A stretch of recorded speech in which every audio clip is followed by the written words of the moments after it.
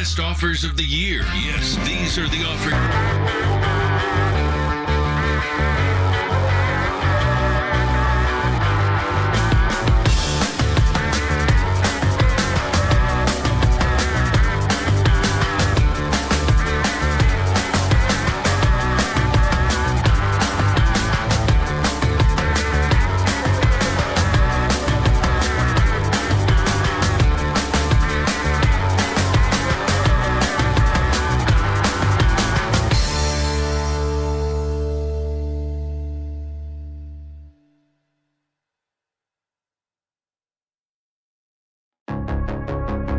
Do you think it's true that you've got to forget something else to remember that Uber Eats has groceries? No, that's absurd. Hey, remember when you used to be a, what was it, Pepper Lady?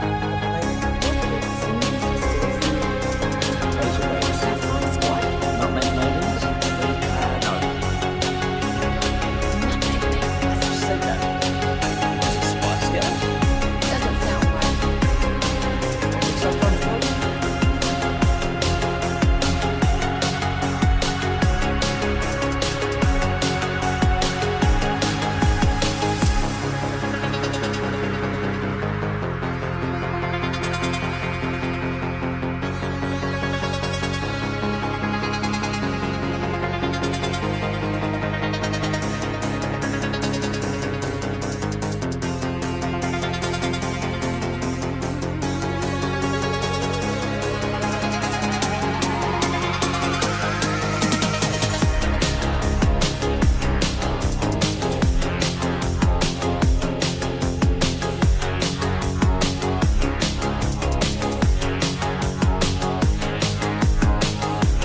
Driven by our D&M Leasing Studios, it's your college football fix. Welcome to Fan University on 105.3 The Fan.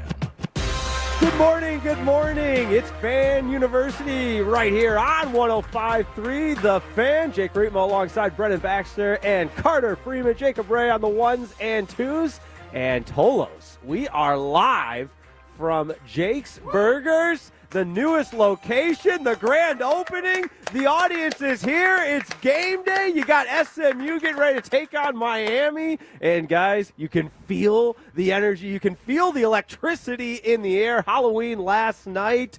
I'll start with you, Brennan Baxter. How are we feeling this morning? You can feel a lot of things out here this morning. It's cold, it's rainy, but man, what a scene it's going to set up for Miami at SMU at 11 a.m. here in Dallas. So we're right down the street. We're seeing some recruits getting buses across the parking lot, Shiners here getting set up. Man, this is going to be a fun afternoon and some good 11 a.m. slate games as well, too, on deck. So this is going to be a blast, Carter. Yeah, the electricity from all these games I think is going to keep us warm today because, for once in North Texas, it actually feels like fall in fall. Like it took, till the end of October, beginning of November here, but we finally get a little bit of cold weather, football weather, right? Like that's right. That's what we like to call it. So, yeah, and we really are just a hop and a skip away from SMU's campus. It's right on the other side of 75 here. But, yeah, we're right here off of Greenville Avenue. Jake's Burgers, we will be here until 1 o'clock today talking all the games. We got Carter's Corner, we got Baxter Class, we got Jake's Take, all the Fan University staples, and they will be supplied with delicious burgers, delicious brews. Shiner is here as well. So it's going to be a fun day out here. I've got one other note to add to that. Everything you said, ditto. In addition, how about a loaded Bloody Marys or a Texas special? And I'm told the loaded Bloody Mary in a Texas special, you got to come to Jake's to experience it yourself. So if you don't have any game day plans, what the heck you waiting for? Come on out to Jake's. We are on Greenville in Dallas, and we are getting you ready for college football. It's Fan University opening kickoff, but guys, last night was Halloween. And so one of my all-time favorite holidays, I think it goes hand in hand with football, with college football. I'll begin first with, did either of you dress up? I dressed up as a very comfy adult under a blanket on my couch. There you go. If that counts. So Any trick-or-treaters, Carter? No, so I was curious at my apartment in Dallas. I'm like, will I get trick-or-treaters? Are they going to go door to door? And we got an email from the complex that said there are specified apartments that are participating. Oh, do not go you anywhere got to else. get the invite? And I said thank you because I wanted to be left alone. That's fair. There was a riveting Louisiana Tech beatdown of Sam Houston State last night that I absolutely had to watch because I have YouTube TV, so I couldn't watch North Carolina win their first FBS game this year against Syracuse. I couldn't watch Idaho come back and beat Northern Arizona last night. Oh, yeah. You know what? I was just going to say, we got to give a shout-out to the Tolos at 877-881. 105.3. What games are you most excited for? That's always how we start the opening kickoff. But Northern Arizona, we always got a Tolo that texts in about Northern Arizona, already on cue from the 982. No Northern Arizona game today. They lost last night to Idaho, and I was tuned into that game. It was tough to watch for a little bit, but the old Lumberjacks come up short. A bummer for that Tolo. Man, you guys are committed to the grind watching some of that football on Friday night. Jake, Absolutely. All right, it was on the secondary monitor. The main TV had the World Series. Okay, on there it, we go. So I will admit. I did not dress up last night. I had a family function, but I saw lots of cute trick-or-treaters in my neighborhood, man. So it's great. I think Halloween's it's just such a fun thing to see as a kid. My favorite holiday. But it is kind of depressing as an adult. I got to be honest. Like unless you're at a block party or something. I mean, when you're at our young, ripe age. If you don't have kids, it's just you just become the weirdo adult if you dress up and everything. They're like, all right, Rima, you can't go and dress up and go out and hang out with the kids. Know your lane. Yes. It was very tough for me to restrain. But you know who I think is the best college football program at celebrating Halloween? Because year in and year out, they come through. And I know this is going to totally ruffle the feathers of the man to my right, Carter Freeman, as he sports his Oklahoma gear loud and proud. But the Tennessee Volunteers always, shout out to RJ Choppy, his Tennessee Volunteers always come out with the spooky-themed Tennessee Vols black jerseys for the night game to celebrate Halloween, and they dropped this dandy this morning to get us ready for college football today. Wake up. It's game day. Oh, yeah. Did you hear that? Are you just ready to go? It's very Tron-like.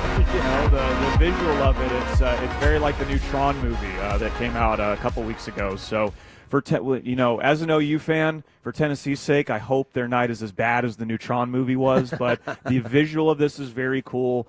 I am not the biggest fan of Tennessee's blackout uniforms. Oh, wait till Jake's take. We were talking about this in the pre-show meeting that, look, Tennessee has a very classic look, and I don't think they need to do much to it. Very true. So that, however, OU's the same way. Yeah, one game a year. I love the black, and only for the Halloween themed game because it speaks to Halloween. It's like it's so pumpkin-esque and it matches perfectly. I love it.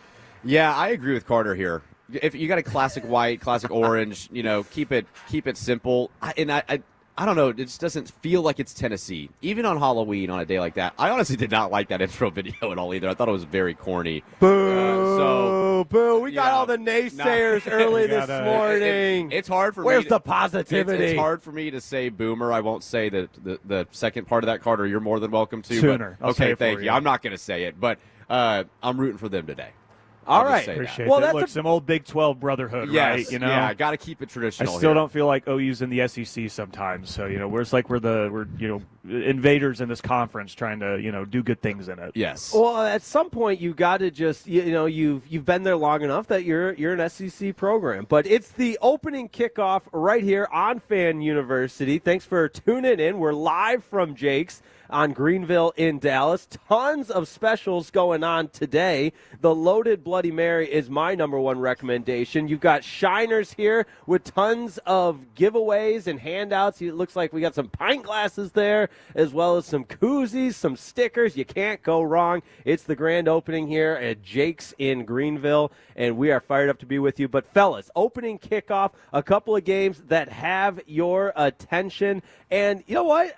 Jacob Ray, back on the ones and twos, all over it per usual, had that game day sound ready to go for us. I think we throw a little curveball with zero communication. Good job by me. That because we were just talking about Tennessee and Oklahoma, that's the game he's previewing for us this morning. We say good morning to Jacob Ray. How are you? Good morning, gentlemen. How you guys doing? Good and getting better. What do you got for us on Oklahoma, Tennessee? Yeah, we got a good old SEC ranked matchup over in Rocky Talk, and this kind of it's a fun matchup of good on good and bad on bad, right? So the OU defense we know is very good. They're number 6 in the country, and the Tennessee offense is number 2 in the country. But on the flip side, the OU offense is ranked 76th in the country, and the Tennessee defense 110.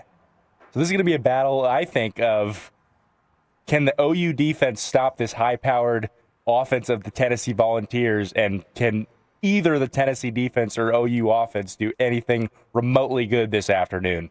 This is the second weekend in a row that OU's played in a game like this, right? Like Ole Miss had a very good offense and a suspect defense versus what Jacob's just talking about. OU's offense not great, but their defense very good. Last week at home, OU gave up their most points of the season. They gave up their most yards of the season to a very good offense. And, just seeing them struggle in that way at home, as a fan, it does not give me a lot of faith that's going to change on the road, especially in a rowdy nighttime environment like Neyland Stadium can be. Because OU hasn't scored more than 26 points, I believe, in SEC play this year, but Tennessee hasn't given up less than 31 in SEC play, and that includes Kentucky last week, who's not very good. So, man, something's got to give. Something's got to give, and I'm going to be stressed the entire day about this game. I was just going to say it's the nice night game, but one of the and I know we'll get to this to close out the segment, but this was a college football Saturday that preseason looked a whole heck of a lot different than it does right now. But Brennan Baxter, what game's got your eyes? Well, man, I'm going to stay right here in Dallas, where we're at. SMU Boulevard. Why not? Why down not? the road. Why not talk about it like Carter said, a hop, skipping away. Miami at SMU. Look, SMU had a devastating and deflating loss against Wake Forest last week. Rhett Lashley called it their worst offense performance since he's been the head coach at SMU. They lost 13-12, but there's still only one loss in the SEC. ACC, excuse me. They're 3-1 in conference. Miami's 2-1 after the home loss to Louisville. So if SMU can go in and win this game at home, one, they stay alive in the ACC play, even though they have 3 losses on the season, but 2 of those losses were to Baylor and TCU. And then Miami would now have 2 losses in the ACC with not a lot of wiggle room with some undefeated teams ahead of them. So SMU could not only pretty much eliminate Miami potentially from the ACC championship, they could also still pit themselves in conversation to make the title game. And that's a huge deal for SMU. So this is still a very important game for the Mustangs at 11. I have my eye on how they respond this morning in Dallas. I love that. That's why I got my SMU Mustangs hat on this morning. Yes. It's still, the season's still, and anyone that wants to make arguments that the regular season doesn't matter, it absolutely still matters. And I think SMU could be the perfect example if everything goes. They had to have a lot go right for them, sure. I'll put this in perspective, too. You get Boston College, who's the worst team in the ACC, next week, and then they get Louisville at home. So that's another opportunity for them to earn the right to play in. If they were to beat Louisville, that'd be 2 teams they'd have tiebreakers over. Do we really trust Virginia to go undefeated in ACC play? I'm not so sure. And then you go at Cal to end the year. So SMU's schedule sets up well for them to still have an opportunity. So don't give up hope yet, Mustang fans. If you can get a win in Dallas this week, you've got an opportunity to still play for the playoff. And I might spoil my Superdog pick for a picks later in the day. Virginia has a road game today, a long way away at Cal. And Virginia is a road favorite at a Cal team who's knocked off a couple good teams already this season. So might end up picking Virginia to pick up their first conference loss today, which would help the Mustangs. And another thing that I think would help SMU today is the weather. Miami is used to playing in the heat, in the hot, in the nice Florida weather, right? Today it's a little cold, it's a little chillier. It's like we're talking football weather. Yeah, Miami's also not used to leaving the state of Florida. I mean, didn't they not leave Florida because even their their like 5 or 6 weeks even their of the away year. games were in the state of Florida against who they play? Florida. They played Florida State and they played Florida at home. Yeah. Is this their first true road game? All right, they're not their first true road game. This might be their first game outside of the state of Florida. So Miami had played Notre Dame at home, Cook, South Florida home at Florida State. This is their first road game It is. outside of the state of Florida. And it took 2 months of the season. Yeah, They for haven't players. left. They have not left Florida since fall camp. I This love is it. their first I time. love it. Yeah. All right, Carter, before we get to your game, got to give a shout out to the 601 that texts in on the Franco and Frankel injury attorney text line. Good morning, fellas. Let's go, Hail State. Beat the Razorbacks. Cowbells ringing. You know that we'd get some I knew Mississippi who that State was. love. And I'm glad that Tolo is still cheering on his Mississippi State Bulldogs despite them gagging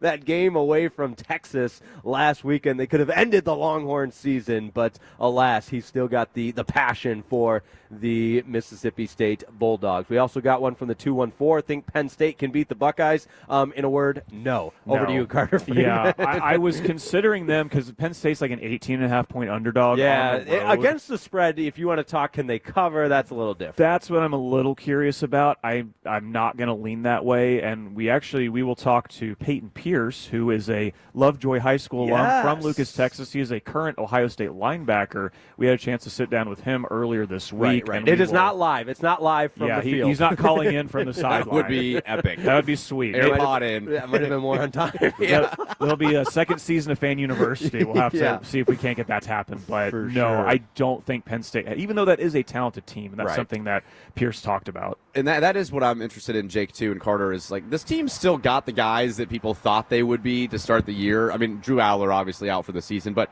is there any heart? Is there any fight for Penn State at all left in the season? Right, it's a pride game. It's a pride game. Like, do they hang in for a half? Do they hang in for a quarter, or is this game done by minute 15? And not the type like of where you have a ceremonial pride thing and everything. Just to differentiate that, it is a dig deep in your gut type of game for Penn State. But Penn State still doesn't have a win in the Big Ten. They're winless in conference play. So Crazy, right? How much money would you have right now if you would bet that to start the year? You just can't make it up. All right, Carter. What game are you most excited for? I'm going with where game day is. I'm Look going out. with Utah is hosting undefeated in the Big 12, Cincinnati. So this game is really for third place in the Big 12, but it's whoever wins this game tonight, and this is the late game. This is, I believe, the game after OU Tennessee. It'll be 9:15, at 9:15.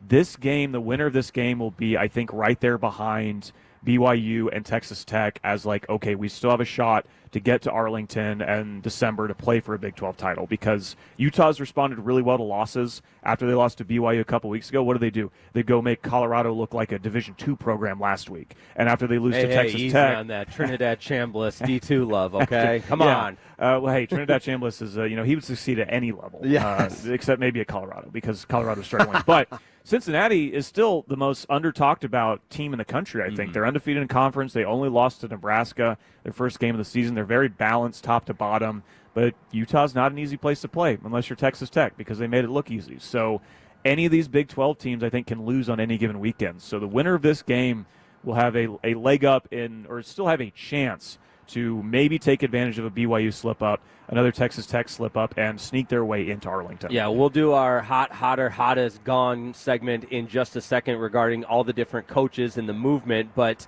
Luke Fickell leaving Cincinnati, now struggling at Wisconsin compared to Scott Satterfield, who's had so much success at Cincinnati. It's just an interesting case study and another one of those puzzling examples of the current state of college football. But lots more on tap for you on Fan University. Oh, I got to get to my game. We got one more. Come on. What are we Save the waiting best for last. That's right. This is a shout out to Sean Sharif on the morning show. He is there. It is Vanderbilt at Texas, so he's down in Austin. And when you take the old series history viewpoint of this Vandy versus Texas matchup, they haven't played a ton, obviously, with Texas just recently joining the SEC. But in this current state, it is the second consecutive meeting where both teams were ranked, which is also puzzling.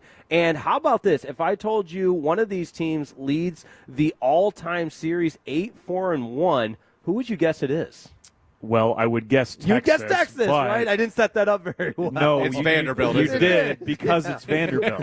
The way you worded that, I'm like, that somehow, some way, the Commodores. It's got to be Vandy. Isn't that wild? And that's per Vanderbilt's website. So if that's not accurate, fake I'll check news. Winsipedia. Yeah. The sports information directors, the crew, the hardworking staff there at Vanderbilt, I know they wouldn't lie to me on the Commodores leading the all-time series 8-4-1. And then obviously the health of Arch Manning. Will he be playing, or will it be Matthew Caldwell, who in a limited sample size, one throw, looked pretty good against Mississippi State, won the game for him. It was a pretty good throw. Last I saw, Arch is starting that Yes. game. I believe I so. saw Yeah, that he as well. cleared the concussion protocol and is good to go. But we are good to go because we are live from Jake's in Dallas on Greenville. It's the grand opening. Tons of specials all morning long. The menu is a novel. There are so many good options, brunch favorites. There's the loaded Bloody Mary. You got Shiners here. Get the Texas special. So many different options.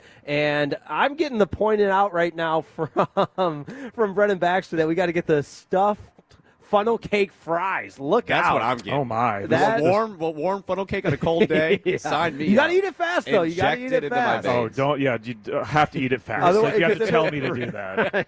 Yeah, it's Fan University right here on 105.3 The Fan. Oh, my quick honorable mention, the battle for the milk can. Fresno State, Boise State. We love a good trophy game, and that's a good one as well. 2:30 FS1, battle for the milk can. But coming up, we'll talk hottest. Who seats the hottest in college football? And we'll catch you up on which coaches are gone. We're just getting started. It is Fan University on 105.3 The Fan.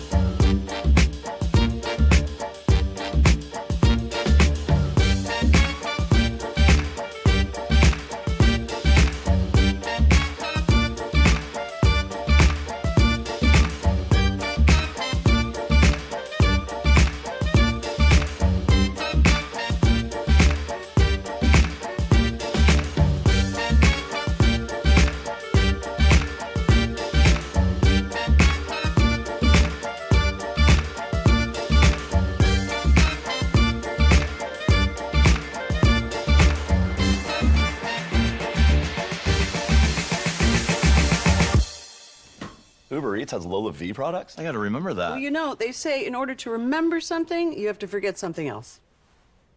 Okay, now that is a very cute haircut. That's like a little shag. I've never seen that before. Well, I mean, of course you have.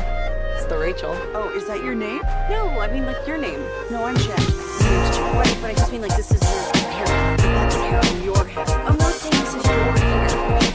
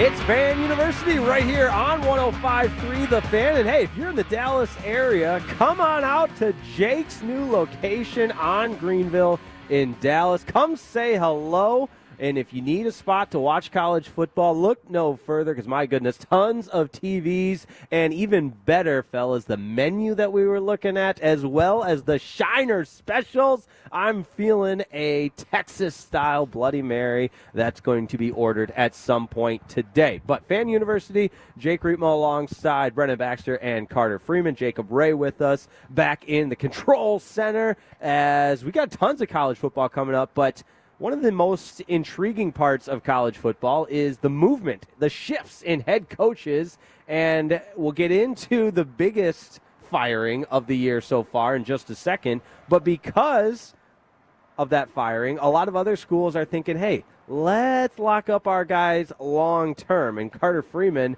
none more local than SMU, with Rhett Lashley inking a brand new extension just yesterday. Yep, SMU locked their guy up. I was reading how SMU wasn't going to let this be about money. If Rhett wanted to coach at a different school, that would have been his choice. It wouldn't have been, if he left SMU, it wasn't because they weren't going to match what maybe an Arkansas or a Florida would have given him. So, look, SMU has an easier path to the playoff than any of those SEC schools, right? Supposedly easier. And not according to Pat Narduzzi, though. Remember that soundbite from last week. That is the true. ACC is the best conference. Well, don't forget that. Look, SMU did end up losing to Wake Forest last week. That was a bit of a surprising result. So I think it's more competitive than not as competitive as Pat Narduzzi might want you to think, but it is a competitive conference. But yeah, SMU, they get their guy, they keep him local, and I think, Rhett Lashley's done phenomenal things as SMU's gone from the group of 5 to the Power 4, and, I don't see any reason why they can't keep that going. They got a great chance today to do it against Miami. Great chance today to do it against Miami. Yeah, and we talked about this on the last time we did Hottest Gone, that these firings are going to make a lot of people rich. Yeah. And so Rhett Lashley getting an extension, Matt Rule. I was just going to say, who else is getting the bag this week? Matt Rule, does he finally get a ranked win, by the way? 0-18 since 2016. Dude. He has not had a ranked win since he was a coach at Temple. He didn't even have one at Baylor. He's 2-23 all time against ranked opponents, which is just nutty to say. And that now that man's buyout after going 18-15 at Nebraska and them treating him like he's their savior. They've had one winning. Well, I guess they have a winning record this season, but he's not gotten Nebraska to a CFP level or even really like a top-tier Big Ten level, and now that man's buyout is $71 million. That is nuts. Which is crazy because you hear $53 million for Brian Kelly or 50+ for James Franklin. You think surely no one's gonna go above that. No, Nebraska, go ahead 5-3. Hey, Matt Rule, here you go. Yeah, the craziest thing, and I said this to both you guys, we're talking hottest gone. Matt Rule signs an extension with Nebraska. If you were to just come in at never knowing anything about college football, just total blindfolded, not knowing any of the historical context, and just listen to Matt Rule speak, you would think he discovered fire for the people of Lincoln, Nebraska. And I just don't understand it. This is going to be a scenario where in 3 or 4 years we're going to be like, what were they doing? I just feel like a lot of the agents in college football who are the smart guys behind all of this, they're pushing the value of these coaches. The Matt Rule thing, it's like, man, you're really putting yourself in a bind, especially in a conference where you've got to go beat Michigan, Ohio State, Oregon, and eventually at Penn State every year. With Rule, it's, for Nebraska fans, they're coming off Scott Frost. They're coming off Mike Riley. They're coming off Bo Pelini at the end of his time there where things fell apart. Actually, with Bo Pelini, they never even fell apart. Yeah, they just thought they could be better than that. Right. And they haven't been since then. I feel like Bo Pelini, and not to get into the history of Nebraska here, but he was the coach because he looked a certain way. His sideline antics were a certain way. He didn't maybe embrace the people of Nebraska well enough, but the guy won more football games than anybody else for a while, and they weren't elevated to that next level. But one of the reasons I think the people of Nebraska love Matt Rule is he is very charismatic. He's great in front of the microphone. and he loves Nebraska. One coach I forgot to mention in that Big Ten, Kurt Signetti, Indiana, Yeah, who also just got a bag, Yes, right? he So sure did. he's making a lot of coaches rich. But maybe, and you know what? We'll leave it up to the Tolos. I want the Tolos to decide. 877-881-1053. When you hear Matt Rule, does he speak to you? Because check out what he had to say after he inks the extension on why Matt Rule loves Nebraska. I won't speak on any other jobs, and just out of respect for everybody else. And all I'll say is, as I said to you guys, that one day this has happened every year where someone's called, right? But this is our home. Like, we love living here. I just can't say that enough, right? Like, I just, at the end of the day, it's football's football. Like, I'm going to get up and I'm going to get in my car at whatever time in the morning, come in and work, and then drive home. My kids are going to go to school. They're going to be in the community. My wife's going to run her business. My wife's going to be out in the community. And sometimes Julie goes into the office on Sunday after we beat Northwestern, but she also went in the office in her business on Sunday after Minnesota. And people have just absolutely welcomed us and embraced us. And I mean, my goal is to win enough games here that someday I can retire here and people, are nice to me in the gas station. I love that the head coach going with, I'm just a regular guy. I want people to shake my hand at the gas station. But it worked. I don't need to beat ranked teams, man. Like, they're going to love me no matter what. I don't need to actually accomplish anything. It is interesting that literally one season at Baylor has bumped this guy up to the top of the coaching ranks. That's a great point. He did well at Temple. He built. Yeah. He can build a program and stabilize it. It looks like, but there's is a cap. He elevated? Yeah, exactly. I think there's a total cap to his style of coaching, and we've already kind of seen that at Nebraska. I know this is only his third season there, but they've won their sixth game this year. But before that, bowl eligible. Nebraska, and look, that's a good thing for them. It is, because for 7 straight seasons, I believe they didn't make a bowl game, which is nuts to say about Nebraska, but. There just does seem like he took Temple to I believe they were still in the American at that point, winning the American. That was awesome. He took Baylor from the awful Art Briles end period to an awesome thing that he parlayed into the Carolina Panthers job. But again, once he got those schools to play well, they still lost to a lot of those top tier teams. Look, 2019, Matt Rule lost to Oklahoma twice. And then he loses to, I think it was Georgia in the Sugar Bowl. So all these top-tier teams that they're playing, he still loses to them. And I think he can build a program great, but I just think there's a limit to it. And coaches, too, we hear Joe McGuire, friend of the show here. Oh, yeah, close personal friend. That's right. He had told me during an interview I had with him that he wants – I know, crazy, that he wants to die in Lubbock, right? And so you hear these coaches and you believe it and you want to feel it, but it's a business. At the end of the day, this is a business. They're going to do what's best for them and their families. A lot of coaches thought they'd stay in one place forever, and then they just move on. And it's just a reality of what college football coaching is. And we thought that after Brian Kelly got fired, after James Franklin got fired, maybe these buyouts, at schools wouldn't end up being in the tens of millions of dollars, the $50 million, $60 million range. Well, this extension that Matt Rule signed doesn't give him any new money on his deal, but it does raise his buyout to over $70 million. And there's CFP, incentives in there. So if Nebraska were to make the college football playoff, he would get paid more for that. But yeah, if it doesn't work out, Nebraska's still going to have to fork over a ton of money. Yeah, and man, just reading some of these schools that have openings, I'm not surprised Nebraska did it because there's not enough candidates to fill some of these openings. There's just not enough top candidates in the country to fill an LSU, a Penn State, a Florida, an Arkansas, a UCLA. I mean, you keep going on Oklahoma State. Like, I know they've been in the cellar the last 2 years. But it's a Power 4 job. And I was going to ask you guys this. I was actually having this conversation last night. Does Mike Gundy get any serious consideration for some of these top jobs, or did he completely tank any sort of opportunity he had? Not this offseason. Okay. Maybe we give it a year or two, and we kind of, like John Gruden took a while to get back into the good graces with the public, right, after the stuff with the Raiders and all that. Like, I think it's going to take a minute for him.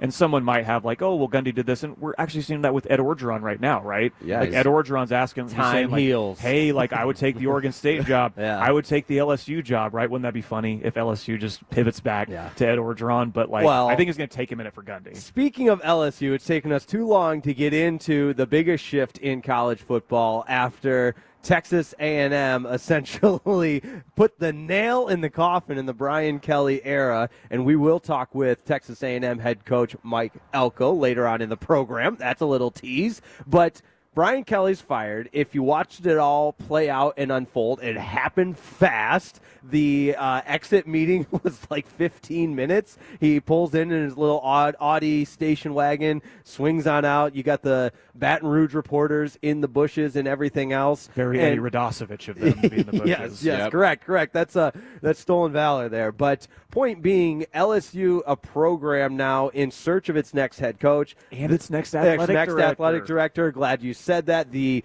governor's involved. I mean, what a mess in Baton Rouge. So in Carter's Corner, we're going to do a little bit of a draft. We're going to draft the open coaching jobs in the FBS right now and give the reasons why we think they're the best, why you would want them.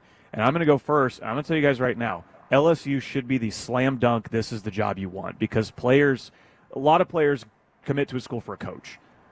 Players in Louisiana commit to LSU. They want to play at LSU. They want to play at Tiger Stadium. But when we get to my segment and I go first, I'm not picking LSU. Ooh, because they don't have a school president. They don't have an athletic director. And they have a governor who is trying to basically run the school. Yeah. And look, he was on McAfee's he's show on this McAfee. week. He's talking he's talking about how LSU doesn't have a chance to make the BCS title game anymore. Do you guys see that? He still thinks we're a decade in the past. He doesn't understand what in the world is the school's actually playing for. Jeff Landry. You cannot get enough. There's no job that's more dysfunctional right now than what LSU has going on. And when you look at what are all the top programs in college football doing that are doing things very well, they're aligned from administration, even government almost, down to coaching, down to the donors. Like everyone is aligned. Yeah. And so SMU, right? SMU is one of those programs. Indiana is one of those programs. Texas Tech is another one of those programs. And so when you have dysfunction going all the way up to your state officials, yeah, you're right. That is a little concerning if you're going to be a new AD or new coach, what you're coming into, but it still is LSU. It still is LSU. Fellas, I was just about to say, I have not necessarily a curveball candidate, but in certain realms, a slam dunk candidate that you were talking about for LSU. This individual has had a meteoric rise in the NFL ranks. He played at LSU. He is the defensive coordinator for the Detroit Lions, who obviously you guys know, very near and dear to my heart. And I've watched him take over for Aaron Glenn as a coordinator in the National Football League this season and get the Lions defense playing at an elite level.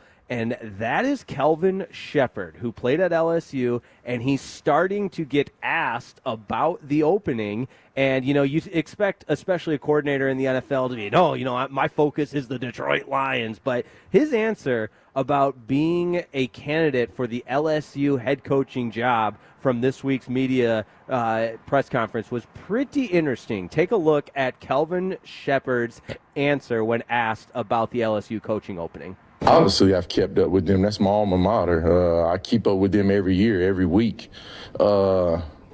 When you cut me open, I kind of tell people, because this thing's running right now, you cut me open, I'm not going to lie to you and say I'm all line. No, I've spent 5 years, 6 if you include the year coaching down there. That place molded me into the man that I am today and still becoming. You cut me open, I'm a liger. If you're LSU and you want a complete opposite guy of Brian Kelly, who's fully committed to Baton Rouge, bleeds LSU, I guess you go with Kelvin Shepherd. If any coach that's been under Dan Campbell, who has just stabilized, look at what he did as a program builder in his own right with Detroit, I would trust. So I know it won't be the sexiest name if LSU does go that route, but I do think that would be a smart move by them. And I think with a lot of these coaches getting locked up by their current schools, a guy like Kelvin Shepherd might end up being these curveball candidates. That's who these schools are going to have to hire. But if LSU was to go after a sitting head coach, there's one right in their backyard that I think that if they're going to go for a sitting head coach, they got to start with, and that's John Sumrall at Tulane. I know they just lost to UTSA on Thursday, which there was a curveball into the American race there, but John Sumrall has won everywhere he's gone. That dude is just a bulldog of a head coach. Mm-hmm. I know he'd be coaching Tigers at LSU, not Bulldogs, but he's won everywhere he's gone. He's a hard-nosed coach. Guys love playing for him, and he's had success. So I think John Sumrall at Tulane would be a perfect candidate. It's an interesting discussion and the contrast of the coach that's rising as a coach versus the one that bleeds LSU because of the ties. Because one more cut from Kelvin Shepherd was asked about, the expectations at LSU and the understanding that he has of everything LSU because he played there. Here's what Kelvin Shepherd had to say. That school expects championships, and they should. We hosted a trophy when I was there. They hosted one after I left there. The standard down there, just like we've created the standard here through hard work, through what you put out there, is championships. See, I hear that soundbite. I'm like, I think players would want to play for that guy. Yeah, and he's a player's coach. Right. And I think in the modern era of college football, that's really important, too. Kids don't relate to Brian Kelly. Right? He hired a firm. We can't relate to Brian Kelly. But kids can relate to Kelvin Shepherd. He's one of them. He played there. I don't know much about him until, Jake, you started talking about him. But, man, the more I listen to those bites and look him up, I think this guy could be a slam dunk. You need a culture builder. It'd be a curveball hire for sure. But, hey, we're going to talk more college football coaching carousel later in the program. But we got another big game right here in our backyard, and that's in Denton, the University of North Texas hosting Navy. And we've got a North Texas grad. He covers the Dallas Cowboys for the Fort Worth Star-Telegram. That's Nick Harris. We're going to talk to Nick Harris next on Fan University, live from Jake's on Greenville on 105.3 The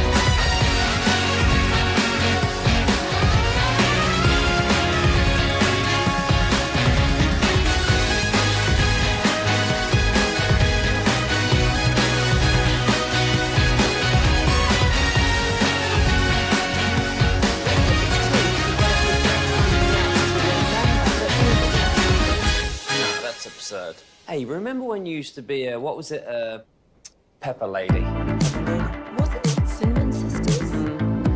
Basil babes. Saffron Squad? Nutmeg maidens? Sweet No. Nutmeg Maidens. I just said that. Was it Spice Girls? Doesn't sound right. Was it Saffron Squad?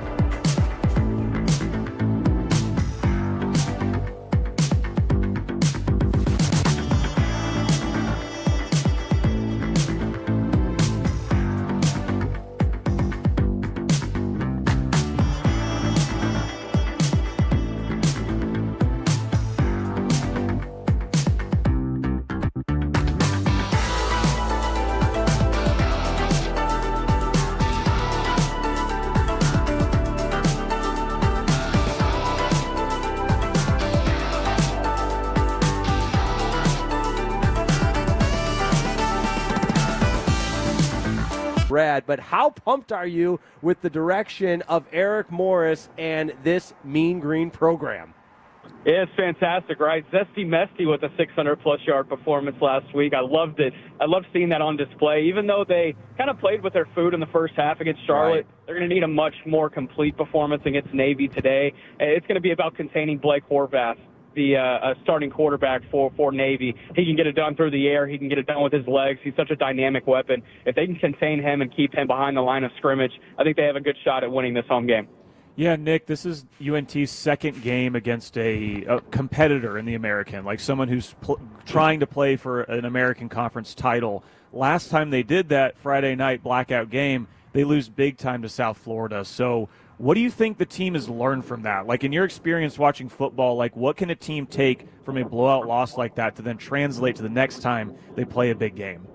Yeah, they got punched in the mouth, right? And specifically coming out of the halftime break, it was 28 points in those first 5 minutes of the third quarter that USF was able to explode for. It was unreal. It was one of those things that you don't see very often. And I think this time around, these kids, these coaches are going to be more well prepared for, a moment like that. Navy is more of the methodical, we're going to kill you with a death by 1,000 cuts type of offense, but they can find the big play as well. So it's about limiting those big plays and limiting the turnovers. The turnovers were so big in that game against South Florida. They ended up having 5 in that game, and you can't have that. And Drew Messamaker, for the large part, aside from that game, has been able to keep the ball clean.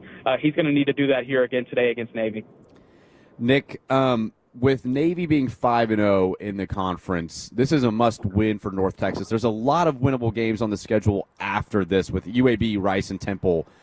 Talk to us about what this would mean for UNT, and then what are the expectations within the rest of the conference? You've got Memphis, you've got USF, who did have the win against UNT that Carter just mentioned. So if UNT were to run the table, what would that mean for them for the American Conference Championship and potentially the playoff? Would they need any other scenarios to happen?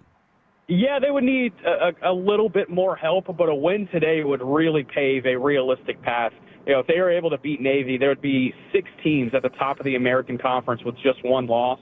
And Navy still has to go through Memphis and South Florida. So there's still going to be some, moving around at the top of the conference before the end of the regular season. I'm confident that if North Texas can handle business and win out, that they'll find themselves in that American Championship game. From there, it's going to be more so about, all right, who gets first and who gets the home field advantage in that game. No neutral site in the American, so it's going to be big to try to get that 1 seed and get the home game. Okay, Nick, say they do win today and they get one of these final couple home games, do you think we can get UNT to host game day? Yes. Because I feel like this should have been the week. You're 7-1. You're playing an undefeated Navy team at home. This is and no disrespect to Utah hosting Cincinnati today, but I feel like this would have been the perfect opportunity to highlight a place that they'd never been before. Yeah, it would have been fantastic. And unfortunately, these opportunities don't come around that often, and there's not going to be another opportunity, at least in Denton, for the rest of the season. Even on Conference Championship Day, that'll be on a Friday night, so you'll have an ESPN crew there, but it's not going to be the full game day setting that we were maybe hoping for this time around. But, I'll say this. I think whoever makes it out of the American, it is going to be in the playoff. I think, the only team that is contending outside of the American Conference to be that 5th conference champion is San Diego State.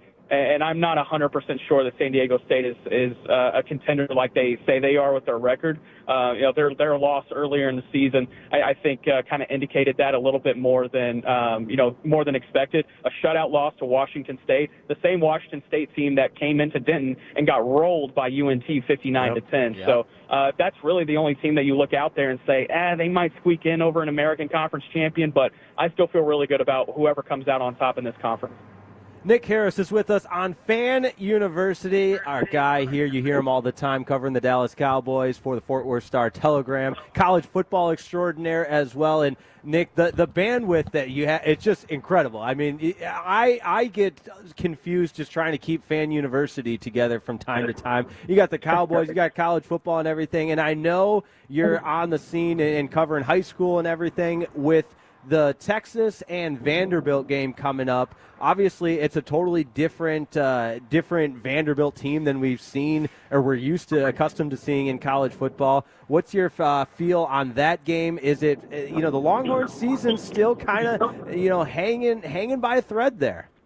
Yeah, it certainly is, and it looked like it was going to finally get clipped last week against Mississippi State, and then they have that big comeback in the fourth quarter, winning in overtime. Arch Manning came off of the injury report yesterday, so he's going to play in this ball game. That's huge for Texas.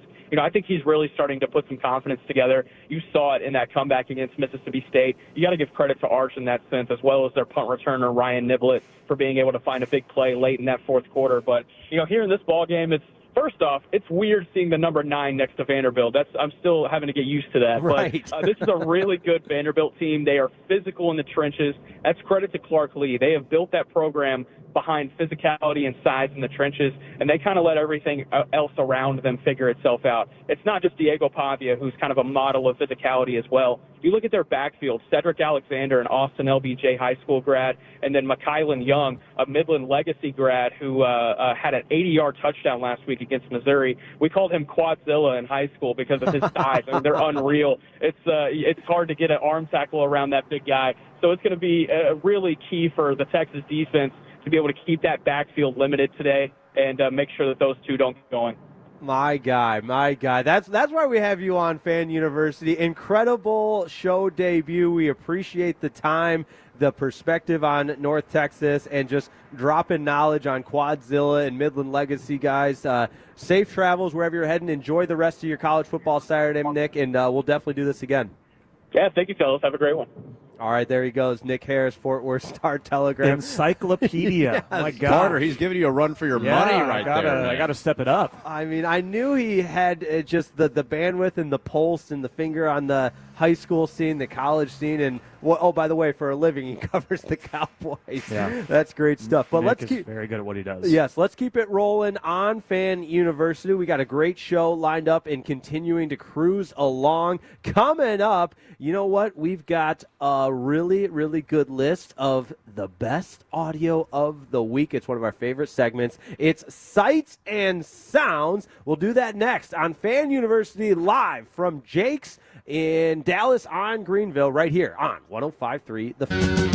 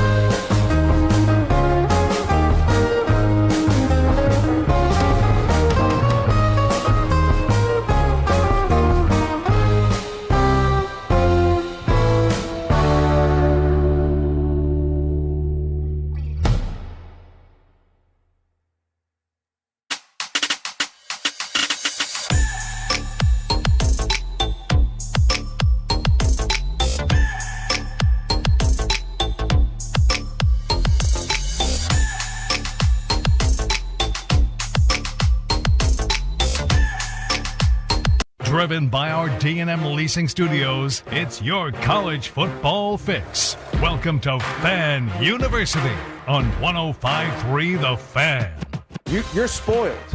You're spoiled. They tired of winning. They just send me on the way because that's all we've done is win. I will run myself through a window. If I hear one more Big Ten coach, blame it on the freaking travel. If you have people who are on TikTok all day, right, they're probably not used to playing a competitive moment and having to be your best. If I was a fan, I'd be mad at me too. And now, the new face of Ozempic. What do you think? You tell me. Yeah, you can't let that go. Here we go. It's Fan University, and it is our favorite segment. It's Sights and Sounds. We're live from Jake's Burgers in Dallas on Greenville, alongside Carter Freeman and Brennan Baxter. I am Jake Rietma, Jacob Ray, queuing up that fire intro on Sights and Sounds as well. Though maybe, guys, we might have to do some tweaking and changing of some of the bites because Brian Kelly's not employed anymore. This is like the dream season for Jake. It's like, sad, isn't it? Brian Kelly's never been sad. fired, right? Like he only left for bigger jobs, but now, he played his cards wrong. And now we need to get him on the show. We do. He's not doing anything this morning, right. I'm sure I still have his contact information from when he was losing to my Northwood Timberwolves at Grand Valley State University back in the early 2000s. So I'll have my people get with his people, and we'll see if we can work that out. But we do have Mike Elko on the show. Whoa, so excited talking about Mike Elko. We got Mike Elko on the show, and that's coming up at 10:20. We sat down with him earlier this week. But, guys, Sights and Sounds, some of the best sounds of the week, and it's always a busy week. You got extensions being signed. You've got coaches being fired. And Curt Cignetti, one of my all-time favorites, obviously, because he just inked that brand new deal. Indiana is one of the best programs and one of the best stories in college sports altogether. They're on the road against Maryland. Not a trap game, but certainly something to be aware of. I'm all in on the Hoosiers. Yeah, I think it's pretty clear this team is a top 2-3 team in the country. The win against Oregon pretty much solidified that in my mind. You don't go into a place like that and win that convincingly on the road if you're not a top 5 team. By double digits. Digits, too. So I think his extension is well-deserved. Curt Cignetti, what he's doing there in Indiana is just phenomenal. And this team is going to play in the Big Ten Championship. They don't really have a tough game left on their schedule until then. So it is going to be exciting to see what the Hoosiers are able to do. I think their final 4 teams that they play have a combined 1 Big Ten win. That's Maryland, Penn State, Wisconsin, and Purdue. So that can change over the course of the next couple weeks. But if you look at those 4 teams, Penn State's already fired James Franklin. I feel like Maryland and Wisconsin could also make coaching changes by the end of the season. So, this sets up perfectly for Indiana. Undefeated season. And that could explain why Curt Cignetti has time to give out some of his advice and his favorite part about Halloween. It is Halloween after all. So here's Curt Cignetti on his favorite part of Halloween. I think it was Superman, Batman. I was a Snicker bar Reese Cup guy. So the costume wasn't as important to me as getting all the candy. Man after my own heart. A little bit of Mike Leach there. Where's the candy corn rant? There you go. Worst candy Leach ever. was 100% right. Oh, absolutely. But this story was also fascinating. Before we move on here, Sights and Sounds on Fan University, live from Jake's in Dallas on Greenville. The story of the Indiana matchup against Maryland maybe doesn't draw your attention for a lot of different reasons, but the long snapper for the Maryland Terrapins has a unique connection to Curt Cignetti. Maryland's short snapper, long snapper, just happens to be my niece's boyfriend for about the last 3 years. Now, they are not engaged yet, but things, both summers when I've gone back to Pittsburgh, he's been in the house. I gotcha. Yeah. So both the long snappers have a story. How is that guy not transferred to Indiana yet? Yeah, What are we doing? It's the portal era. Get the niece's boyfriend to the Hoosiers, Kurt. That's what we do is we bring family, and it sounds like he could be family at some point. And also it's a long snapper. Like, you don't have to learn the playbook. You just snap the ball. Just snap the ball. This is like a much nicer, lesser version of the LSU Ole Miss stuff we saw earlier this year, where Whit Weeks was revealed to be dating Lane Kiffin's daughter, like the week before Ole Miss hosted LSU, and that was LSU's first loss. So, I doubt this is going to have the same thing happen to Indiana this weekend, but kind of a fun little parallel there from what we saw earlier this year. Absolutely. And also, the way I would summarize both those sound bites from Kurt Cignetti is, it's just good to be winning, man. You're a winning coach. You can say whatever you want. And you hear everybody laughing, and just the dynamics of that press room compared to a Brian Kelly or any, like, winning cures all. Like, that, you don't have to complicate it. And winning with style, too. I mean, last week, Indiana hosted UCLA, and UCLA was around a 4-touchdown underdog. And I was like, I think UCLA, the way they've been playing, I think they'll cover. I don't think they'll lose by that much. Nope, they lose by around 4. They were my super dog last week to at least cover. I mean, after coming in with a couple wins, Kurt Cignetti has become that guy in college football. Like, from the Google Me comment, from when game day was there last year, to double it up this year with the wins and what he's able to do, it's just so exciting. Like, we need someone like this in college football. We need a coach like this, and he's delivered on it. And when you win, it just elevates it even more. So great point, Jake, on that. I mean, it is just really, you can say whatever you want. He's like the Mike Leach, but he's dominating the Big Ten right now, and it's fantastic. Well, and we had this conversation a bit before the show about how college has always been about the coaches. Like, the NFL is about the players. You remember Tom Brady was, Bill Belichick was successful because of Tom Brady, is what a lot of people will say. Well, in college, it's Bear Bryant, it's Barry Switzer, it's Darrell K. Royal, it's Zach Brown, it's Saban, more recently. And right now,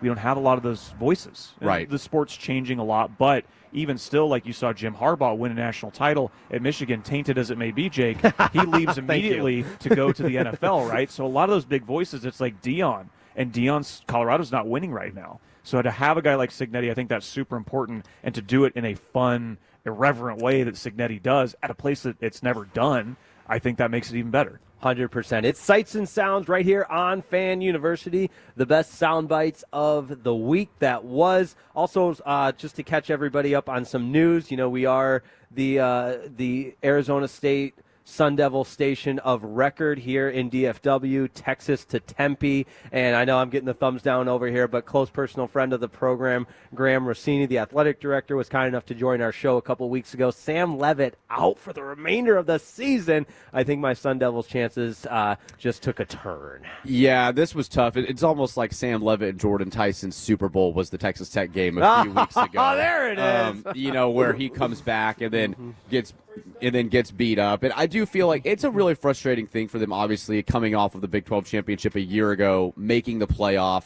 to now have Levitt out 8 games in. You did get the win against Tech that put you back into the fold for the Big 12 championship.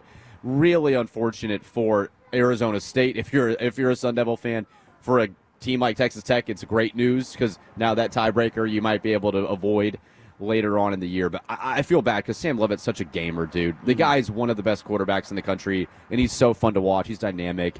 Sucks for that program. It's super unfortunate, and it was just something Arizona State was hoping to build off the success from last year, and they're just not able to do that. But, yeah, it's coming into the season, that was going to be a lot of their offense was Jordan Tyson and Sam Levitt. And Sam Levitt we talked about as maybe, a first-round pick in the upcoming NFL draft. That was kind of the hype he was getting, but I believe he suffered the injury against Baylor, right? So that's just where things kind of went south for them. And, it just even in their last game when he could play against Houston, he just didn't look right. And he didn't play in the second half of that game either. So Sights and Sounds right here on Fan University, and we've talked a lot about the college game day selection process. They finally get to the Big 12, and just in time for YouTube TV and ESPN to have their disagreement, and I don't know how that's all going to play out. It's, millionaires making decisions that the fans suffer by, but I always appreciate Reese Davis's transparency, and he gets asked a lot about it. I wouldn't say he's necessarily the face of College Game Day. You know, you got McAfee on there, you got Saban for a while as Corso, but he's kind of the glue, right? He's a glue guy. He's the host of it, and was asked once again about the selection process because, again, North Texas Navy, that's a heck of a matchup. You just heard Nick Harris here say, when other opportunities would you have to get to Denton? Probably none. Yeah. And unfortunately, North Texas went, I guess you could say, 0 for 2 with opportunities to host College Game Day. And Reese Davis had some perspective and insight on the College Game Day selection process. You always try to go where the best story is for that week. And you try to judge what the buzz is. And you also try to look at the landscape. You can get in trouble making every decision looking 3 weeks down the road, especially early in the season. But you do try to take inventory of what the landscape looks like over the next month. And there are opportunities for, I sort of reading between the lines of your question. And beyond the Power Four, there are numerous opportunities over the next few weeks, till the end of November really, to be able to do that. Is it contingent on performance? Of course, but there are a lot of opportunities to be able to do so. Yeah, this is the dynamic with College Game Day where it is difficult to see how far in advance they plan because they are at the mercy a little bit of the schedule. Like Ohio State, Penn State, for example, this week would have been what we thought would be a top 5 matchup. Yep. I would have thought they probably would have gone back to Columbus. Maybe they can do that occasionally, but I appreciate the transparency from Reese here. And they want to try to go. I know we all talk about they only want to go to the SEC. They're only going to go to Bama and Georgia and Ole Miss and LSU.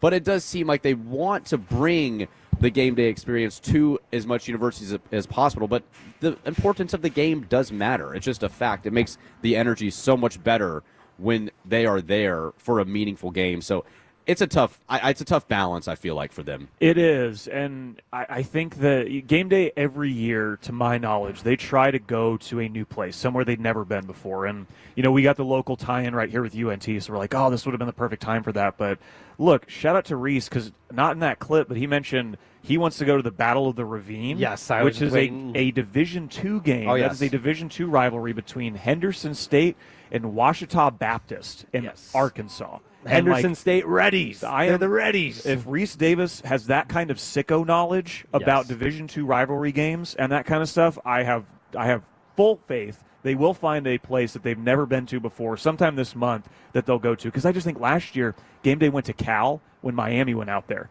And that was, Pacific Coast, so they start Game Day out there at, 4 or 5 in the morning? Yeah. Yep. And the crowd was insane. Yeah. It was, so I understand the talk about the big games, and, we want the fans there. They'll definitely show up, and we'll get the environment. I think you get that anywhere you go because it's Game Day. Yeah, and I can confirm, too, I'm going to be in Lubbock next week for BYU Texas Tech, and I've got some sources out there. Sources. I can't name them, time. but I can confirm that if Texas Tech wins, for example, it's like a lock.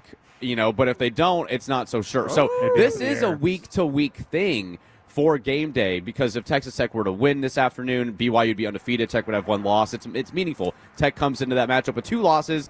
The importance goes down a little bit. So they do notice that, but they also want to hit things like you said, Division II football. So Jake, I think it's fun for them to kind of balance. Like, where could we bring this show this week? Well, Reese Davis, the man after my own heart, finding the most compelling D2 matchups. That Battle for the Ravine, there's literally just a highway that separates the 2 stadiums. There's That's what I'm talking about. Yeah, there was a Google Images aerial shot going around the internet that just you see the proximity of the 2 stadiums. There's literally just a highway that separates it, which is so cool. Lots of cool stories in college football. That's what we love about it. But one of the, I want to say harsh realities of the direction of the sport are the financial implications and the investment you have to make into your program. And we saw that on full display in the post game of UTSA and Tulane, which we mentioned was a big win for UTSA, 48-26 over the Tulane Green Wave. Huge for the Roadrunners, but not even unfortunately, but part of the post-game conversation was head coach Jeff Traylor talking about the reality of the financial state of the university and what type of investment they have to make and the challenges they're up against. This is Jeff Traylor, the head coach of UTSA. We worked our tail off to get the new facility. We didn't even get the overhead. We still don't have an overhead. We still practice in 100 degrees. It's still freaking hot right now in October. And everybody talks about it's not raining. It's the heat you're in every day. It adds up, right? And now you can pay the players. And she's got to try to take care of her girls' basketball team. She got a baseball team needs this. We got stuff everywhere we need. If we don't invest in this sport right here, like big time, now, I hate to think what's going to happen to this place. And I'm in it to win it. I got 7 years left here. And it's going to be expensive no matter which way we go. But we've got to invest. And it's just hard right now on everybody, on her, on my president, or everybody. It's hard because that goalpost is moving. And the reason I'm doing this tonight again, I'm just praying someone out there will be moved of our loyalty to this place, our commitment to this place, and maybe somebody has it and can. If we don't, we'll just keep chopping wood what we got, but it's going to get expensive one day. It's going to be one way or the other. We're going to have to pay. Look, and UTSA has been excellent at chopping wood with what they currently have. Under Jeff Traylor, since he's been there, they're 32-4 at home, and they beat a rank. Was Tulane ranked? They were a very successful team so far this year, at least receiving votes, and they end up beating them by double digits, by 22. But we saw this with Oregon State. We saw this with Washington State. They kind of got left behind in the Pac-12 dissolution, as we know it a couple years ago. And last offseason, John Mateer from Washington State goes to Oklahoma. His offensive coordinator goes with him. Jake Dickert, their head coach, goes to Wake Forest. So it's the unfortunate reality, and I know Traylor's been mentioned for some of these other bigger Texas jobs, and he stuck it out in San Antonio, and I appreciate that, but it is a reality. I was just about to say, welcome to the Oklahoma State Cowboys' new head coach, Jeff Traylor. These guys aren't going to stick around. He was rumored for the Tech job a couple years ago. They ultimately hired Joe McGuire. Texas A&M Texas as well. A&M, and even Texas for a while. There were links to him. So this is where programs are, unfortunately, that aren't in the Power Four that can really invest in billions of dollars into their school. And guys like this are just going to leave. He said he had 7 years there, Jake, but the reality is, if he keeps winning there, he's not going to stay 7 years. You can't afford to if you're not getting the investment at this point in college football. Yeah, I think there's so many different levels to this, and my mind just keeps going back to maybe it's the zoomed-in view, but immediately after, in the post game, your biggest win of the season, you got to beg for money. You got to beg. Yes, literally. That's where we're at. And he said it in the soundbite. You got to pray. Pray somebody out there hears us and will, donate money to our program. And that's just a harsh reality of the state of college football for the have-nots. It's a haves and it's a have-nots. Right. And to be fair, there's Power 4 schools that are needing Oklahoma the State. same. Oklahoma State 20. Yeah, maybe Jeff Traylor would be. Maybe that's a neutral. That's where path. I thought you were going with it. Yeah, maybe that's a neutral path. But there's Power 4 schools like Oklahoma State that are struggling with that same exact thing. So it's not just the smaller schools. There's even a level at the top of the sport that is separating themselves from their constituents. It's really interesting. When he mentions they don't have an overhead on their practice facilities, they're still practicing in the heat in October, November when it's really hot in southern Texas. Florida didn't have an indoor practice facility until around 2015. It's crazy. That's like you mentioned at the Power 4, Power 5, whatever it was at the time level. It's you think of these programs that yes, they have it all together because they're in these big conferences. They absolutely do not. It is so funny looking at a school like Florida that won 2 national championships in the late 2000s and they couldn't even invest in the program after that in a meaningful way. It took them several years later to finally catch up with some of their conference mates. It's Fan University on 105.3 The Fan. We're live from Jake's in Dallas on Greenville. Tons of specials. If you need a place to watch some college football, or better yet, you just want to come out and say hello, we are here until 1 o'clock. tons of Shiners giveaways. I'm looking at the table over there. You got some pint glasses, some koozies. You better come take some of the stuff because I'm going to take it all. Yeah, look out. Christmas pint glasses. Look out. How about that? Yeah. Tis the season. Halloween's over. That's right. It's Christmas Yeah. time. Christmas time. Forget Thanksgiving. That's one of my hottest takes is Thanksgiving. I mean, most slept on holiday. You don't have to get best any food holiday. Best for food. Sure. You got football. You don't have to buy anything for anyone. It's just what holidays should be: family, fellowship, food.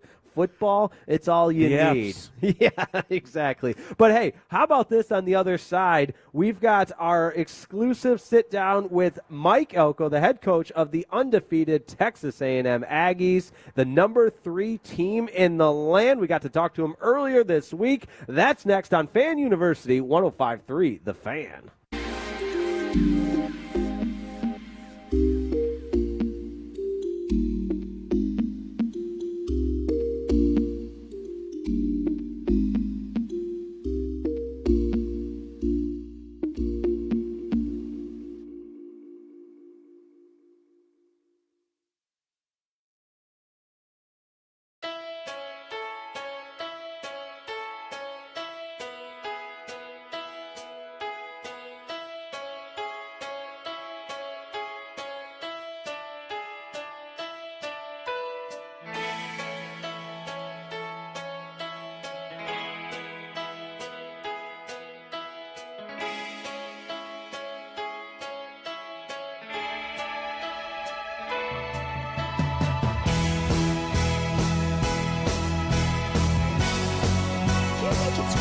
Got to forget something else to remember that Uber Eats has groceries. No, that's absurd. Hey, remember when you used to be what was it, Pepper Lady? Wasn't it cinnamon toasty? Those are great. Saffron squad? Nutmeg mayonnaise? Pre-turn? No. Nutmeg mayonnaise. I just said that. Was it Spice Girls? Doesn't sound right. Was it Saffron Squad?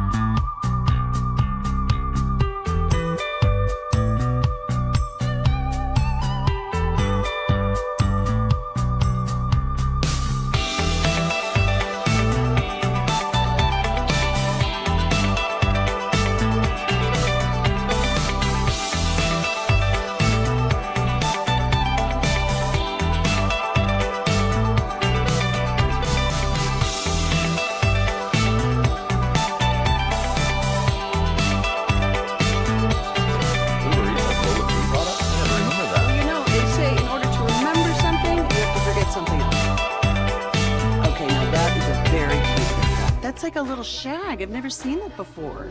Well, I mean, of course you have. It's the Rachel. Oh, is that your name? No, I mean like your name. No, I'm Jen. My name's Jen. Right, but I just mean like this is your haircut. But that's hair on your head. I'm not saying this is your hair. Okay, freak me out a little bit.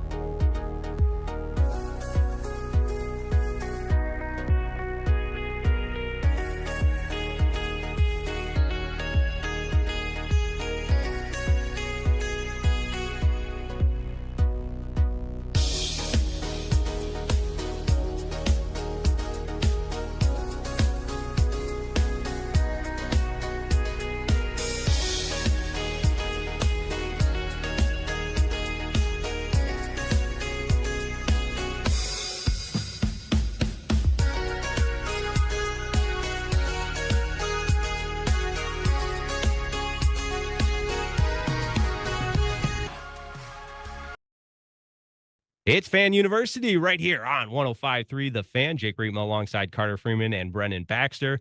And right now we're pleased to be joined by the head coach of the undefeated and number 3 team in the land, the Texas A&M Aggies. Coach Mike Elko joining Fan University. Coach, good morning. How are you? Thanks for hopping on. I'm good. I appreciate you guys having me on this morning. Absolutely. And the first question's really easy. You got the bye week right now, fresh off a big-time victory on the road against LSU. And a few things happened after the conclusion of that game that, the Texas A&M Aggies were responsible for. Do you take any kind of pride in being the team that kind of solidified some of the major shifts in college football? No, you don't take any pride in that. Not when you're a coach. It's a fraternity. I've got a ton of respect for Brian. Obviously, Scott Woodward is the guy who hired me to come down here to Texas A&M as the defensive coordinator. And so, I'm obviously happy that we won the football game, but you hate to see the fallout from that. And those two guys are great people, and I'm sure they'll bounce back and return on their feet. Coach, off to an 8-0 start, number 3 in the country, and a big reason of that is Marcel Reed. And coming into the year, there were questions about his ability to lead as a passer, and he has answered those. And it has been a phenomenal season so far, averaging close to 38 points a game. Can you talk about Marcel Reed's development as a quarterback and how big a role he's played in this 8-0 start so far this season? Yeah, obviously he's a huge piece of it. And if you want to have success in the SEC, you better be really good at the quarterback position. And, we had a lot of confidence in what Marcel was going to become this year. We saw a lot of growth in him last year that maybe got just masked a little bit for whatever reason from the media. But, he's become the complete player he has. He's a kid who can stand in the pocket and deliver the football. He can beat you with his arm just standing there. But he also has this unbelievably athletic skill set that when the play breaks down or we need him to, he can get out and he can run and he can make plays. And so he's truly become a dual threat kid. And again, I've said this before, but I don't know that there's a quarterback in the country who's been better on the big stage so far than Marcel Reed. Coach Elko here with us on 105.3 The Fan. And Coach, I was curious about your roster as a whole because there's a great article on The Athletic with your football GM, Derek Miller, about a month ago, talking about some of the transfers you bring in and how so many of them were here last year and you've developed them into even better players on defense this year. How has your approach to the portal changed since you've become a head coach? Yeah, obviously you've got to adapt with the times and roster building and roster development has always been a big piece of college football. The way you go about doing that obviously has changed dramatically with NIL, transfer portal, and all of those things. And so I think with Derek and I have kind of partnered together to kind of develop the strategy that we think is right for Texas A&M. And a big piece of it when we got here was a massive need to get into the portal to reload the roster. We talk a lot about the urgency of needing to win now in the modern world of college football. And so we walked into a situation where the roster was thin. There wasn't a ton of players. There had been a lot of guys leaving. It had been a very, very rocky 2 years at Texas A&M. And obviously we convinced a lot of kids to stick around and then went out and added a lot of talent through the portal. Mike Elko is with us on Fan University right here on 105.3 The Fan. And Coach, we so appreciate it. And your chill, your temperament's nice and easy on Fan University, but that's not always the case. We heard some halftime audio, and it's a perfect segue into how good this Texas A&M team has been in the second half. I mean, you have outscored your opponents in the second half for the entire season, close to 100 something to in the 40s of your opposition, and it's just been such a calling card for this Texas A&M team. What goes into some of those halftime adjustments, as well as just from a motivational side, whether it's getting into guys and having that ability to really speak to them and giving them those motivational speeches, and how do you know when to really press the button there? Yeah, it's funny. I always said this, like, football's a game played by men, right? And so it's a passionate game, and people always think you go in there and you start tearing into people, and that's never the case. I think what you're doing is trying to deliver a message with the temperament that's needed for a football game, to get the response that you're looking for, and that's just kind of always been who I was as a coach. That's always kind of been my personality, and again, it's an extremely competitive game that we play, and so I'm not sure that going in there and delivering meek messages at halftime is going to get the job done. And so a lot of it is just trying to figure out in the moment what they need to hear, and what are the buttons you feel like you need to push to move the thing forward. But certainly the credit goes to them. I don't think there's any magic in the words that come out of my mouth. I think the magic is in the response that you get from the players. I'm sure there's some there, Coach. I'm sure there's some. But talk about a little bit with the bye week. You come off a huge road win at LSU. You get a restful week before you go to Missouri, another tough road game coming up next weekend.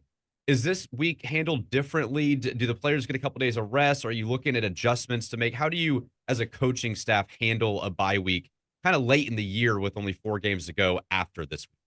Yeah, I think the timing of it is usually similar. We practice Tuesday, Wednesday, Thursday, and then we kind of give the kids Friday, Saturday to just rest and recover. I think that's the case no matter what the bye week is. I think what you do on that Tuesday, Wednesday, Thursday practice kind of changes a little bit based on where you are. And obviously this late in the season, coming off of 5 straight SEC games, we wanted this week to be about rest and recovery. There's a need to go out there, take reps, stay sharp for sure, and we did that. But it wasn't as physical as some of the other bye weeks that we've had. Just because of the grind of this season and kind of where we're at in this thing. Coach Elko, you mentioned that no one likes a meek message, but I know you like some Meek Mill. And you like Jay-Z too. We saw you mention that on Feinbaum yesterday. Texas A&M's football account on Twitter tweeted out your pregame playlist. My question for you is, I know you like the old school hip hop. Have any of the players gotten you into any of these new artists, any of these new hip hop artists that they're maybe playing in the locker room that you've gotten into? No, I've made it very clear that hip hop from my generation is significantly better than hip hop from today, and we point that out all the time, because anytime an old song comes on, you put a Jay-Z, you put a Biggie song on in the locker room, everybody knows the words. You put on a popular song from today, half the locker room doesn't even know it, because it's all based on which artist you like, and nobody branches out anymore. And so, no, I don't do any of the modern stuff. Everything that I'm about is in the past. Oh, that's incredible. We're talking with Mike Elko, the head coach of Texas A&M, as his Aggies are undefeated and number 3 in the country. We know you're a rap guy, and look, we have a segment on our program. It's the best sound bites of the week, and you're on there almost every single week, which, again, that's a credit to you. But one of my favorites was about your solution to some of the penalties your guys were committing a couple weeks ago, and you said you're taking up a Cabo fund. So, I mean, first question is, are you close to getting to Cabo, and was that effective? Yeah, I think we've limited the amount of penalties. I don't know if I'm close to getting Cabo or yet. I haven't counted, but no, I joke about that with the players all the time, that you created now, with the NIL in college football, you've created a little bit more of an NFL structure, right? And so there's more of a fine structure, I think, that exists in most of the college programs. And so when things aren't going well, my running joke with the kids behind the scenes has always been, you guys are going to pay for the coaches to go on to a 5-star resort in Cabo if you guys keep acting this way. And so it just seemed to fit given the penalty problems we were having. And so people got a kick out of it. That's great, man. Is there a moment, Coach, because I loved watching the Notre Dame game, just such a tough environment. Is there a moment for you, and maybe was it that game, where you recognize something about this team that we are really good. We can compete for national title. And it could have been in the offseason too, but it felt like just to get a road win like that, a gritty win at a team that played in the national championship a year ago. Was that the game, or is there a different moment in particular for you where you thought, I've got something special here this year? No, I think that was the game. I think we've been a team, and I think this is pretty well documented over the last, 2-3 years that has gotten into some critical situations in the fourth quarter and not been able to find a way. And to go on the road at Notre Dame and really not have that game go to script, to give up a block punt touchdown, to get behind, to have them take the lead, to us return a kick and have it called back because of a penalty. Like, there was nothing about that game that really went smooth. And there was a calmness about how our kids responded to all of that. There was a calmness to how we were on the sideline, how we kept attacking the night. And, win or lose, I would have walked off that field that night feeling really confident about the makeup of the team. The fact that we were able to win it the way we did probably just jolted a little bit of extra confidence into our guys about what they're capable of doing down the stretch. Absolutely. Coach Elko, this has been awesome. We so appreciate you hopping on Fan University. Best of luck the rest of the season, and all good things moving forward, and good luck with the playlist and everything else. We'd love to have you back on Fan University, and appreciate you hopping on. Yeah, appreciate you guys. Dallas is obviously a huge area for us from a recruiting standpoint, so I appreciate you getting the Aggies on up there, and look forward to partnering with you guys. Coach, that's Mike Elko, the head coach of the Texas A&M Aggies on Fan University. Appreciate his time and hopping on with us. That was a lot of fun getting the chance to talk with him, and it's good to be undefeated in the top 5 team in the country. I really wanted to recommend some new rappers for him, but Yeah. he shot that down. No, he's a traditionalist when it comes to the rap game, I guess. And look, as I was at home, not trick-or-treating, dressed up last night, had Spotify going, and I did have some Jay-Z, The Blueprint, come on shuffle, and I did. I was like, you know what? In honor of Mike, I'm like, maybe he's listening to the same thing right now. Yeah, and shout out to him, man. A&M always gets dogged on for not kind of pushing through that boundary, and this year it looks like they're going to be 12-0. I mean, Texas, unless something changes quickly. So Elko and the Aggies, man, that is a fun team to watch, and they are legit. This is not your daddy's Aggies. It's been a monkey off your back season for them, and they've taken all those monkeys off their back. 100%. They've got Missouri on November the 8th, and that's a 19th ranked Missouri Tiger team Without right now. Yeah. Very good point. Texas A&M then takes on South Carolina, who's had such a down year. And then this is the one, Kirk Herbstreit, I know you're listening. This the team Sam is Samford. Alabama. That's right there. Right. Nice. If you caught that, Birmingham. they were going over Texas A&M's remaining schedule, and Kirk Herbstreit had no idea who Samford was. And then the big one against Texas, and that is, college football is so much better when Texas A&M and Texas are playing one another. You got that on the 28th of Thanksgiving weekend. Which I am efforting to get out there. That's a Friday, and I am hoping to see that in person so we can then discuss it the next day on the final weekend of the regular season. Yeah. Don't make me cry, man. Oh, no, we don't have to think about that. Don't worry. We got plenty more football. We're thinking about Jake's Burgers. We're thinking about Shiner Drink Specials. We're here at Jake's Burgers off of Greenville in Dallas. I mean, come out and see us. And look, we're 23 minutes away from games kicking off. No doubt about that. I'm also sinking my teeth into the breakfast burger. Hold that up to the fan cam. Great point. And I've already had a couple of bites there during the Mike Elko interview, and I've got the hash browns underneath. The bacon is so thick, it's about the distance between the goal line and the 2-yard line for the 2-point conversion. That would be about the length of the bacon on this, just to give you a visual representation. But coming up, it is our picks as we get ready to kick off the 11 a.m. slot of college football games. We'll have an update on our standings and give you our picks next on Fan University, live from Jake's in Dallas on Greenville, right here on 105.3 The Fan.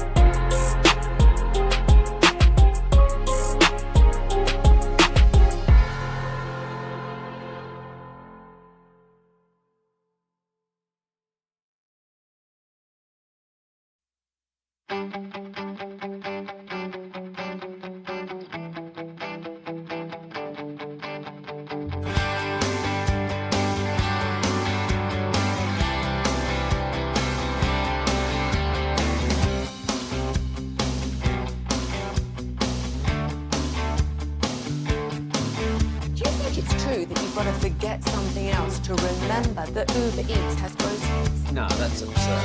Hey, remember when you used to be what was it, Pepper Lady? Pepper Lady? Wasn't it Cinnamon Sisters? Basil Babes. Saffron Squad? Nutmeg Maidens? Preterm? No. Nutmeg Maidens? You just said that. Was it Spice Girls? Doesn't sound right. Was it Saffron Squad?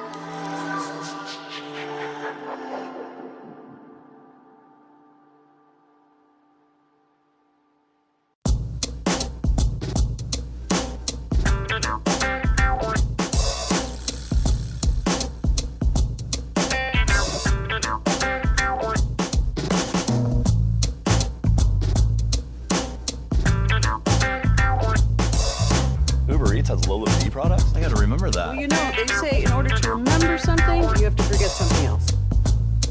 Okay, now that is a very cute haircut. That's like a little shag. I've never seen it before. Well, I mean, of course you have. It's the Rachel. Oh, is that your name? No, I mean, like your name. No, I'm Jen. My name's Jen. Right, but I just mean like this is your haircut. But that's hair on your head. I'm not saying this is your hair. Okay, freak me out.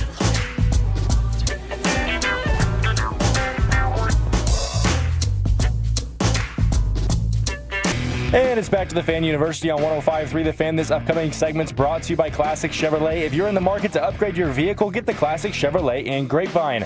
Back-to-back #1 Chevy dealership in the world. They've got more new Chevys than anyone, all priced to sell. Silverados, Tahoes, Blazers, Malibus, Equinox, and more. Visit ClassicChevrolet.com. This is Texas. This is Classic Chevrolet. Together, let's drive, relax, and enjoy the difference based on new Chevrolet registrations 2023 and 2024.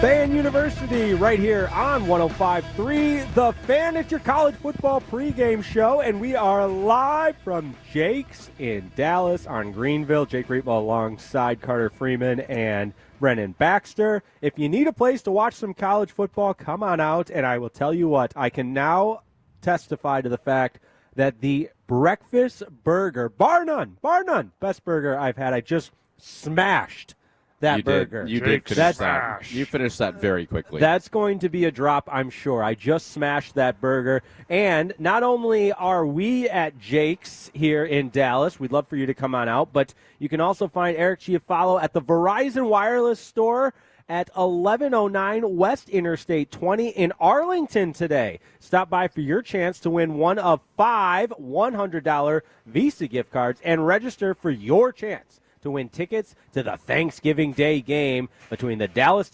Cowboys and the Kansas City Chiefs. How about that? That's from 11 to 1 this Saturday. So if you're in Arlington, you want to see Eric Chiafalo, head on over to the Verizon Wireless store there. If you're in Dallas, come on out to Jake's. We'll be here until 1 as well. But, guys, it's our favorite segment. We have a lot of favorite segments on Fan University. It's kind of like how you have a lot of favorite kids. Not that I have children. Know. I always, they always say whoever you're with, that's your favorite. But whatever segment we're on, that's our favorite. And it's the picks segment. And Carter, if you've got the standings updated, I feel like we all had decent weeks last week. I feel like I had a horrible week last week. So, first off, I just have to say that Jake, this is one of his favorite segments now because my man is on the heater of all heaters. In the last 3 weeks, Jake is 14-2 in his picks. Come on! Including in week 9 last week, 5-0. That's the first. He got everything right. Come nothing on, wrong. The week. Sorry, you're probably feeling the burger on my hands, but that's okay, how good man. that you burger deserve was. it. Soon enough, there will be a burger in my hand here at Jake's Burgers. So, yeah, last week Jake was 5-0. I was 4-1. Brennan, you were 3-2, so still had a winning record. Okay. But on the season, Brendan, you are still in the lead. You're 31-18. Jake has overtaken me. He is now 30-19, and I am 29-20. So there are just a couple games close separating all of us. We're all above 500, and we're all right there in competition to be the best at the end of the season. Jake, you're like the phoenix, man. You've risen from the ashes.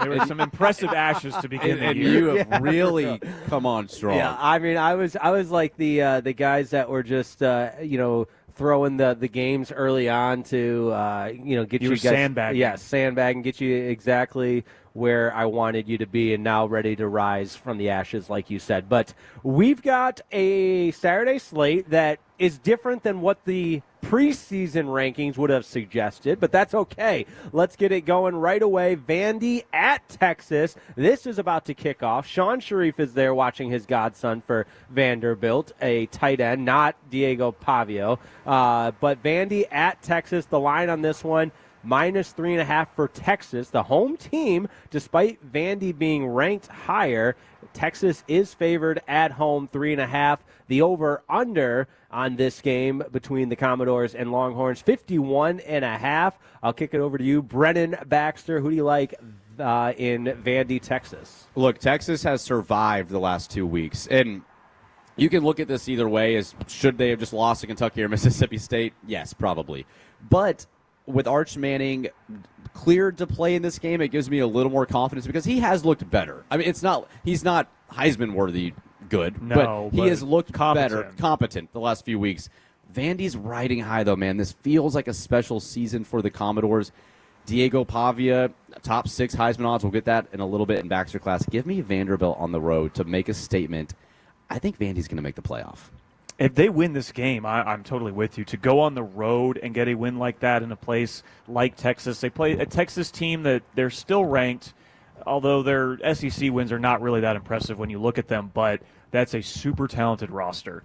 And if, like you said, Arch played a lot better against Mississippi State to bring them back, to get them to overtime, to end up winning that game, I got a weird feeling about this one. Like, Arch is concussed. The Texas team, the vibes seem a little down even after that Mississippi State win.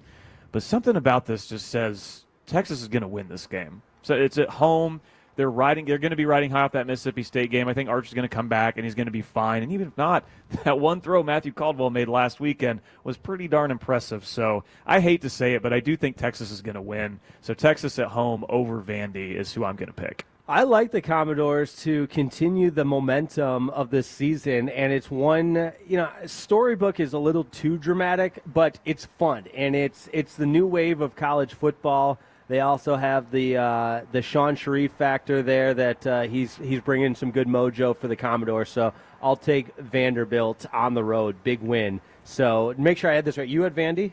I'm at Vandy. All right, I've got Vandy.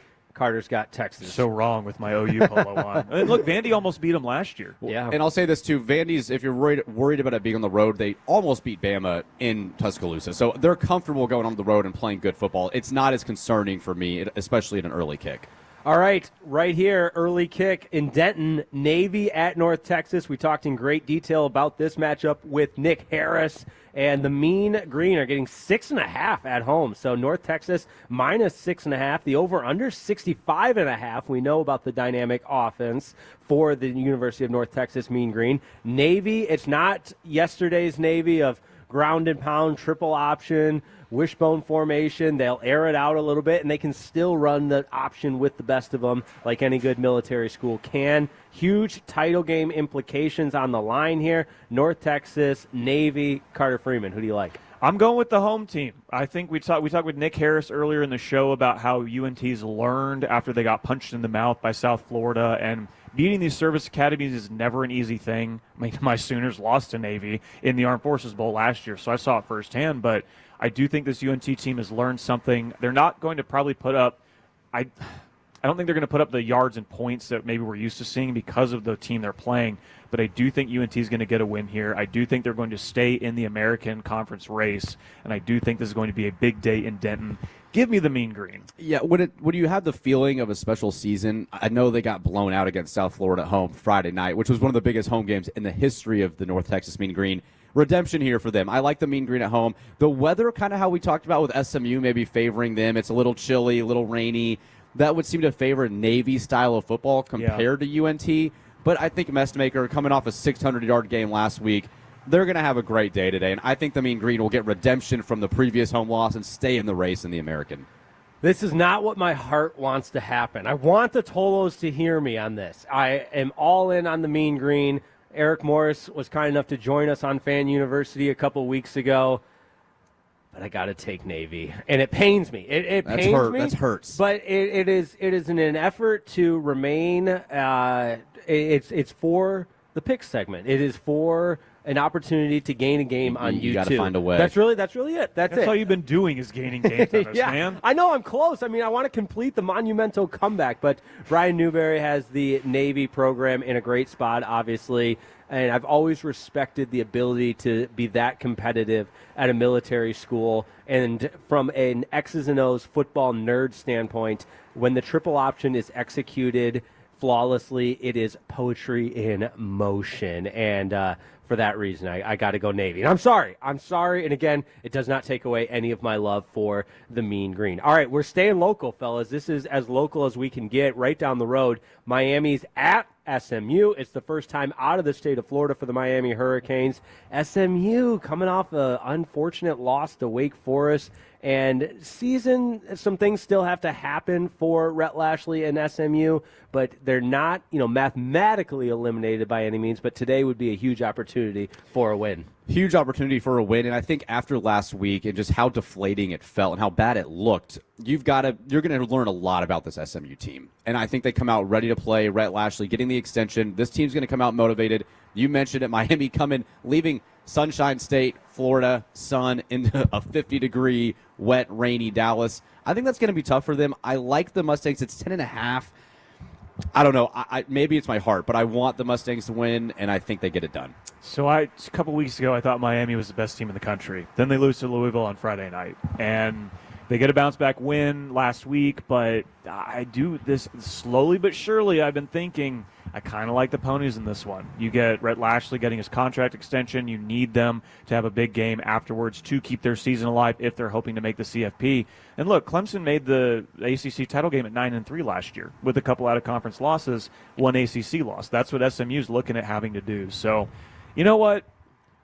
Give me Miami. I think Miami. Carter. I already wrote down. Not so fast, I my love friends. It. You set it up. I already wrote down SMU. Now I'll keep it moving here and not go into every reason why. But I'm wearing the SMU hat today. Rhett Lashley joined Fan University a couple weeks ago. I can't go against our local teams twice in a row. So give me SMU to pull off the upset. All right, the night game: Oklahoma at Tennessee, Neyland Stadium. You got the blackout. You've got all kinds of excitement around the Tennessee Vols. It's the RJ Choppy versus Carter Freeman Bowl here at 105.3 The Fan. Choppy's Vols, your Sooners, Carter. I don't have to ask, but I will. Who do you like?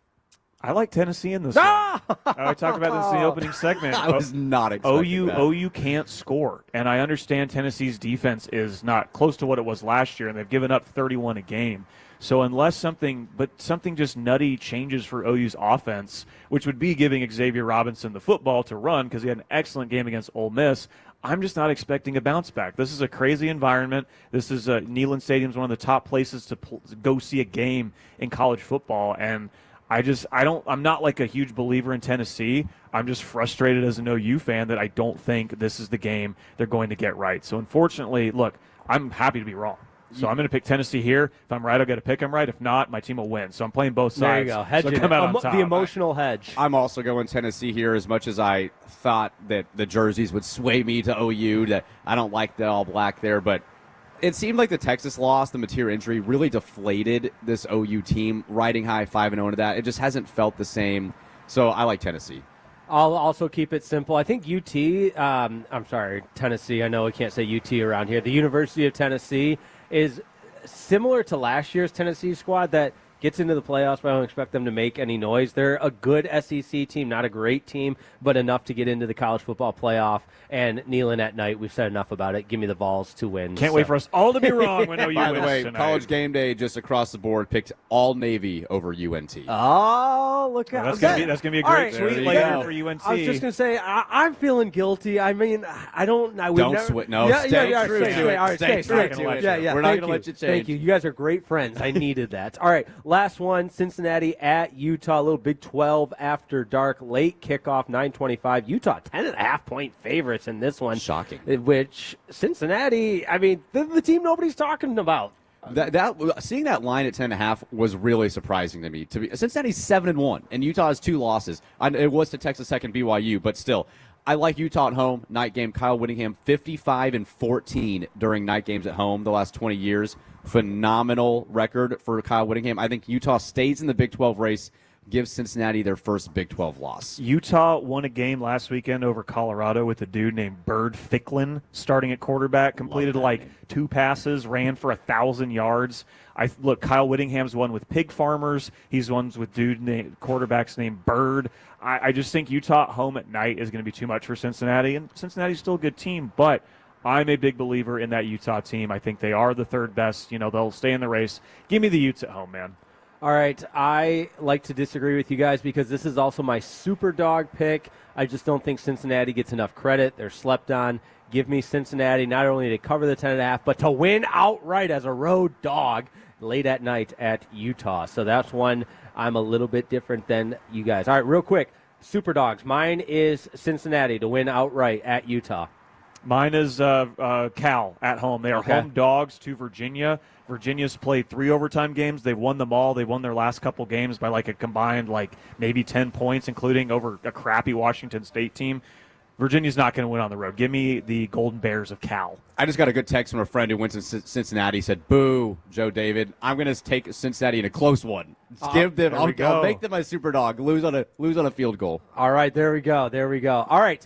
The picks are in. The 11 o'clock games are getting set to kick off. We'll have updates all throughout the day. Miami, SMU right here at Gerald Ford Stadium just across the way because we are live at Jake's in Dallas on Greenville. So come on out. Great food as well. Beer specials. Shiners is here. And the giant Shiners truck that's 3 rows. Like a limo. Yes, it is massive. That's worth the price of admission in and of itself, and the price of admission is free. So come on out to Jake's in Dallas on Greenville. And up next, we've got Jake's Takes. Guys, I might have found college football heaven. That's next on Fan University 105.3 The Fan.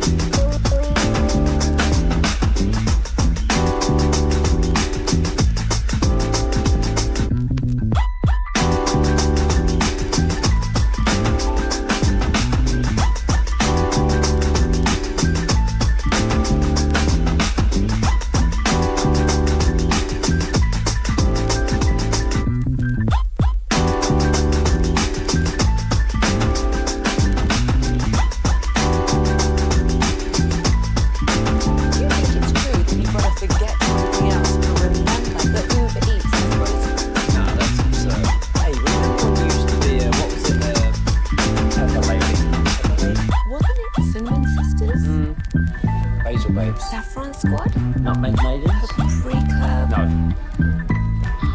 Nutmeg Maidens. I just said that. Was it Spice Girls? Doesn't sound right. Was it Saffron Squad?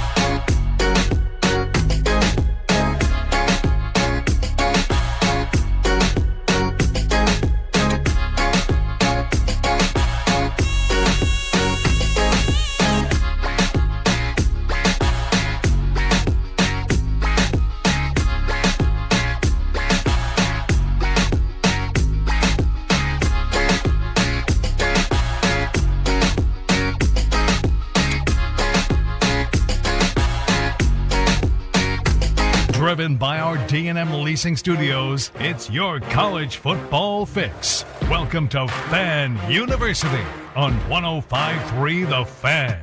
And it is time for the most electrifying man in DFW. Jake Rietma. He's the only hope. He's the only injection that we could count on. He's a tree. Bobby's wrong. He's a tree. He's not some walk-on scrub, Yost. The boy's a player. He's a star. Someone said football, so I come running. What's going on, everybody?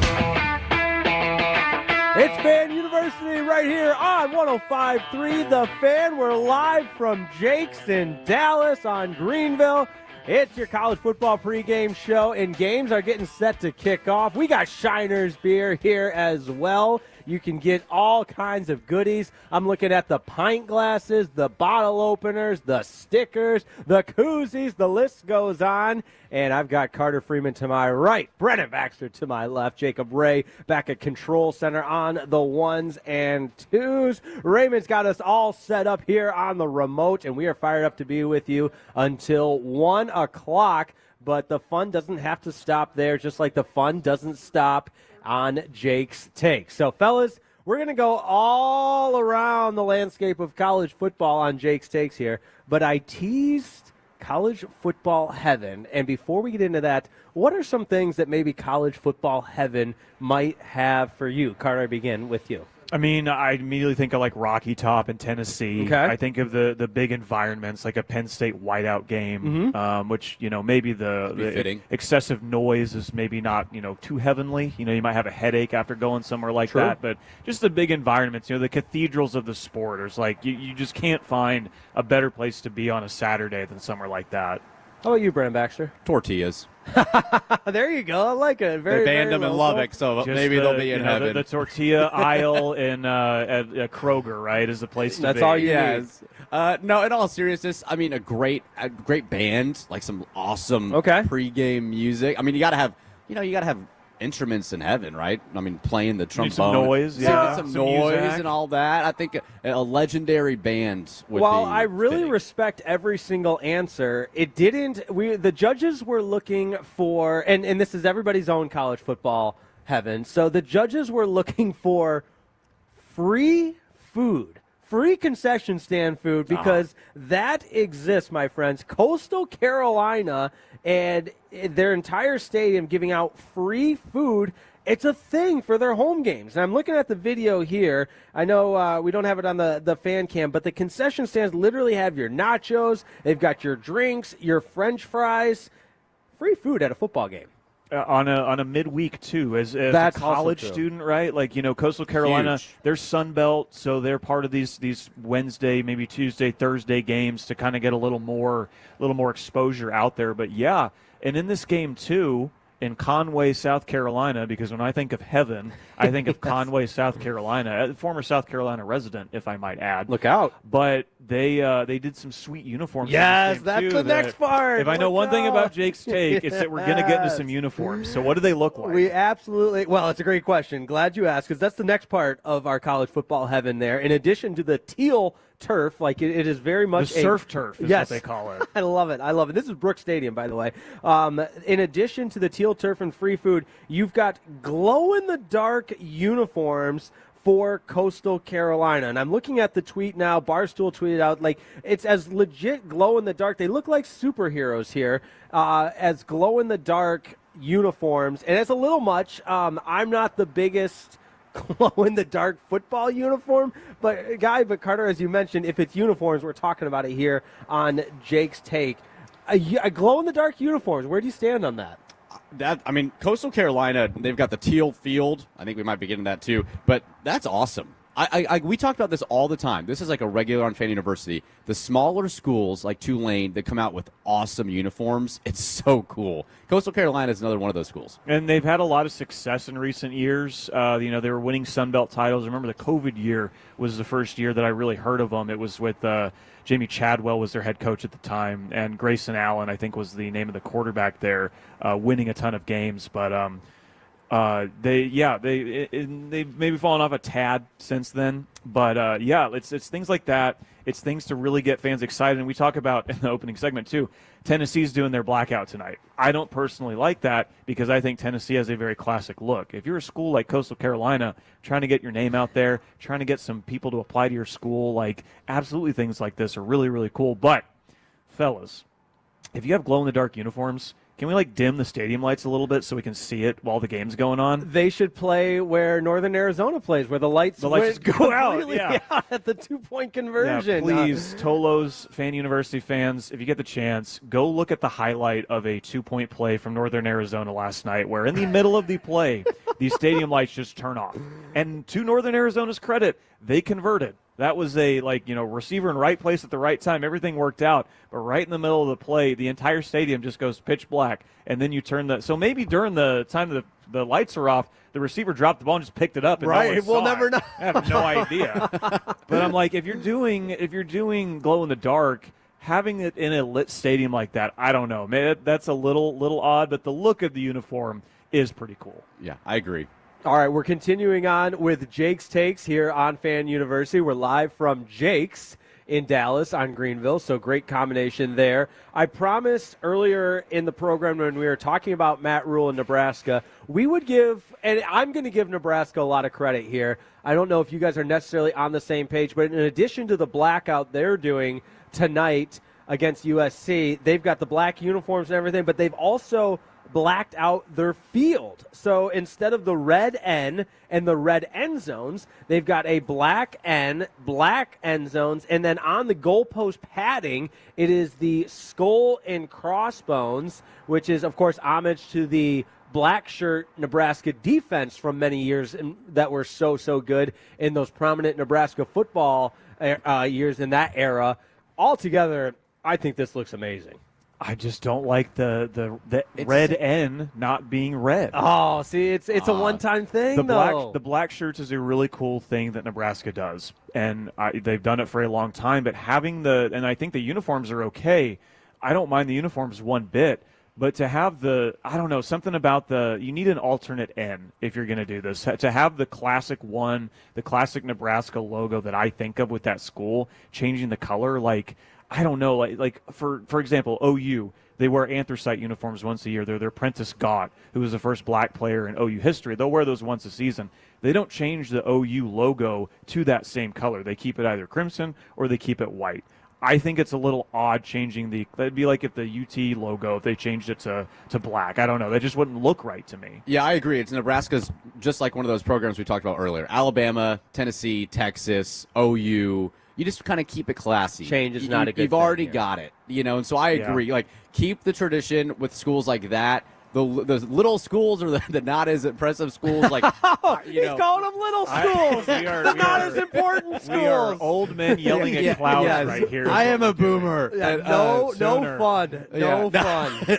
Carter's trying to get me to say boomer sooner on it. There you go. There you go. All right. One last note on the Nebraska blackout. The Ant-Man, Anthony Edwards, right? That's the Ant-Man. Adidas hooked up the entire team with his shoe in black because they're an Adidas school. And the video of the kids receiving the shoes, you can see the joy on their face. And that, even though, I'm a man, as Mike Gundy would say, there's nothing more exciting than getting new shoes. Noted Nebraska fan, Anthony Edwards. Well, I think it's just the Adidas connection, right? And as far as that goes, I was thinking about that as you're explaining the look at the uniforms. This is an Adidas thing. I think Adidas has done this with Nebraska in the past, and some of their more out there choices for their uniforms history. I feel like a lot of that has come from Adidas, because I'll never forget, I think I was in college at the time when Nebraska wore black uniforms, but they changed the N to look like the Netflix logo. Yeah. And Wisconsin was wearing something similarly awful. But I think a lot of this does come from Adidas, but to each their own. Yeah, I was about to say, didn't Anthony Edwards go to Georgia? He did. Yeah. So I don't know much about that connection there, but I guess also, can you name his head coach at Georgia? Tom Crean. Yeah. Very good. Indiana legend. That's right. He had the weirdest college basketball coaching career. Now he's where is he now? He's broadcasting. He's broadcasting. Yeah. Are there any Nebraska players in the NBA? Has Nebraska ball made its way to the NBA? Because I don't think they've won a they haven't won a tournament NCAA tournament game. A long time. Yeah, that's a great question. We'll do some research. So the next best guy that Nebraska could get is, I guess, Anthony Edwards. The biggest Nebraska basketball alum I know is Jeff Reckaway, who played on the Nebraska team when they were in the Big Eight. And against some of the really, really good NBA players that went on, but that's all. I don't think he made the league. Brendan, I think he just made up a name. I think, don't believe that never heard of actually real. No, that is absolutely real because Jeff Reckaway was the head basketball coach at the Northwood University Timberwolves. Okay, so there's our D2 reference. There you go. D2 basketball has made its way to Fan right. University. All right. All right. Jake's takes, you never know where it's going to go. We're talking Nebraska hoops. Now let's get into one of my favorite things about college football. Brendan, you mentioned the word classy.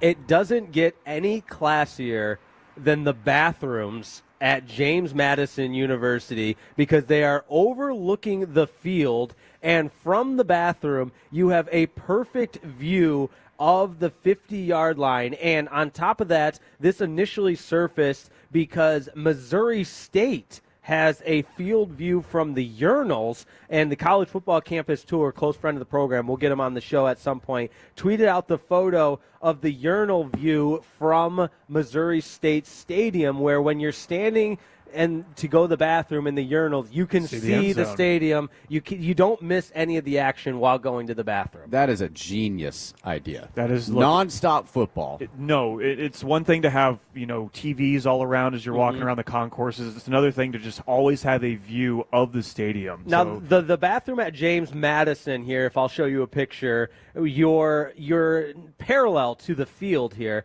and so if you are maybe doing your business and you have to kind of turn on an angle to be able to see, but you're right at the 40-yard line and a really good sight line there. So shout out to James Madison and Missouri State for their bathroom views, including a sight line into the action. But if we're talking stadium bathrooms, and I never thought I would have a pivot here to another stadium bathroom story, have you guys seen the P-wall at the University of Delaware? Yes, Stadium? that was next. I have not. Brendan, I encourage all the Tolos listening to Google this. There is a bathroom at the University of Delaware Stadium that is quite literally just a couple of walls with no urinals, no troughs even that you might get at some of these older stadiums. It is drains on the ground. That is it. So you're just staring at the wall, doing your business as everyone else around you is just right there with you. It looks like a dungeon, and I guess allegedly you walk out and Delaware Blue Hen football is being played right outside. But from the fancy bathrooms where you can see the stadium to the dungeon bathrooms, college football has really got it all. Yes. I also saw Rice's stadium has a pee wall that you just pee onto the wall, and that's the same place JFK gave the "we're going quick to the and moon" efficient speech. Get in, get out. Back to Rice football. Back to Rice football. Back to the Owls. Shout out to the Owls. A tough one against Memphis last night. Oh. It's wild that Rice's stadium has hosted both a Super Bowl and that speech where JFK talked about us going to the moon. And they have a P Both wall. of those happen, and they have a P wall, all in the same place. What does Rice not have? Unbelievable. Right. All right, we'll tie a bow on Jake's take with some talk about the helmets. We talked uniforms, now helmets, and Utah, where College Game Day is. Utah hosting Cincinnati, coming out with their hand-painted helmets. They do this once a year. Look phenomenal. I like the look of this Utah helmet a little bit better this year than some in the past. And I always feel bad in the past because it is a hand-painted helmet. Sometimes it gets a little too graffiti. It looks like the NASCAR helmet. Or remember when Maryland came out with the state flag helmet? There was just too much going on. But this is a good, classy look. It's a black helmet with the feathers coming out of the U, which I miss that logo and now they just have the interlocking U's, which is still cool, but I miss the U with the feather coming down out of the bottom of it. But Utah, Cincinnati, huge game, and Utah will have the hand-painted helmets rocking tonight.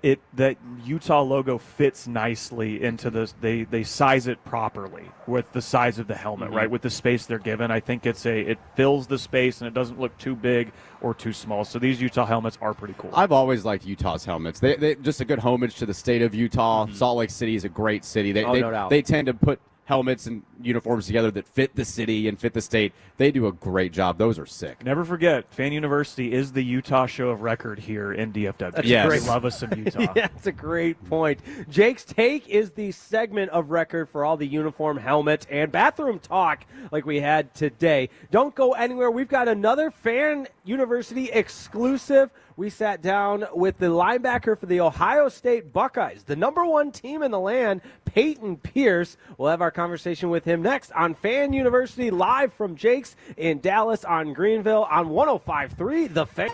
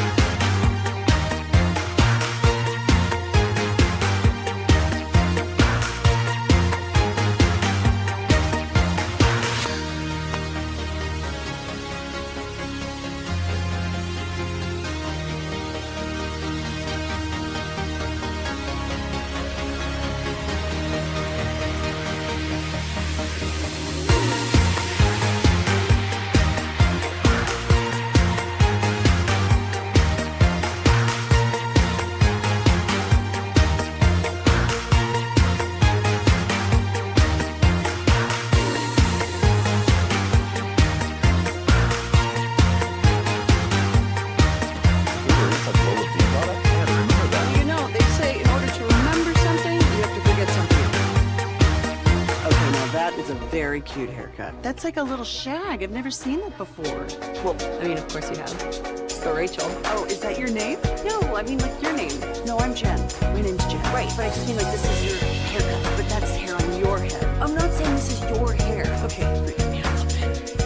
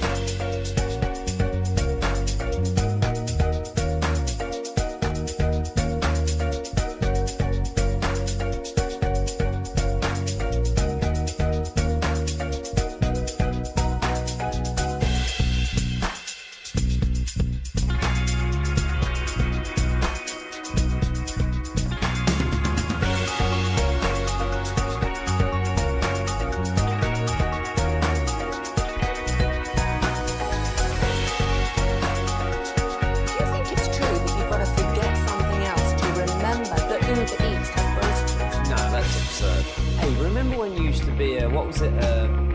Pepper Lady. Pepper Lady? Was it Cinnamon Sisters? Hazel Babes. Saffron Squad? Nutmeg Maidens? Pre-curb? No. Nutmeg Maidens. I just said that. Was it Spice Girls? Doesn't sound right. Was it Saffron Squad?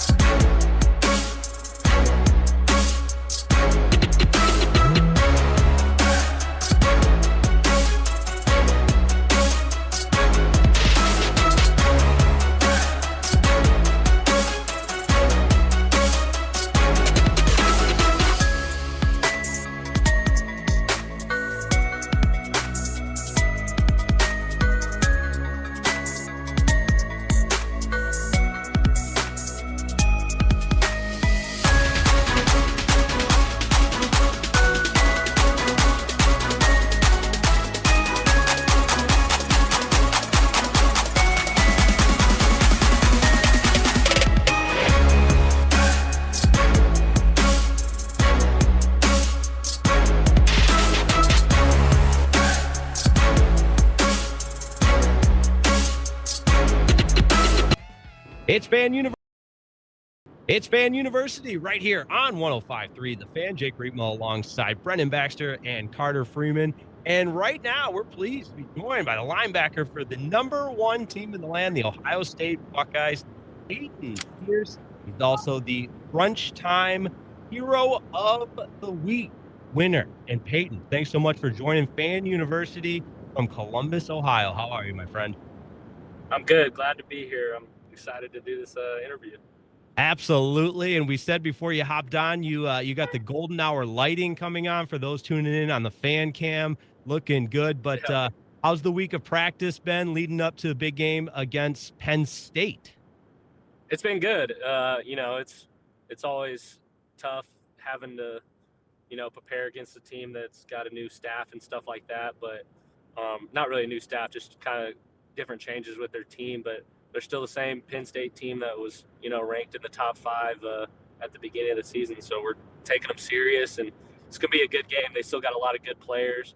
They just had some unfortunate injuries that have happened recently, but I think it'll be a good game. It always is. So I'm super excited to get to play in it. For sure. Peyton Pierce with us on Fan University, the Crunch Time Hero of the Week award winner. And we'll start there. Tell us a little bit about the Hero of the Week award and the cause that you were able to put forth and be nationally recognized for. Yeah, I mean, I got a message from Pork Rinds that I was the Crunch Time Hero of the Week. And I thought that was really cool, and I'm glad that I got to be a part of it. I was lucky enough to get an interception to, get nominated for it. Shout out to my DB who tipped that ball. It just landed right in my hand, so I was super grateful for that. Yeah, so it's been cool. It's been awesome. Peyton, being from Texas, man, what was some of the best memories you had playing high school football here? And what's the difference between, or the adjustment between playing high school football in Texas, then obviously going to the top of the Division I level with Ohio State? Yeah, I mean, I have a lot of good memories from playing in Texas. I grew up watching, my older brother play, and my dad was a high school coach, so it was always kind of my dream to be, a high school football player. And then, you kind of get there, and then the next step is college. And I was fortunate enough to, get offered from Ohio State. When I came here, I mean, I didn't really know what to expect, but there's definitely a big gap from speed and physicality from the two levels. But luckily enough, I mean, Texas is pretty big with high school football, and so I didn't feel like it was too much of an adjustment. But I did. I remember my first week of practice, I did get trucked by Quinshon Judkins. I think it was like my 3rd or 4th practice. So that was like kind of my welcome to college football moment. Now, Peyton, you talk about playing high school football. We here at 105.3 The Fan like to talk about how Texas high school football is the best in the country. You ever have to put some of your teammates down who didn't play Texas high school football when they talk about their high school days? Yeah, I mean, I've got like everyone on our team says they had the best high school football, and it's just not true. I mean, you got guys from like, New Jersey saying they have the best high school football, and California, and it's like, yeah, maybe there's an argument for Florida. Unfortunately not Ohio. I got to go to my roommates. It was still some really good football though. I'm not gonna lie. I went to I think it was Big Walnut versus Bishop Watterson. My roommate's brother played on that team, and it was some good football, but just wasn't Texas. But yeah, we always talk about who has the best high school football, and I would definitely say it's Texas still. We're talking with Peyton Pierce, linebacker for the Ohio State Buckeyes. He's also the Crunch Time Hero of the Week for his work in raising awareness for pediatric brain cancer. And Peyton, I'm a guy that's also spent some time in the Midwest and now being in Texas. Very different, and you're kind of the opposite, from Lucas, Texas, now in the Midwest. I would imagine there's been some big adjustments, but I got to ask you, what do you miss most about the state of Texas? That's a good question. I personally just miss going outside and being able to fish year round because it's so warm. Now it's like, if I do go fish, it's a little bit chillier. and it's a little cold outside. But there is some really good fishing spots here, which has been, good to adjust to. I didn't know if there was like good fishing in Ohio and stuff, but it's been good since I've been here. So yeah. That's awesome, man. Question for you on the team. Ohio State, obviously, #1 in the country. You've had a great year so far, coming off the national championship a year ago. How do you manage the expectations when you are having such a good year going into November and taking it one game at a time? What are you and the staff, coaching staff, the players, how do you guys stay level-headed each week? Yeah, well, we always talk about how there's like we're not worried about the other team. We're worried about what we do. Obviously, we're studying against the opponent and we want to do our best out there, but the competition is against ourselves and just getting better every week. And that starts with having fast physical practices and being the hardest playing team in the country. And that's what we're trying to do every single week, and just keep getting better. All right, Peyton, one last question for you. Last year on on Ohio State's march to the title, you play Texas at the Cotton Bowl here in DFW. Earlier this year, you get to play Texas in Columbus. What was that like playing against a school that I'm sure as a young kid growing up in DFW, you got to watch a lot? Yeah, it was crazy, especially just being a Dallas kid, watching Texas growing up. And I went to a couple of Texas games, and then luckily enough, I got to be recruited by Texas too. And one of my buddies on my high school football team actually scored the only touchdown this year against us. He plays receiver for Texas. So it was good having a little friendly competition with him. And then we go there next year and play at Texas. So I'm excited for that. But yeah, it's great. You get texts from all your family members and friends. There's pictures of us on the field together, and we played on the same high school team. So it's cool just getting to represent Ohio State and play against Texas. And just it was kind of like a dream come true. So it was a full circle moment, and I'm excited to play him next year too. Awesome. Well, Peyton, this has been so fun. We really appreciate your time here on Fan University. Peyton Pierce, the linebacker for the Ohio State Buckeyes and the Crunch Time Hero of the Week for his work in raising awareness for pediatric brain cancer. Peyton, good luck against Penn State and the rest of the season, and probably, maybe more importantly, good luck with the fishing. I mean, you only got a couple of months left before it gets too cold, right? Yeah, but it'll come back around, so. There you go. Awesome, man. Appreciate you, and good luck this weekend.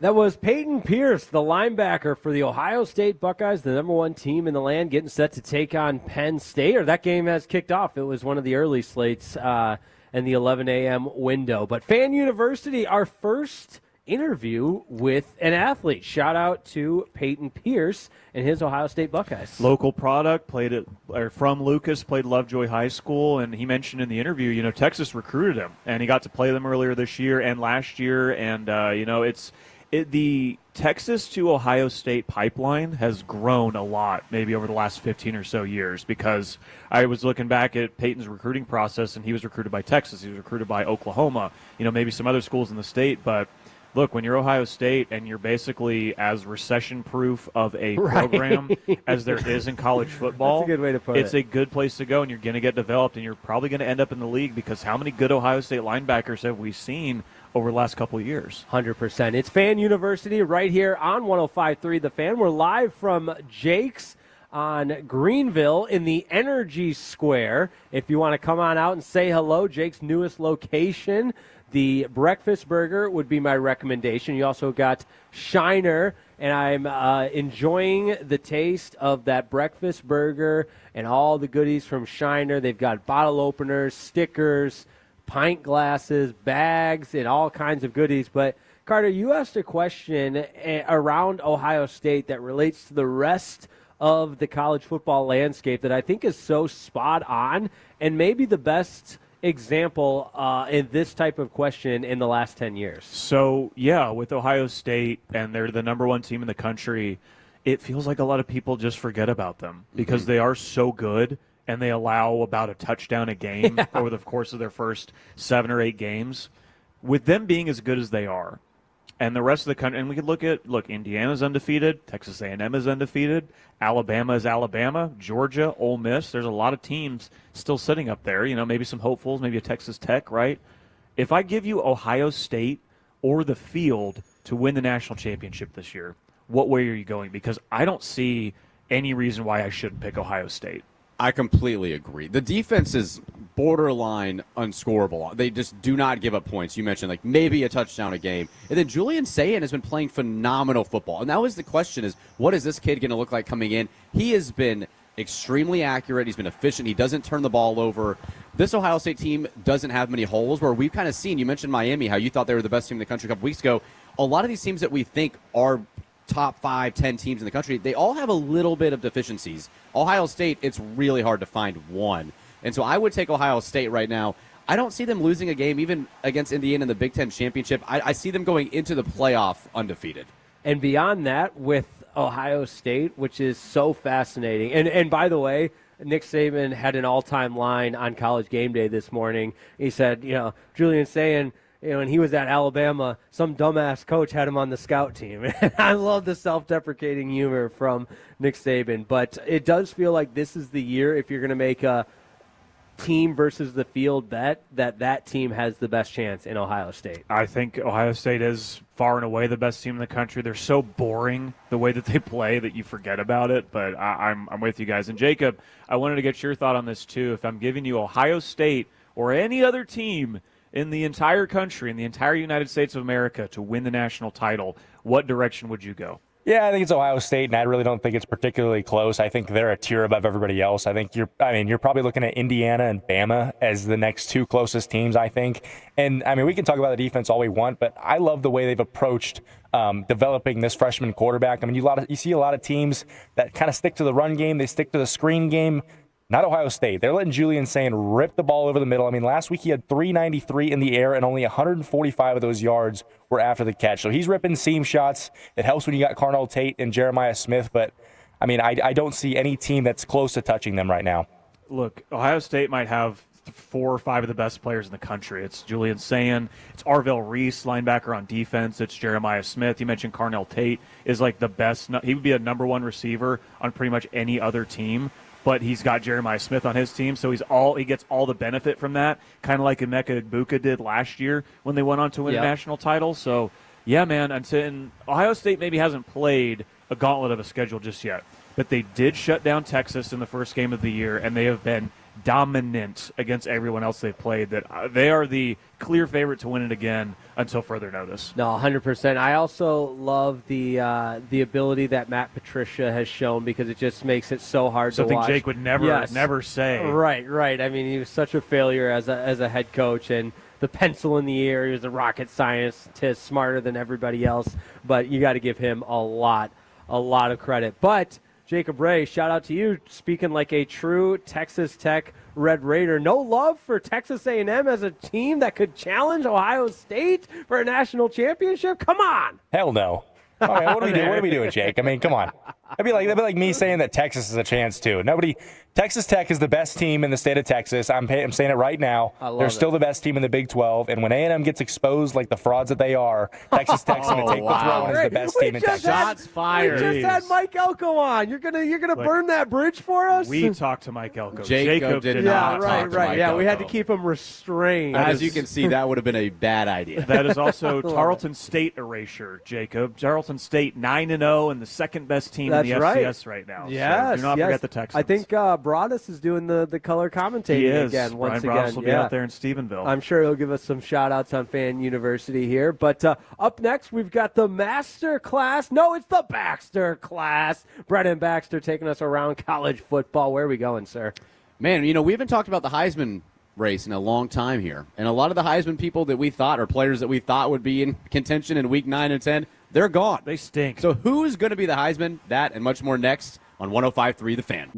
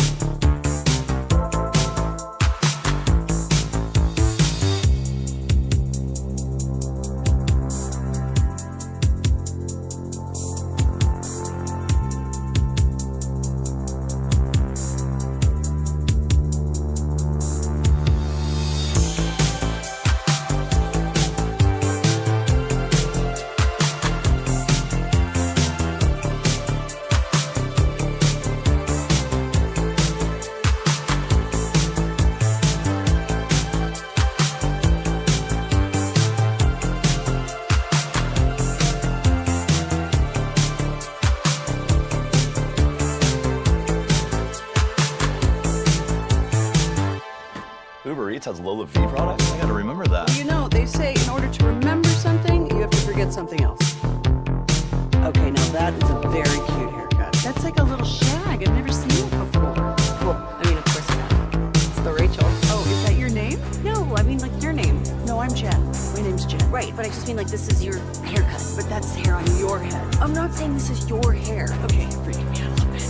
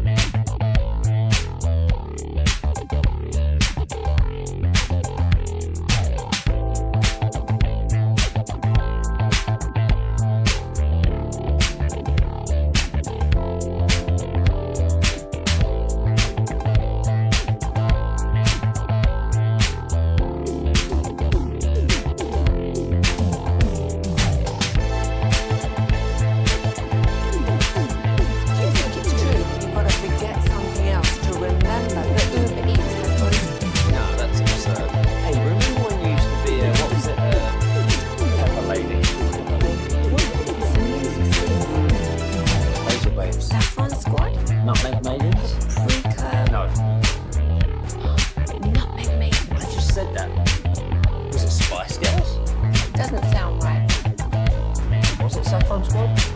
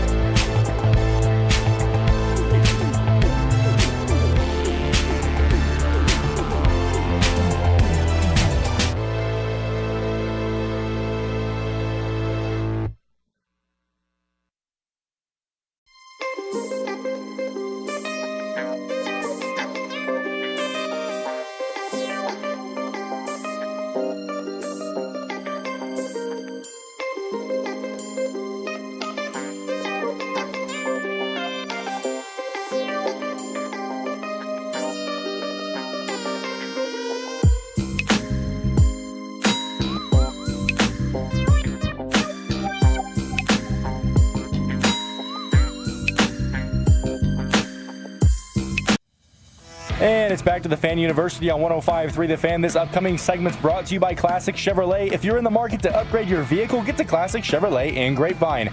Back-to-back #1 Chevy dealership in the world. They've got more new Chevys than anyone, all priced to sell. Silverados, Tahoes, Blazers, Malibus, Equinox, and more. Visit ClassicChevrolet.com. This is Texas. This is Classic Chevrolet. Together, let's drive, relax, and enjoy the difference. Based on new Chevrolet registrations 2023 and 2024. It's Fan University right here on 105.3 The Fan. We're live from Jake's in Dallas. on Greenville in the Energy Square. You can feel the energy from the Tolos that have made their way out to Jake's. It's a brand new location, the grand opening. Plenty of TVs on to watch the game. And you've got us here, Fan University, Jake Reitman alongside Carter Freeman and Brennan Baxter. Time now for not a master class, but a Baxter class. A Baxter class. And this week, gentlemen, we are walking through the updated Heisman race. Remember week 1, we were talking Cade Klubnik, Garrett Nussmeier, Arch Manning, John Mateer, Lenora Sellers. None of those guys are anywhere to be found in close. week 10 for the Heisman race. So I found this very interesting because coming into the year, we did a Heisman odds week 1. First show, Nebraska Furniture Mart, the kickoff of Fan University. None of those guys anywhere. Updated odds week 10, and we can debate some of these guys. Fernando Mendoza, plus 200, quarterback at Indiana. You've got Julian Sain, who we just mentioned, Ohio State, plus 400. Ty Simpson at Alabama, plus 400. Marcel Reed at A&M. Talked to Mike Elko earlier on the show. Marcel Reed's having a much better year as a passer at plus 600 than Diego Pavia, though the Vandy update down 17 to zilch in Austin against Texas. Yeah, tough start. At plus 950. And then a guy that's some ACC rep coming in. Haynes King at Georgia Tech, undefeated, not known as much of a passer, but runs the ball very effectively. So my thought coming into this is, like, what guy is the sexiest name, the most appeal for the Heisman race, and who really needs to stamp a legendary game to win the Heisman? This might be the most random, just very unforeseen, wide open Heisman race that we've had in maybe decades. Yeah. So out of the names I just listed, who do you feel like should be the most deserving Heisman into Week 10? This is purely from my, I guess, what I would love to see happen, what I want to see happen, versus as a bettor, the odds are not great. I'm not taking these odds because there's just no value with how wide open the field is. But Fernando Mendoza at Indiana, I think it would just be the storybook exclamation point, however you want, a fitting ending to one of the best stories in sports. His performance on the field has been elite. He's the best player on the best team. A lot of times at the quarterback position, that's going to be who brings home the Heisman, and it just would continue with my Kurt Signetti parade ahead of how much I love this Indiana team. And I think the nature of the offense for Indiana provides him plenty of opportunities to continue to add to his Heisman resume. And you're looking at, potentially your top 3 teams, Ohio State, Indiana, Texas A&M, could all finish undefeated. And those guys are all up there in the odds, and Mendoza's the favorite, as you mentioned. But I think of the 3 guys, the 3 quarterbacks of those teams, Marcel Reed is the one that's impressed me the most because of his growth. And I think here with Reed, you have a narrative to go along with it. Like last year, look at Ashton Genty at Boise State doing amazing things, even at the Group of 5 level, literally coming maybe 50 yards within setting the single-season rushing record at Boise State. Great narrative there. Travis Hunter playing both ways, doing things that no one has ever done before in a phenomenal way. Great narrative. This year, with Fernando Mendoza going to Indiana, I just don't have that same narrative there. And he doesn't jump off the screen to me as like he's been put up there with, as maybe he'll be like a first-round pick, because someone is going to take a quarterback in the first round. I just still don't see Fernando Mendoza as like, oh, he's going to be great in the NFL for a long time, right? So Marcel Reed is the guy where I was like, I saw what he did last year with his legs, and we all talk about, Brendan, I know it was a big doubt of yours, is with his arm. Yeah. And he showcased that, I am that dude. Doing it at a school like Texas A&M that has not done something like this since the early 90s, especially against the level of competition that they've been doing it against. Yeah, and one guy, too, that he just doesn't really have the appeal but has the win so far this year is Ty Simpson at Alabama. He's been the best quarterback in the country for the last ever since that Florida State game. He has been the best quarterback in the country. The Georgia win on the road's huge. And if Alabama continues to win, they're on a bye this week. They get LSU at home next week. And then, you have the game against Auburn at the end of the year. But Alabama should have some opportunity because the SEC, like week 12, they play the FCS schools. So he's going to have opportunities to put up more numbers. I feel like he would be the favorite at this point if Alabama runs the table. And then if you have a signature win against A&M in the SEC championship game, I feel like that would put him over the top. So are we seeing a potential Marcel Reed versus Ty Simpson SEC championship winner Maybe that's a that, good that's foreshadowing. The Heisman race right there. The winner of that might be the favorite to win the Heisman. I think we could see it in both the SEC and the Big Ten, because the Big Ten you could be looking at, I know I just kind of dogged on Fernando Mendoza a bit, and he's a great player. He's got Indiana in amazing places. I don't want to make it seem like I don't like him as a player. I'm just more impressed with other players. But Fernando Mendoza against potentially Julian Sayin, undefeated Ohio State in the Big Ten title game. Like, you could see, all of these, Alabama wouldn't be undefeated, but undefeated in the SEC versus Marcel Reed, like, both of those could be for potentially, whoever wins one of those games will end up winning the Heisman. I just got a text from a Tolo. Tolo Chugs chimed in on the comparison. Not that this factors into the Heisman conversation, but of those that we've talked about, and especially comparison between Marcel Reed and Fernando Mendoza, better pro prospect, NFL at the next level, I think, is Mendoza. And maybe Marcel Reed will continue to prove people wrong in that sense, and he has proven us wrong time and time again. But, and again, not that factors into the Heisman conversation, but certainly another interesting angle to look at that quarterback conversation from. Yeah, and one thing I think too, that what about Haynes King at Georgia Tech? If they run the table, they're top 10 in the country. Is there a scenario in your mind where an ACC guy at Georgia Tech, again, not the biggest name appeal? We were all talking about Carson Beck as a Heisman guy from Miami. That's not going to happen. No. Thankfully, does Haynes King have an opportunity in your mind at all? We just mentioned those four. They're going to have the opportunity on the biggest stages: Big Ten championship, SEC championship. Any chance Haynes King sneaks his way into that top three as a finalist? I think for that to happen, you need to go undefeated, because you would have a win over Georgia, which you could then say, okay, both Ty Simpson and Haynes King would have beaten Georgia. But I think you also need A&M to drop a game. I think you need Indiana to drop a game, and for their quarterbacks, Reed and Mendoza, to look poor in those games. Also, Haynes King, a Texas product out of Longview. Former A&M quarterback, too. Yeah. So, well, how about that? How about that? Marcel Reed, That'd be a good storyline. We love storylines. So, we love storylines. I just think is it good or bad for the sport? Final question here on the Baxter class.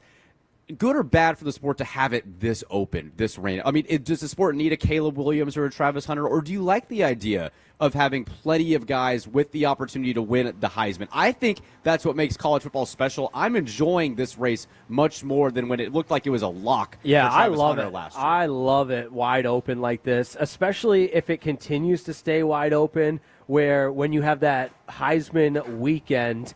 And I believe it's the same weekend as Army-Navy. That's the only game. The interim week before the right. CFP starts. Yep. The only game that weekend, and a lot of the attention on the Heisman ceremony. When it's wide open like that, it almost feels like the anticipation is built up, and you got everybody in New York, and you're waiting for whose name's going to get called. And it reminds me of some of those glory days where you had, like, Tim Tebow. Is his name going to get called? Is it going to be Sam Bradford? Where you really didn't. It was always going to be Sam Bradford. Yeah. There it is. Where they both won one, let the record show. But you really didn't know who was going to win the Heisman. I love that. Now, Brennan, really quickly, can you tell me where the odds are, if you have them, for one Jeremiah Love, running back at Notre Dame? Because I think if you're looking at a non-quarterback to win this, Jeremiah Love is probably your best That's bet. probably the best value, too, because I looked at it once, probably a week or so ago, maybe more than that. It was plus 1,400, something insane like that. So he's currently plus 1,800. Yeah. So I think with him, too, it would take maybe some losses from these other schools. And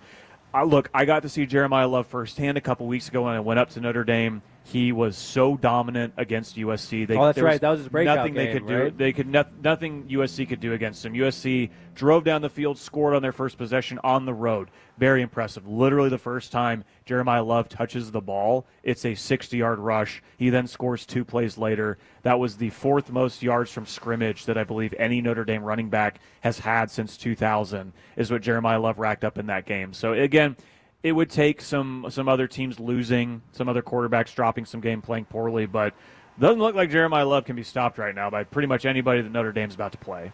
Yeah, I agree. And it comes down to what wins do you have. So Notre Dame, they're going to finish maybe 10-2, but they have to win out for Jeremiah Love to have a shot, too, with already the 2 losses. Against a Marcel Reed. A Heisman, sometimes it is competitive matchups, too. Marcel Reed has already played Jeremiah Love, out-dueled him, so it might be harder for him to jump Marcel if they go 12-0, but Always interesting, man. I love the Heisman race as we get in November because this is where legends are made, man. It's going to be an awesome month to see what transpires. What are Baron Morton's odds? Not good. Baron Morton can't. Okay, big time for him to stay healthy on the field this afternoon against K-State. The only thing is, if Tech is healthy, no one else in the Big 12 There can are compete two with them. quarterbacks in the Big 12 quickly that could make noise, and that's Brendan Sorsby at Cincy. If they run the table, he's had a great year, arguably been the most consistent. And then Bear Barkmeyer at BYU. If they run the table, freshman Bear, man, A Heisman, I don't know. The quarterback that wins the Heisman cannot wear jersey number 47. I will not I'm here allow for it. I would absolutely be here for that. not allow it. I'd put them over Barron, unfortunately, when it comes to realistic chances, depending. Things would have to happen, but those were the two names in the Big 12 to keep an eye on. I love it. That is a Baxter class, my friend. Speaking of legendary, where legends are made, it's in the Baxter class on Fan University. And the same can be said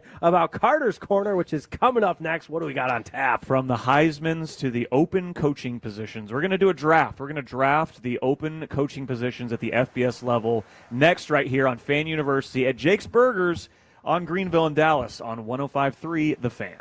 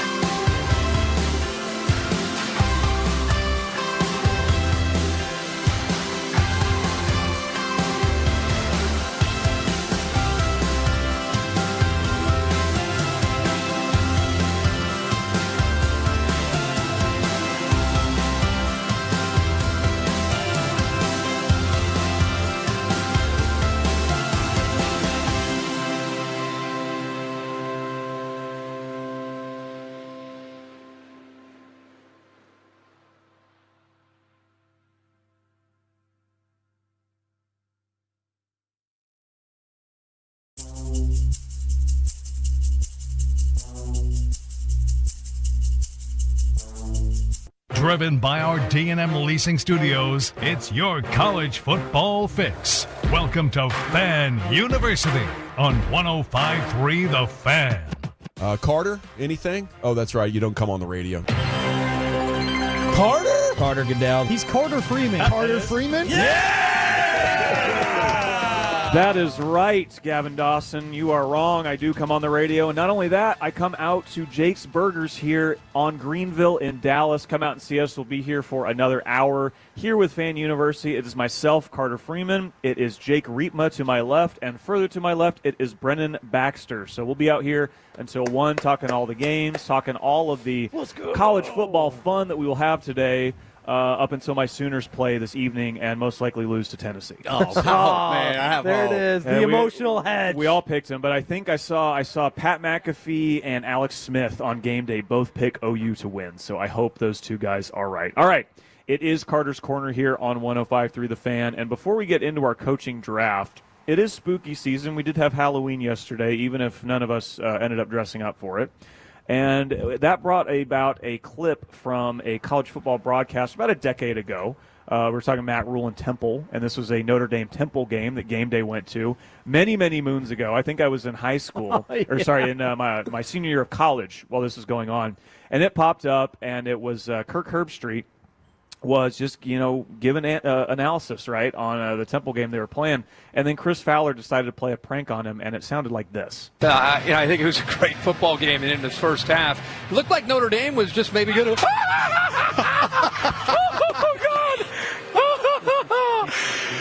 Come on back in here, Craig. These are some friends of mine from the come on, fellas, from the Eastern State Penitentiary, which you visited last night. They got you. You got them. Congratulations. All right, good to see you. Yeah. All right. So that was a couple guys in costume kind of accost Kirk in the broadcast booth as he's giving analysis on the Notre Dame Temple game, and the level of the pitch that Kirk reached. That's what I was pitch, supposed to was high impressive. pitch. That was, he could do like maybe some opera Right. if he's going to get that high pitch It there. was very much like a child almost jumping in the pool or something. Like the excitement matched with the tone was very surprising. I wouldn't have guessed Kirk Herbstreit in a million years. So I'll find the video of that and retweet it at CFree1053 on Twitter, so you can see the visual of it, because it is pretty funny. And Chris Fowler is just laughing like crazy. That's hilarious. He knew exactly what he did, and it went exactly the way he wanted. So I did want to get that in there for the spooky season, but spooky season if you don't have a head coach. And there are a couple big, prominent jobs here in the college football world that are in need of a full-time head coach. We did see Kent State, shout out to the Golden Flashes, elevate their head coach from interim to head coach. So now I believe we are dealing with, I think, 11 head coaching positions in the sport that are currently open, including some prominent ones. As I get them pulled up here, we've got LSU, Penn State, Florida, Virginia Tech, Arkansas, UCLA, Stanford, Oklahoma State, Oregon State, Colorado State, and UAB. So, fellas, what I want to do here is I want to do a little bit of a draft. We're going to each get a pick, and we're going to pick an open job, explain why we would want that job if we got our pick of the litter of the open jobs we have right now, and we're going to give a choice of who we would want to actually fill that role. So I will go first because I want to throw a curveball because LSU's open. And I think most people would think, oh, LSU, it's the best job, XYZ. I don't think it is right now because of so much else going on around it. So with the first pick in this open coaching position draft, I'm going to go with Florida. I think right now Florida, if you want an SEC job and you want a school that's willing to invest and that has a little bit more of a stable leadership, I guess, that has had success in the past and is, I know Florida hasn't had recent success, but they have everything they need to succeed. They just haven't been able to find the guy for it. I think you look at Florida as a place that, a little bit like Miami several years ago. Miami was poor on the field, and they weren't investing in their program. They hire Mario Cristobal.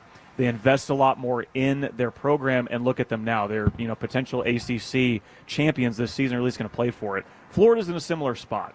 So if I'm getting my pick of the litter of these open jobs, I would want Florida with the number 1 overall pick, and I would want Jeff Brom from Louisville as my head coach at Florida. That is a surprise I love the combo, name. though. I get the line of thinking cannot be. It's like when you're in debate class or whatever it is, and you present an argument that's factually based. You've got the supporting evidence. So kudos to you, because I think that does make sense. He's such an offensive-minded guy. He's won wherever he's been, but people think he's at Louisville to stay because, that's his alma mater. And sorry to my friend CJ, my old roommate from Louisville, big Louisville fan, but CJ's going to be bummed. If I'm Florida and I'm looking at the best guys on the market, Lane Kiffin's the name that comes up first, but I still don't think he leaves. And I think Braum is the best guy who you could bring in and win quicker. I don't think Lane Kiffin at this point would leave for Florida. I think if he was going to leave, it would be LSU. If you're going to leave for an SEC job that's open, you're probably going to leave for the school. No in-state competition in LSU,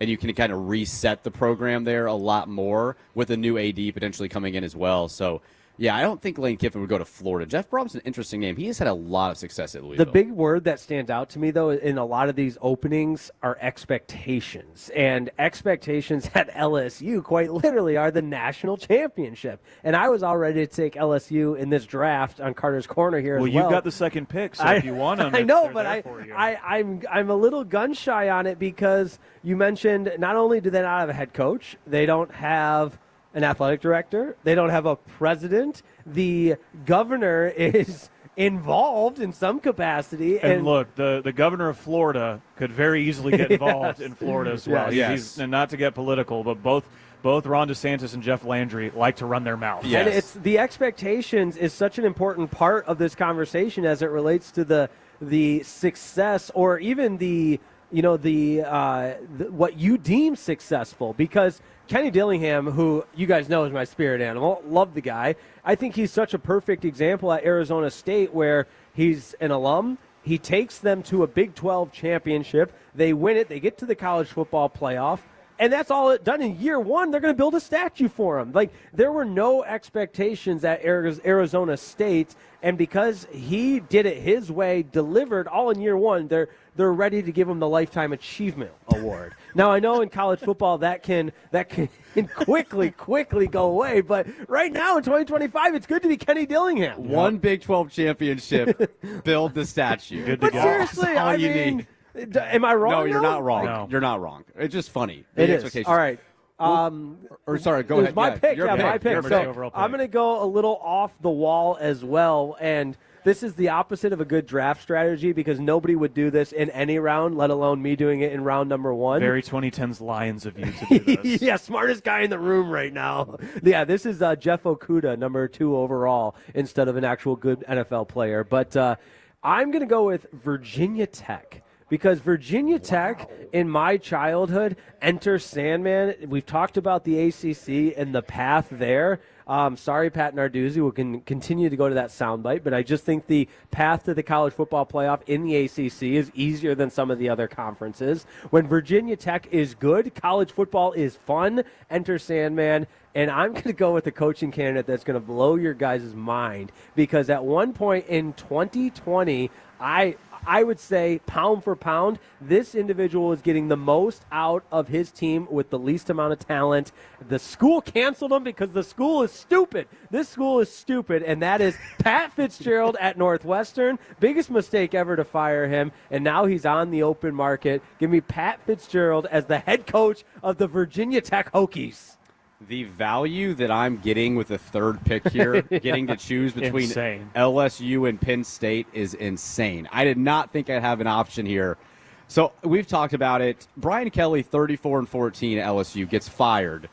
Expectations were through the roof. He was not able to eventually succeed what you talked about, winning national championships. The prior 3 coaches at LSU all won a national championship. That includes Ed Orgeron, who wants the job again. Yeah, who has a real Louisiana accent, not my family. He's a real Louisiana guy. So I'm going to – Penn State, LSU is close, but Penn State, with what Ohio State has, we talked about it, they're just the immovable object, right? They are only down 3 to them at this point, midway through the second quarter, but cannot find a way to beat them when it matters. So I'm going to take LSU because you don't have any in-state competition. There's not another big school. It's not like Texas and Texas A&M, Alabama, Auburn. It's just Louisiana State University, unless you want to include Tulane, Carter, like we did earlier. I do love the green wave. And a name, great logo, great uniforms. A name that I really want to see. They probably won't do it, but John Gruden. I know Carter hates John Gruden. I love John Gruden, but I hate him as a football coach. He's a great Monday Night content's incredible. I think what he is perfect, in my opinion, for the modern college football program. Big, brash. He's won a Super Bowl. He's only in his early 60s. He's not, he's not old. He's younger than Brian Kelly. And he knows ball. He just had on Ryan Grubb and Nick Sheridan from Alabama on his Barstool thing this last week, talking ball, looking at film. I think he's itching to lead a program and be great. And it would be a splash hire. I think we just talked about Lions coach Kelvin Sampson. Sampson. No, Kelvin Shepard. Kelvin Sampson. Yeah, that's the Houston. He's the Houston basketball head coach. That would be out of the box. Great, though. Yeah, that would be a crazy scenario. Guys, we made it almost a full show before the CTE break. CTE is strong here on wrong University. Coach. Yes, but I think if you want to make a splash and if you want to say we're going to completely shift, but bring someone in that knows how to lead men, I think he is what kids would look to. We talked about wanting a player's coach. I think that is John Gruden, but he also knows ball. And I think people now in the modern, if he's connected to Barstool, and all these kids care about is what? NIL, media, and being seen, being out You've there. got John TikTok. Winning. You've got John Gruden coaching at a school like LSU. Kids are going to flock to the program because Barstool will be there, all the media will be there. It's going to be something. It'd be a cinema. And if I'm a 5-star kid in Louisiana, I'd want to go play for John up for that. Gruden. I also, could you imagine our Sights and Sounds intro with John Gruden sound bites on there? It's got me feeling nicey. That would be a 60-second long intro. That would be like half the segment. The whole segment would be John Gruden. Banana. But you could go with a guy like the Lions defensive coordinator, and you want a culture guy that fits Louisiana. I get that too, but this is a total reset for LSU. We've talked about it.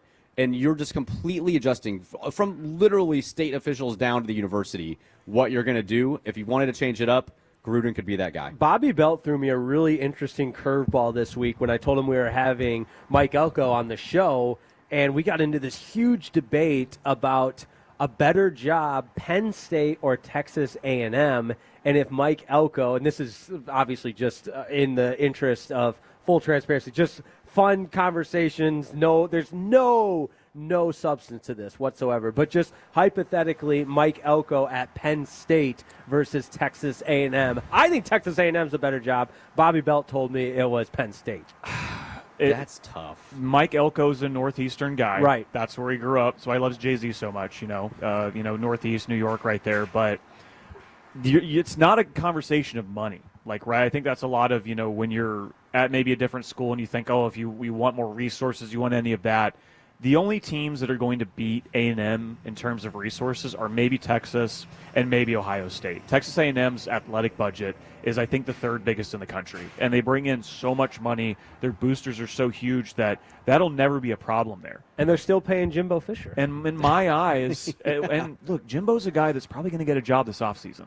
No, probably. You think? Jimbo wants to coach again, just like James Franklin wants to coach again. These guys, what's wrong with these guys? Go play golf and collect your buyout money. They're too competitive. They can't give it up. Yeah, and especially the way you go out. If you get fired like that, that's not how you want to go out. They want to go out on their own terms. Because even though he won a national championship at Florida State and had the wild success there, he was an utter failure at A&M. And it just did not work. But it's a culture fit as well. And I think that's important for these jobs like Penn State, LSU, UCLA, there's a huge job. You mentioned Virginia Tech. James Franklin's linked to the Virginia Tech job. I think that'd be a perfect hire for them. And so I do think that it matters deeply who fits your school. And that's why I think it's going to be interesting as these moving parts start to unfold and coaches do get hired. What type of program builders? Jimbo Fisher would need to fit a vibe of the school. And, is that Florida? I don't know. Does he go back to the state? It'll be interesting to see where some of these schools lean on some of these hires. I think a guy like Pat Fitzgerald and a guy like Jimbo, who had unceremonious exits from their last jobs, will get... Yeah, because Northwestern's stupid. Don't forget to put that out there. Don't disagree, but the way it unfolded looked bad on both sides, right? I think guys like that need to end up at, say, a UAB or, say, an Oregon State or a program where the expectations aren't as big. Look at Lane Kiffin. After he got fired from UCLA, rehabbed his image at Alabama, went to Florida Atlantic, turned them into a contender in Conference USA, eventually parlayed that into the Ole Miss job. Yeah, this is a total moot point, but I thought if Rule ended up at Penn State, I thought Fitzgerald would be a shoo-in at Nebraska. I think he would be really good, and I think Fitzgerald will be good anywhere he goes. Would Fitzgerald fit at Penn State? Like, would that? I think yes, but obviously I'm too high for him. I'm the biggest Pat Fitzgerald fan. I mean, I was at Northwestern when the Chicago Bears wanted to hire him, and he said I'm not leaving Northwestern, and like that type of unrivaled commitment. It's the same Kenny Dillingham story. And even more so because Pat Fitzgerald was on the only Rose Bowl team ever at Northwestern as a player, and then they 95. It was sometime in the mid-90s. Yeah, mid-90s. But Northwestern's had 3 10-win seasons. Pat Fitzgerald's been the coach for 2 of them and a player for the other one. But not, and this is not Pat Fitzgerald's radio show, but point being, I think he could make that jump to Northwestern. To Penn State. I don't know if a lot of other people necessarily feel like, especially with now be 2 years out of the sport, and think of how much has changed in 2 years. If Penn State doesn't go that direction, because they would be my pick number 4 overall in this little draft thing, Penn State, I think, should go after Matt Campbell, another guy, Iowa State's head coach, who was rumored for NFL jobs, right? Yeah. Like he turned down the Lions job. Yeah, I wanted the Lions to hire him. Ended up going to the other Campbell. Dan Campbell, that's right. They're both Campbells. I was like, wait a second. Well, I got mixed in my brain there. But Matt Campbell has done a lot with a little at Iowa State, and it really seems to me like they've kind of hit their ceiling. He's done the best that he can there. And again, he could stay there for another 10 years, get a statue built, because he's doing things at Iowa State that have never been done at that school. But if he's ever going to take a bigger job and have an opportunity to have more resources, Penn State's sitting right there. And if he's done a lot with a little, I think he could do a lot with a lot. That's a great point. And it just popped into my brain because we've mentioned a number of these types of hires of guys going to their alma maters and it meaning so much more to them. Mario Cristobal at Miami, because that's why he left Oregon. Then why isn't Venables working out at OU, Jake? Explain that to me. You guys are early. Why am I still early in his 4th year, and we still have the same procedural penalties every freaking game. Yeah, give him time. That's Carter's Corner. Let's get out of it before I start complaining about OU football more. I love it. We're live here at Jake's in Dallas. Come on out. It's the location off Greenville in the Energy Square. We're here until 1 o'clock. Shiner is here. Tons of pint glasses, bottle openers, stickers, all kinds of good stuff. Great menu as well. We can all attest to that after our bellies are more full after the delicious meals we had. Coming up later in the program, right around the corner, we've got our top 5. And this is a little bit different of a top 5 segment. We're going to collectively collaborate on a top 5. That's next. Don't go anywhere. It's Fan University right here on 105.3 The Fan.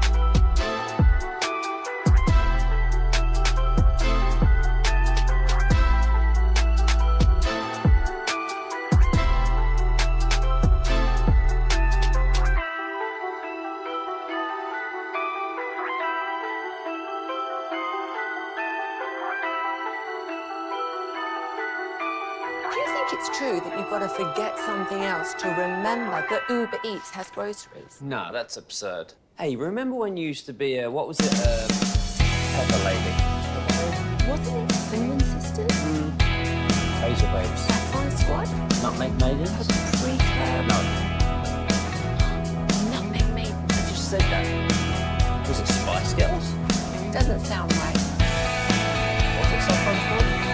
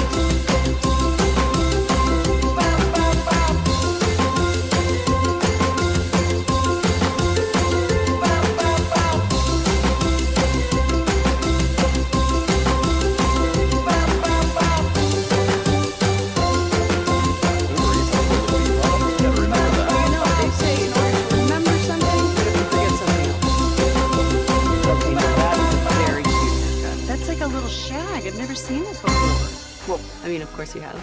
It's the Rachel. Oh, is that your name? No, I mean like your name. No, I'm Jen. My name's Jen. Right, but I just mean like this is your haircut. But that's hair on your head. I'm not saying this is your hair. Okay.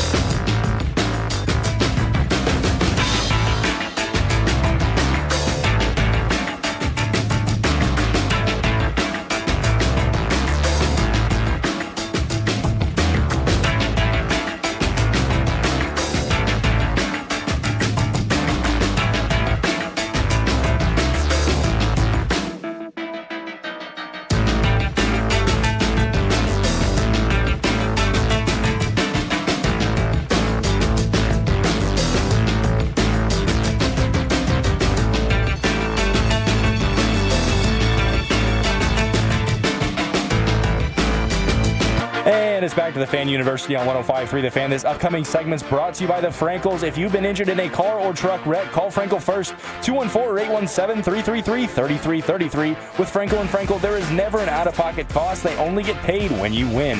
Frankel & Frankel, the go-to car and truck wreck attorneys in Dallas. Fan University right here on 105.3 The Fan. We're live from Jake's in Energy Square. It's the Greenville Road location, the grand opening, and fired up to be with you on Fan University alongside Carter Freeman and Brennan Baxter. I am Jake Rietma. Jacob Ray is the producer of Fan University. We got our top 5 list coming up in just a little bit, but guys, the 11 o'clock slate, as we would expect, or maybe not necessarily expect, some scores to update you on.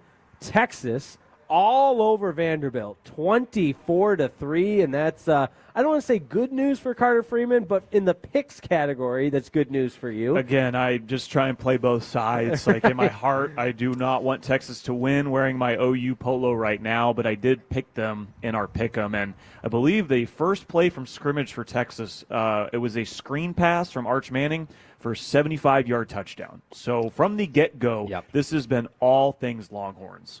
Yeah, and it's also looking like, I mean, the defense of Texas is shutting down Pavia, just 3 points for Vandy. This is a statement win for Texas if they're able to blow out. It's not halftime yet. It's not quite. Well, but I'm saying, if they were able to blow out, and keep Vandy at bay in the second half, this would be a huge win for the UT. Right now, Arch is 11-14, 185 yards, 2 touchdowns. That long 75-yard touchdown screen was to Ryan Wingo. He's got 2 receptions for 89 yards and that touchdown. So.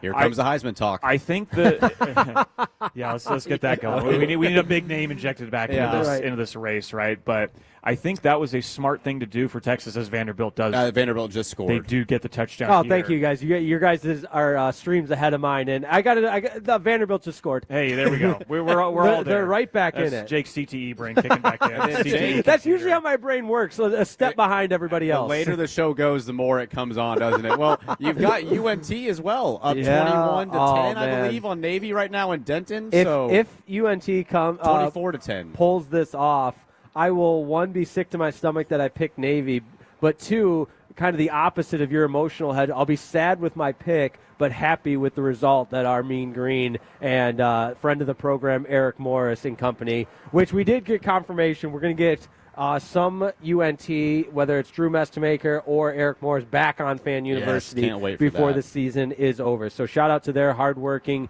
sports information department that has been in touch with Fan University throughout the entire season, which we appreciate. Other scores in the Big 12, kind of a surprising one here, all tied up at 21, West Virginia and Houston. And that was West Virginia was up 21-7.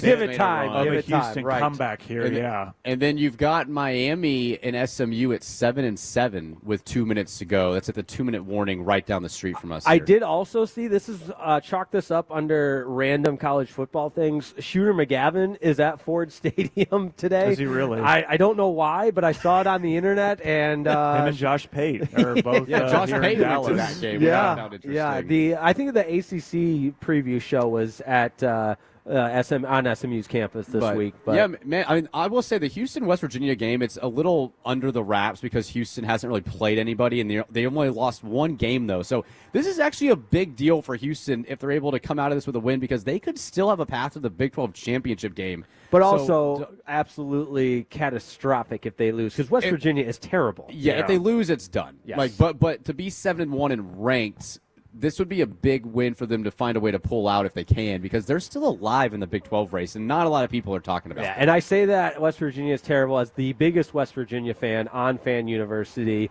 because of my beautiful fiance's role as team reporter. Shout out to Sid, yes. And my close personal friend, Pat White and Rich Rodriguez, who I hung out with last week. The football team might be bad, but the reporting there for the Mountaineers is second tier A. The tough thing with Houston is they don't get to play any of the other schools that are in contention for the Big 12 title. They don't play Utah. They don't play Cincinnati. They don't play BYU. The one team they did play, Texas Tech, they got blown out at home. And a lot of Houston's other wins in the Big 12 have been close. It was 3 points over a very middling Arizona team at home. It was on the road last week. You did get a win over Arizona State, ranked Arizona State. That's a huge win by one score. But then I just think back to when they went to Oregon State, who is 1-7, and it took overtime for them to win that game, which, fellas, I didn't mention it in our most interesting games of the week, but we do get the first leg of the Pac-12 tournament this week because Oregon State and Washington State play twice this year. Because they need that's right. What? Yes. Home So, and home. Wait, I did not know I am this. so happy. Let's I get take to this the rest of the segment Yes, right I am here. Can we so talk happy. about the Pac-12? Yes. Please, I love the Pac-12. I'm so sad at the state that it's in and what it was and what it has now become. It depresses me. But because Oregon State and Washington State last year, when they became the only two teams in the conference, they partnered with the Mountain West in order to have a schedule for the season since the schools they would have played went to other conferences. They go. That didn't work out this season. So that Mountain West scheduling alliance didn't work because the Pac-12 ends up stealing a lot of the Mountain West teams to join the Pac-12, right? So Mountain West didn't want to play nice. Pac-12, Oregon State and Washington State, they have to figure out who the hell are we going to play this year. So one of their solutions is this weekend we get Washington State playing at Oregon State. Last weekend of the year, Oregon State goes to Washington State. Man, this is great. If they became an NFL, right? Literally, like divisional opponents. We in don't the need NFL. college. We're going to treat it like the NFL. Right. We'll do a home and home, and this used to be honestly a lot more common of a thing in the 10s and 20s and 30s of the 1900s, right? And if you're looking for a perfect example of the sadness of college football in this modern and new era, that is Oregon State and Washington State. And Oregon State, next week we will get one of the sickos games of the year. I would pick Washington State to win this game. I know it wasn't a pick 'em. Oregon State is in a very bad spot right now. Their only win is over Lafayette, an FCS team. They're going to play Sam Houston State next weekend. Sam Houston State is 0-8 or 0-9 because they lost last night to Louisiana Tech. So you're going to get a one-win Oregon State team hosting a Sam Houston State team that has not gotten a win this year. And Brennan, I don't know if you, because of this whole schedule thing, if you've noticed, Washington State has played at UNT. They've played at Virginia. They played at Ole Miss. And almost won. That's why they're having these weird kind of like, why in the world are these, schools who are playing for something in their conference, why are they playing Wazoo in the middle of the season? It's because Wazoo needed someone to play. It makes me so sad, Jake, too, because I looked forward to in college when Mike Leach was a Washington State Cougar coming from Texas Tech. I rooted for Wazoo, me and Mike Leach, and they'd be on it. 12:30 at night Central, just whipping 700-yard passing games with Luke Falk and Gardner Minshew, and they were such a fun program. So I know in Pullman it's a lot like a small town in Stillwater or Lubbock. They love their football out there. It just sucks to see this is what's transpired. The way the sport has become corporatized is like you lose a lot of the soul of the sport because look, with the NFL. I don't relate to people in Chicago. I don't relate to people in, I don't know, maybe Denver or Seattle or New York or wherever. Their NFL teams are in big cities. Colleges, on any given Saturday in the sport, I can become the biggest fan. I am just like the people in Pullman, Washington, wanting Washington State to beat UCLA. Right. You get so much more into that. You feel the soul of that so much more. And the way that it's become, we only go to the big schools, the big broadcasts, that kind of thing. We leave teams behind. You miss out on you lose a lot of the soul of that, I think. And you think of some of the best games that we've experienced over the last decade plus. Like we played the audio from Michigan State and Michigan last year. In Michigan State, even on the bigger levels, the Big Ten, getting left behind a little. Like we're losing a lot of that. And these are schools that competed. Washington State at a time in the Apple Cup against Washington, the winner of that game was going to the 4-team playoff at the time, and they ended up losing. But I mean, you had teams it mattered for them, and it gives these small towns an opportunity to actually feel a part of the big stage for once. Yeah. You only get that in college, and now it's kind of drifting away from that. So that's really sad in this modern era. So everyone listening, sorry, Jake, watch Washington State at Oregon tonight. Yes. Give the Pac-12 some love. The What channel is Pac-2, it the on? Pac-12. I bet you it's on the CW. I was just going to say, it because has to be on the CW. The Pac-12, as it is currently constituted, that is their network, is the CW, which I don't know why people dog on the CW as a channel to watch college football on. It's not CBS. It's not ESPN. It's not one you've watched college football on for a long time. Everybody gets the CW. Everyone in the country, it's a nationally broadcast channel anyone has access to. So anyone can watch this game. Exactly. And you got Tom Brenneman as one of their main play-by-play Oh, guys. yes. Yeah, redemption. Another Keep Phoenix driving. guy. He rose from the ashes, man. Imagine if we got Oregon State, Washington State to be the most televised game of the year because of Fan University. It's actually on CBS, so it's on a traditional. Okay, place CBS to even watch better. these Everyone's games. got CBS. But still, what time is it at? 9:30. 6:30 on CBS tonight. Prime time. Yeah, absolutely. Got to tune in. I'm not watching OU Tennessee. I don't want to stress out. Watching my alma mater. I will tune in to Washington State at Oregon State. Yeah, that's great, man. I love it. It's Fan University live from Jake's in Dallas off Greenville. It's the Energy Square location. Guys, we had a top 5 scheduled for this segment, but sometimes Pac-12 conversation takes over. You bring the Pac-12 up. I'm a freight train. I'm not stopping. We're talking about the Pac-12. No going back. We could do 4 hours of just Oregon State, Washington Actually, State. the new show, Pac-12 University. We're just gonna make it happen. We're gonna revitalize it. Hashtag back the Pac, fellas. And we've got fans here now. That's Jake, right. The as well. fans have made their way. The Tolos are here. And you should too. And Come the sun's on out. coming out. The sun's coming out. We got great college football, tons of TVs to watch them. It all happens at Jake's in Dallas, right off of Greenville. We will tie a bow on it with a little cross-talk next, right here on Fan University 105.3, The Fan. Find a way to pull out if they can. Imagine selling your home in under a week, even in today's market.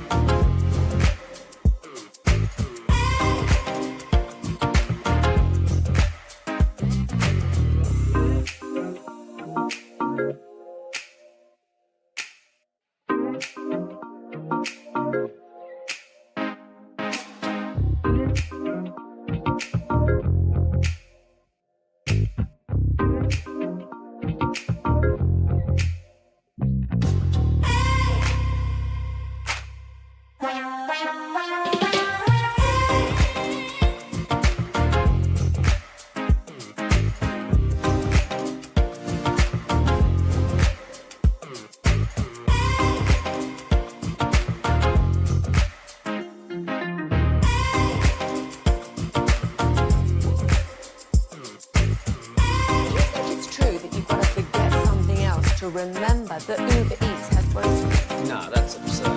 Hey, remember when you used to be a, what was it, Pepper Lady? Pepper Lady? Cinnamon Sisters? Saffron Squad? Nutmeg Maidens? Paprika? No. Nutmeg Maidens? I just said that. Was it Spice Girls? Doesn't sound right. Was it Saffron Squad?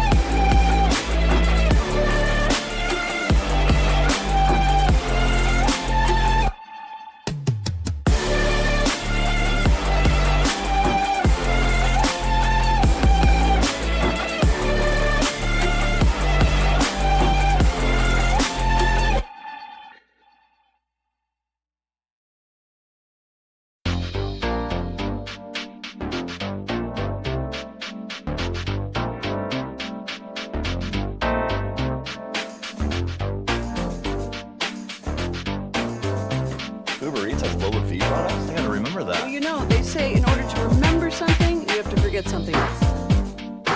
Okay, now that is a very cute haircut. That's like a little shag. I've never seen that before. Well, I mean, of course you have. It's the Rachel. Oh, is that your name? No, I mean like your name. No, I'm Jen. My name's Jen. Right, but I just mean like this is your haircut, but that's hair on your head. I'm not saying this is your hair. Okay.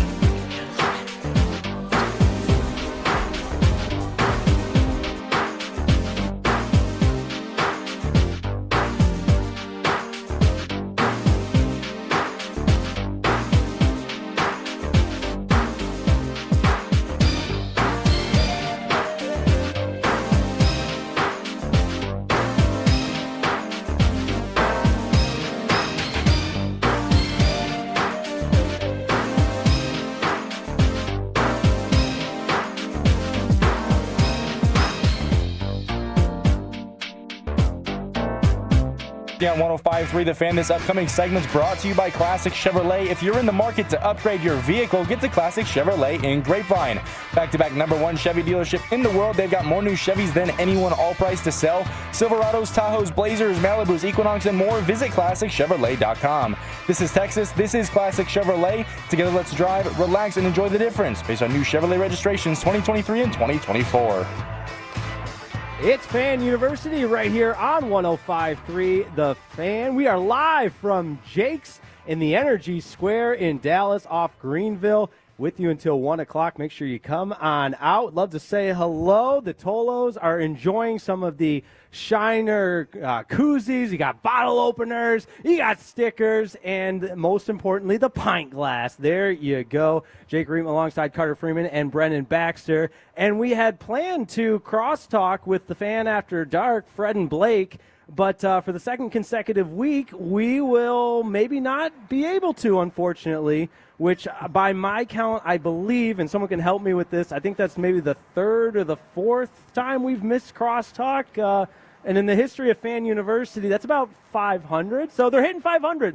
That's Hall of Fame numbers we're talking baseball-wise. I was an art major, so don't ask me to start Game doing 7 math. is tonight, man. That is true. I am looking forward to that. Do you guys think that's going to affect ratings for some of these night games? And it's Game 7. It's Shohei Ohtani versus Max Scherzer. Mike Bassick, former host at the Fan, texted me about that. I will text you back, Mike. This might be criminal to say on a college football show, but I would rather watch Game 7 of the World Series than Oklahoma-Tennessee. But Washington State, Oregon State, that'll be on screen too. 100%. Yeah. But it is one of those nights where you get a couple of screens going, very easy to do one or the other. And I would also say a Game 7, the cliche is best two words in sports, Game 7. So that's a trump card in any sport. It's a Game 7 winner take all. And like we've said all show, and I'll get Fred and Blake's opinion on this in a second here, it is a slate that preseason-wise looked really good. Ohio State, Penn State, a lot of these matchups that now all of a sudden aren't that good. Your thoughts, Fred? Blake? Anybody else? They're not here. They're not here. Oh, right.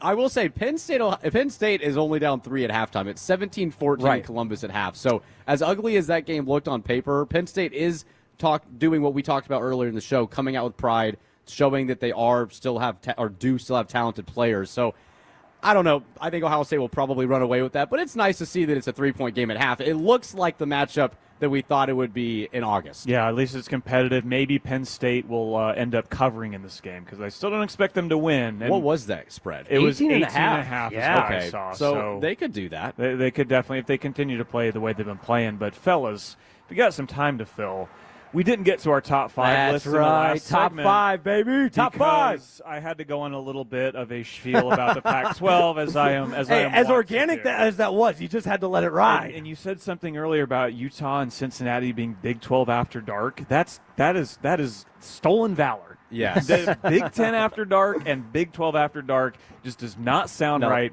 It is Pac-12 after dark. I would rather watch Mountain West after dark, which, look, we've got Hawaii on tonight. We've got San Diego State, Wyoming on tonight. So we've got some late-night Mountain West games that we'll get to watch tonight. But as far as top 5 goes, I had a conversation with the KNC Masterpiece earlier this week about what are the top 3 jobs in college football. So if all jobs are open, what job would you want the most? And we went through 3 of them. I'm going to throw 2 more onto here, and I'm going to give my top 5 to 1, give you guys the floor to see if you disagree with them or not.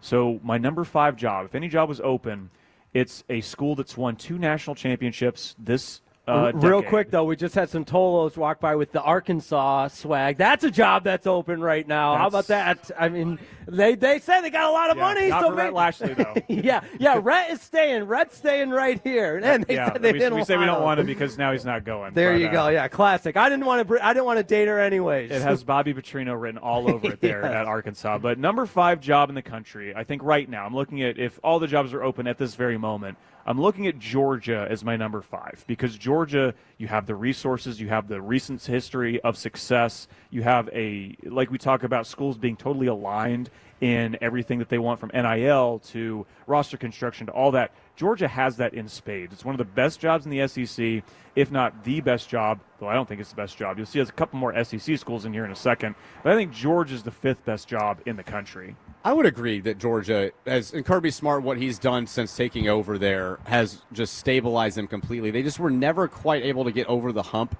in the SEC prior to Kirby, and then having back-to-back national championships with him. He'll retire there. That's a job that any coach would kill to have, and I think it's impressive to see what he's been able to do there. I'm totally blanking on their coach prior. Mark Richt. Mark Richt. Yep. Who was there for forever. 15 years. Yes. Also an aspiring movie star in the movie Facing the Giants, if either of you guys saw that Mark one. Richt was in Mark Facing the Richt. It was one of those low-budget... I loved Facing the Giants. Yeah, it's a great film. Yeah. Wait, you've seen it? Yes. Yes, he was in it. He was the coach in it. Mark Richt was absolutely in Facing the Giants. What? Yes, go back and watch it. Wow. Yes. All right, Fan University watch party tonight. I'll bring the hot chocolate. Oregon State, Washington State on one side, Facing the Giants on the other. Okay, number 4 job. Hold on, real quick with Georgia though. It's the expectations. Georgia is a unique case study because since they've risen, they never had the past expectations to kind of establish like what they can be. And so if you take over Georgia, are you taking over the Georgia that Mark Richt ran that was always really good but No, not you're great? taking over Kirby But Smart's. we don't know how the fan base reacts because they've only ever had the national championship level success. It'd be like Alabama with Kalen DeBoer in a way taking over for Nick Saban. Who is my number 4 job in the country figured you were is going Alabama. there. Yeah. I do think Alabama's still a top-tier job in the country. Resources, everything to go along with it. It's absolutely one of the best jobs in the country, but it's not my top 3. What's weird though about Alabama too is they don't actually have like the billionaire donors necessarily. Like they can't compete with LSU. Like they can't not as far as that They goes. can't compete with Ohio State, or I would maybe even say Penn State. Like they're definitely well funded, and that was more of a Nick Saban led. They dominated the era where you had to recruit. Era is a good word for you it. where you absolutely were just leading and lapping the field and getting And talent. right, and it was you didn't rebuild, you reloaded because every year you had so many 5-stars. Right, and that just doesn't happen anymore. You 5-stars aren't littered across rosters anymore because they're now able to go transfer and play at schools like Texas Tech or Indiana. And if the 5-star isn't playing right away, they're going somewhere where they can. Right, and so that's been the biggest change in college football so far is that these schools, that's why we're not seeing a lot of schools this year. We talked about Ohio State maybe not having any holes, but a lot of these schools do have holes on their roster because the 5-stars are used to having littered throughout that team now are playing it at Michigan State or even smaller schools where they're getting time to actually see the field. Yep, another school could absolutely go poach him. Though Alabama itself is actually pretty underrated when it comes to 4- and 5-star talent. That's something I've noticed just being a fan and following recruiting for a long time. Is From a high school point. From the high school point, Auburn and Alabama keep a lot of those guys in state from the state of Alabama, and there's a lot of just like Cam Coleman, just for example, at Auburn. That's an Alabama kid who is a freaking monster. Now, my number 3 job, Notre Dame. Yeah. I don't care what era it is, the allure of Notre Dame to bring them back to prominence in a way Marcus Freeman has done. And we can dog on Brian Kelly all we want, but they won a lot while he was there.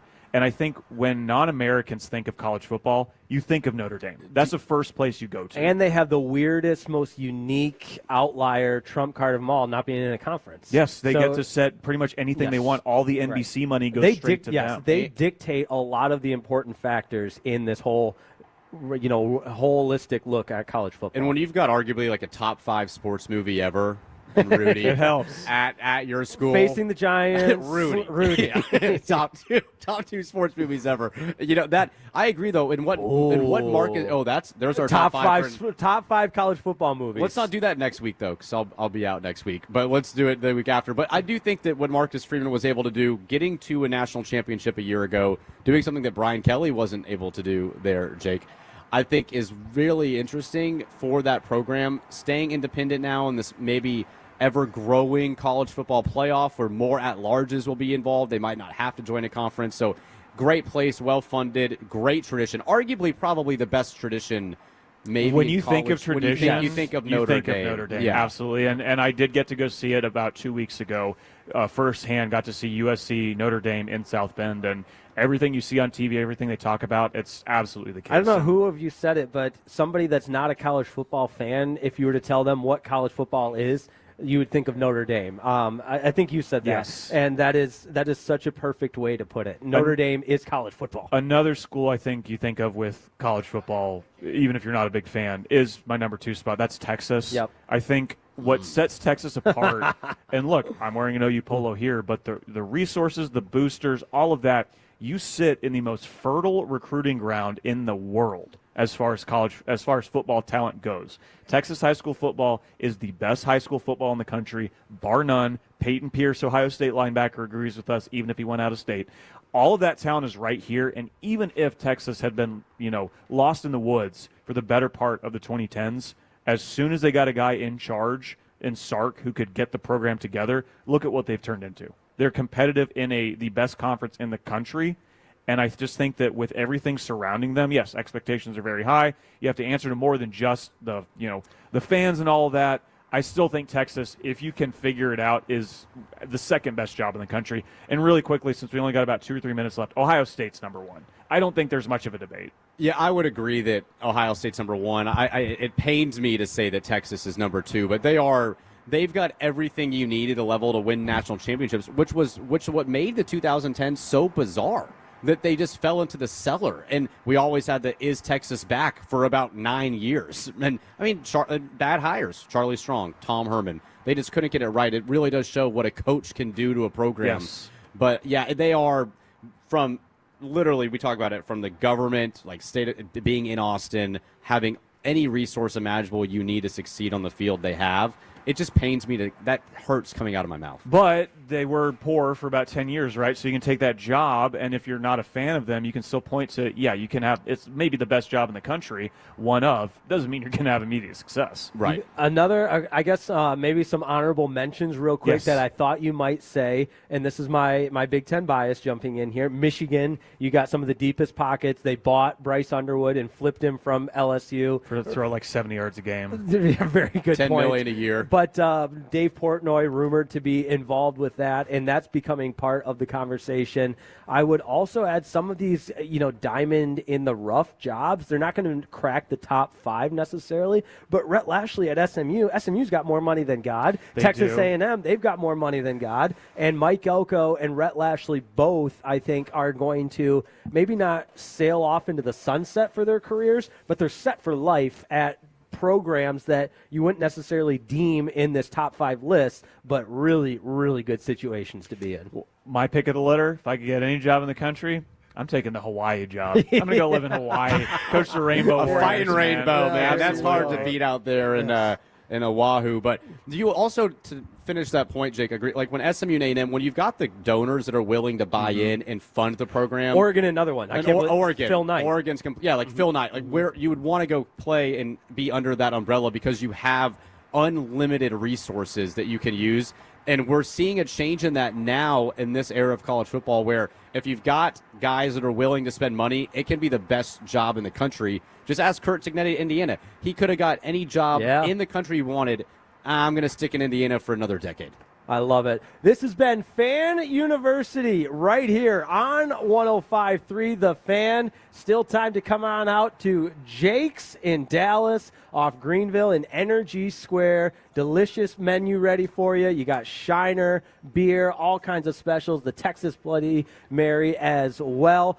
for Brennan Baxter, Carter Freeman, Jacob Ray on the ones and twos. My name is Jake Rietma. Sorry I can't tell you what's coming up on Fan After Dark, but I'm sure it will be Can't Miss Radio. Thanks so much for tuning in to Fan University. We'll see you next time on 105.3 The Fan.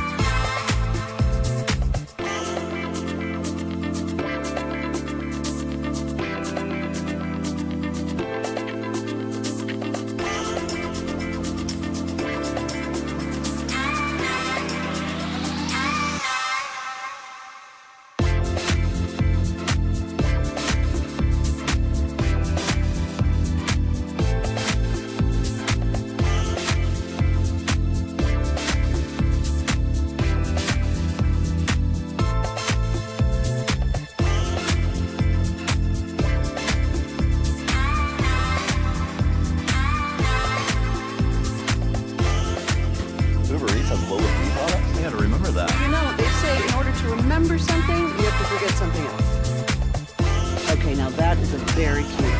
That's like a little shag. I've never seen it before. Well, I mean, of course it's so Rachel. Oh, is that your name? No, I mean like your name. No, I'm Jen.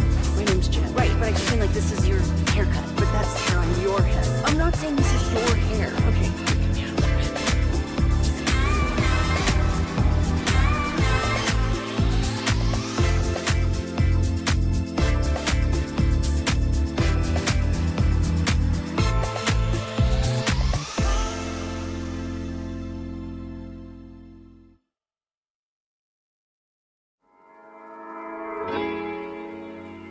KRLD-FM and HD1, Dallas, Fort Worth. Let's go, Cowboys. An Odyssey sports station.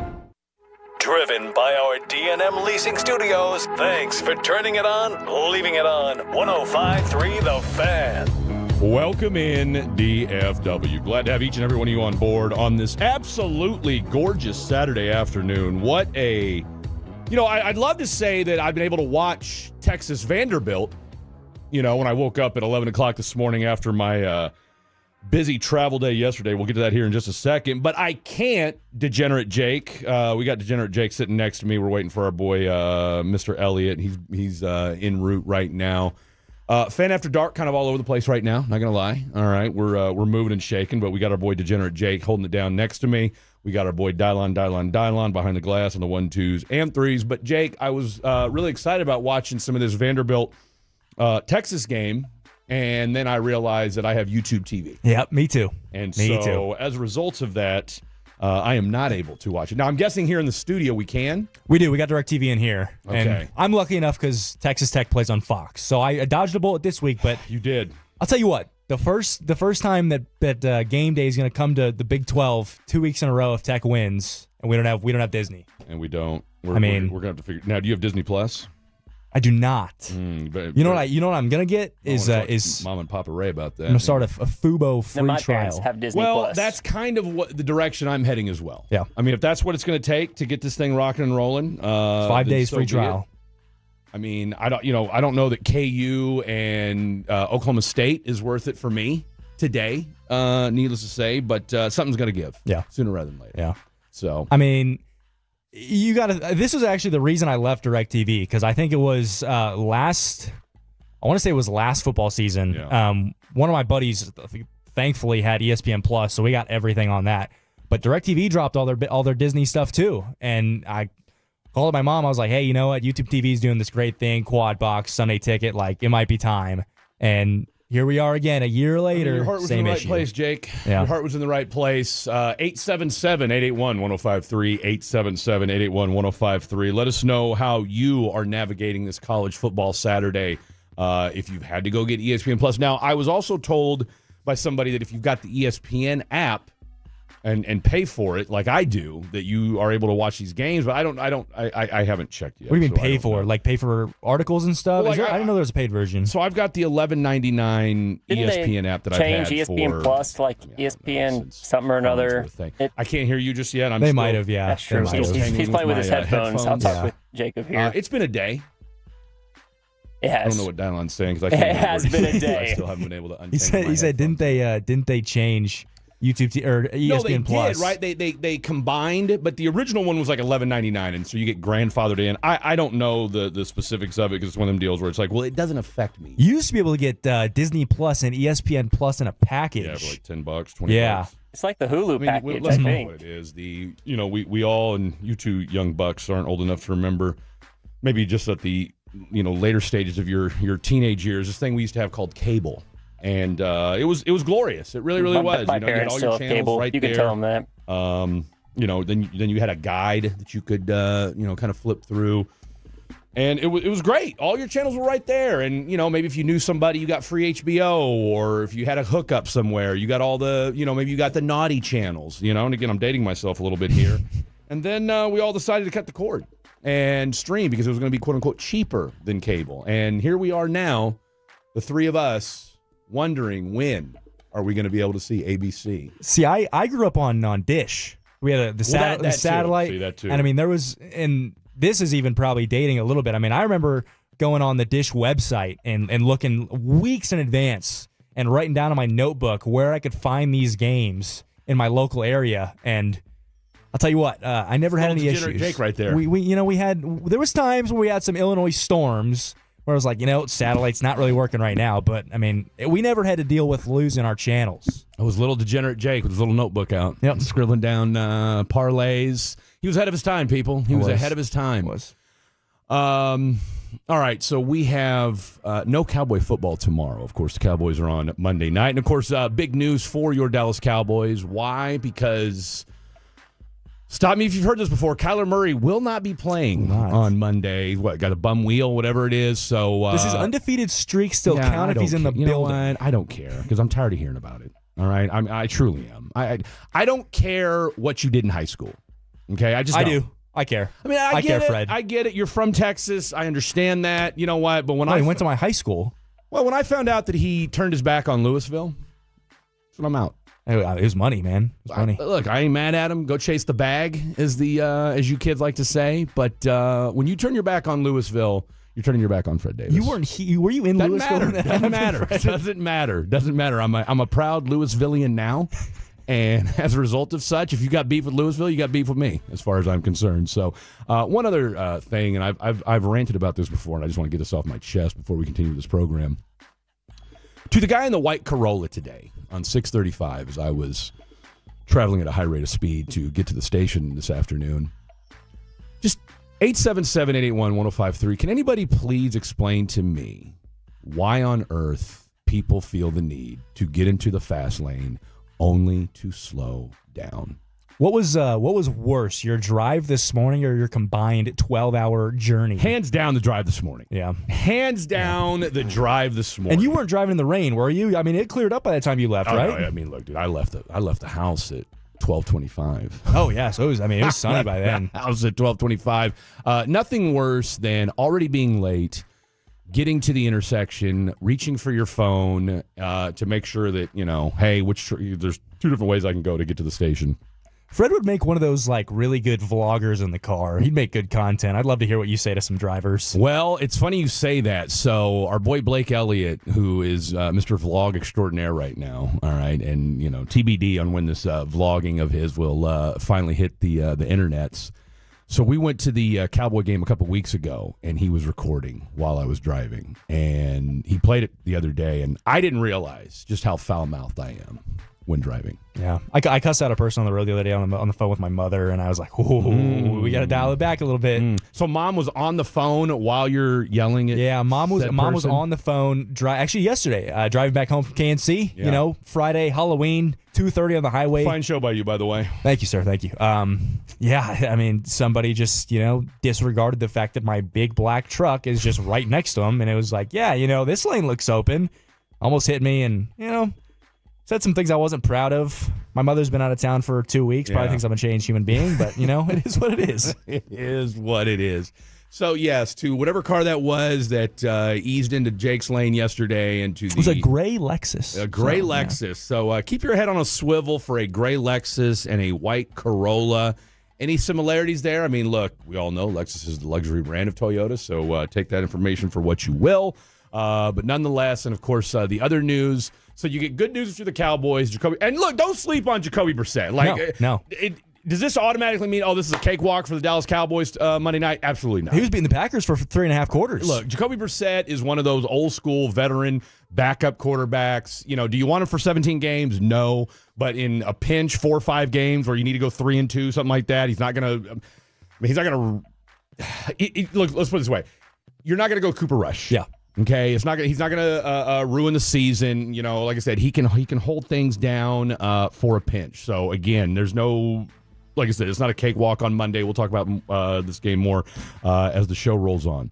Then, of course, the news rolls out yesterday, and it looks like he's going to be out for at least today and at least one other game. And, of course, that's the news that Anthony Davis, everybody's favorite big man for your Dallas Mavericks, will be out not only tonight but for the next game as well.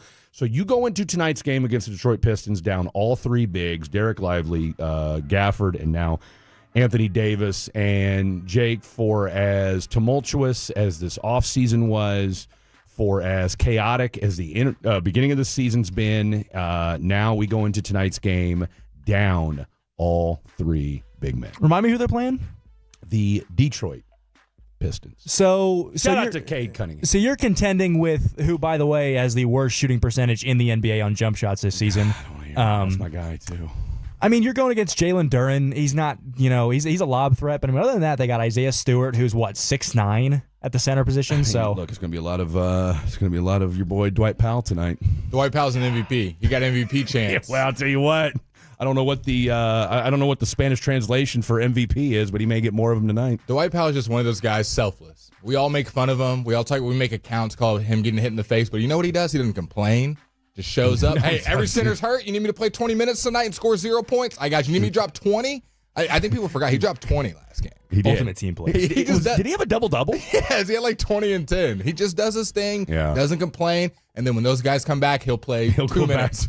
There's something to be said for guys like that, right? I mean, and I'll tell you what, he's the big man version of Dante Exum. Yeah. And he knows what he's doing. He's never lost it. He's not that athletic, but he's not lost. And that's why. Actually, he is pretty athletic, but he's just. He's uber. I mean, look, come on. We're at the stage now, whether it's the NBA, NFL. So I can't remember who we had on the other day, and somebody was He's just clumsy. He's clumsy as all get out, right? Like hand-eye coordination may leave a little room to be desired. But guys like that. I mean, look, when you get to the professional, I mean, we all know this. Every athlete in the NFL is a freak. Every athlete in the NBA is a freak. You don't get to be a professional athlete, maybe with the exception of Austin Reeves, but still, even he's figuring out ways to score buckets. By the way, and of course, I'm sure you guys saw. Talking about trading LeBron. What's that? Is that what you're going to say? They're talking about trading LeBron because Austin Reeves is so much better without him. I hadn't heard that. No, I was just going to say I saw the Nuggets. That's a jump. No, I just saw. Sorry, did I just? Hey, look, breaking news. We used to have a breaking news sounder. I guess we don't anymore. Yeah. No, that Luka Doncic ties Wilt Chamberlain for the first player. Was it Lakers history or NBA history? I don't want to hear it. The first 3 games with 40 points. I don't want to hear it. It's going to make me mad. This guy's dropping 40. And our guy can't even stay on the court. It's not even like AD's dropping 20. I mean, he was. Well, he did until he got hurt. He's literally hurt and might be out for a good portion of the season. Then Luka's genuinely dropping 40 a game. What do you think the Mavs would have to give up right now to trade for Luka? Probably Cooper. You think you throw Dwight Powell in that mix? Based on his latest ascension. Here's the thing, because he will. You know what after a blunt. You know what the crappy part is that you couldn't even trade AD back to the Lakers right now. No, you could not. They would laugh at you. You couldn't even trade the guy that you traded and Max. for back. You could throw Max in there. That wouldn't happen. You could throw 2 first-round picks in there. You might be able to throw Max in there just because his game has gotten a little bit better and he is a good role player, right? But AD for Max, I wouldn't do that if I was the Lakers for Luka. Oh no! You want your pick. You want your first-round pick back. I want Cooper Flag. So you're getting you might even ask for another first-round pick. Maybe you get. I mean, they'd probably ask for Derek Lively, even though. And I've been saying this. Look, you're at the point now where we're and again, you and I talked about this the other day. We are going to really have to have this conversation sooner rather than later if this guy keeps how much. I don't know how long it's going to play out, and I don't know. I know you and Chris. How much did you and Chris get into the Derek Lively stuff, or is there any update on what his latest and greatest is? No, me and Chris argued back and forth for a full second. It was actually great radio. I got to argue with the 3-time Hall of Famer about just Cooper Flag at the point guard position. Yeah, and he was defending Jason Kidd, saying I see what he's doing, and I'm going to give him a little bit of credence because he's shown that he can turn this team around and do different lineup combinations. And I told him I disagree. Does he think that Cooper Flag's going to eventually be the answer at point guard when Kyrie? No. He said that this isn't absolute, that Jason Kidd's just experimenting. Okay. That he doesn't think Cooper Flag at point guard is going to last very long. I was saying it should have lasted more than 1 game. I was arguing you need to stop doing this now. Stop trying to be smarter than everyone else. And CA was like, are you a 3-time Hall of Famer at the point guard position? Have you brought this team to a championship? I didn't think so, Blake. Jason Kidd knows what he's doing. He did this last year with Derek Lively starting at center for 2 weeks and then changed, and we argued back and forth. But that makes sense, though. I wouldn't have done it more than 1 game, so I'm going to disagree with you and CA if you're jumping on No. I'm saying starting Derek Lively at the center makes sense. Oh, yeah. No, I mean, and then they switched to Gafford. No, I mean, I'm at the point now. Because I was like, those are 2 centers. You're just, which one's better? It's not like Cooper is an actual point guard. You're just like, who's better? Yeah. B. Will, or if they started B. Will over D'Lo, or vice versa, and they're going back we could do that. We'd have no issue with that, right? I mean, we could debate, hey, whether you start B. Will over D'Lo and vice versa, and who do you want coming off the bench, yada yada, running that second unit like that. That's a tangible argument, correct? But I'm with you. Look, I was on the, hey, let's go ahead and start Cooper Flag at the point train at the beginning of the year. Like, hey, okay, let's make him a little uncomfortable. He's a rookie. it does. I mean, Stevie Wonder can see that Cooper Flagg does not look comfortable out there at the point guard. And when we had our boy Ron Harrod on a couple week or so ago, whatever it was, and I thought he made a great point. Part of what got Jason Kidd booted in Milwaukee was the fact that he kept tinkering with Giannis at the point guard.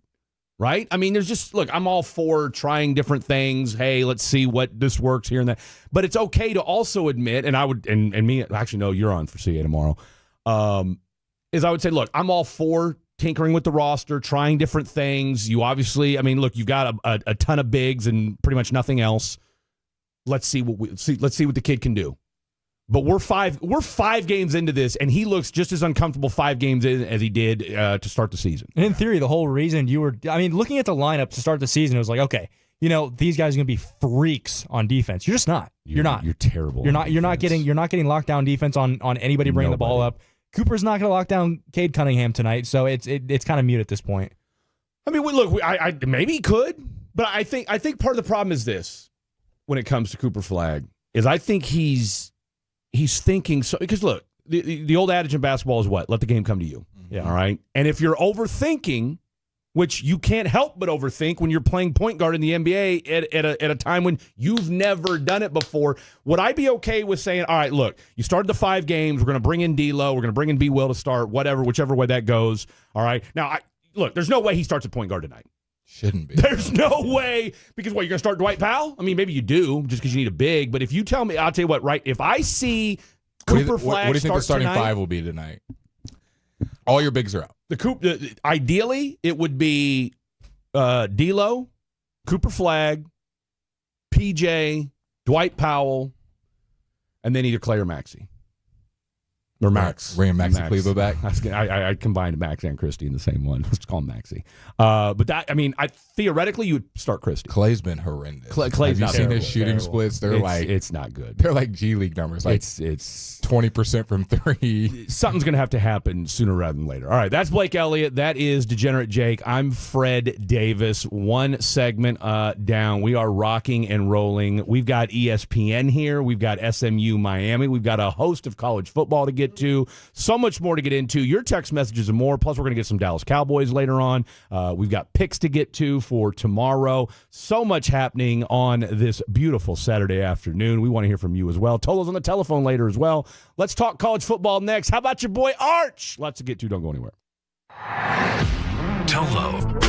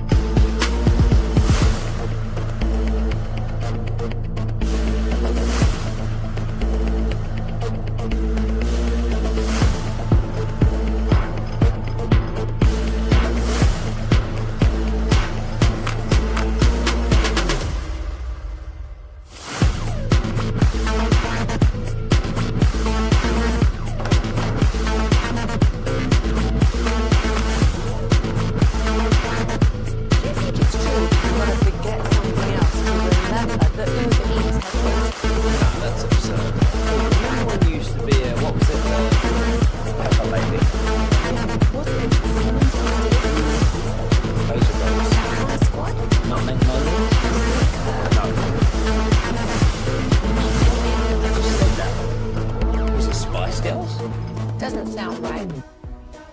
Was it Saffron Squad?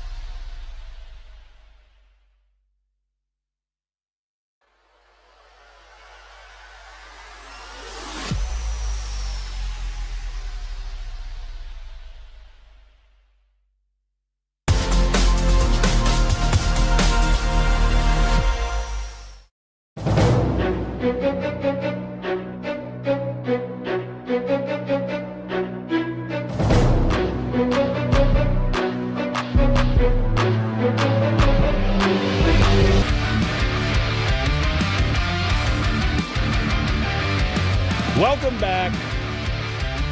Fan After Dark on a weekend, on a Saturday. Fred and Blake. Fred was out last night. Not out like out and about. Out watching the boy. I treated the drive to Kansas last night like I was driving to Gainesville. Okay? Your boy hops in, and look, I have nothing against Hyundais, but the Hyundai Kona, and I'm sorry if you have one, I'm sorry, but it's the acceleration of that thing is awful. Well, there goes our Hyundai sponsorship. That's all I'm going to say. No, now look, the Elantras and the Sonatas.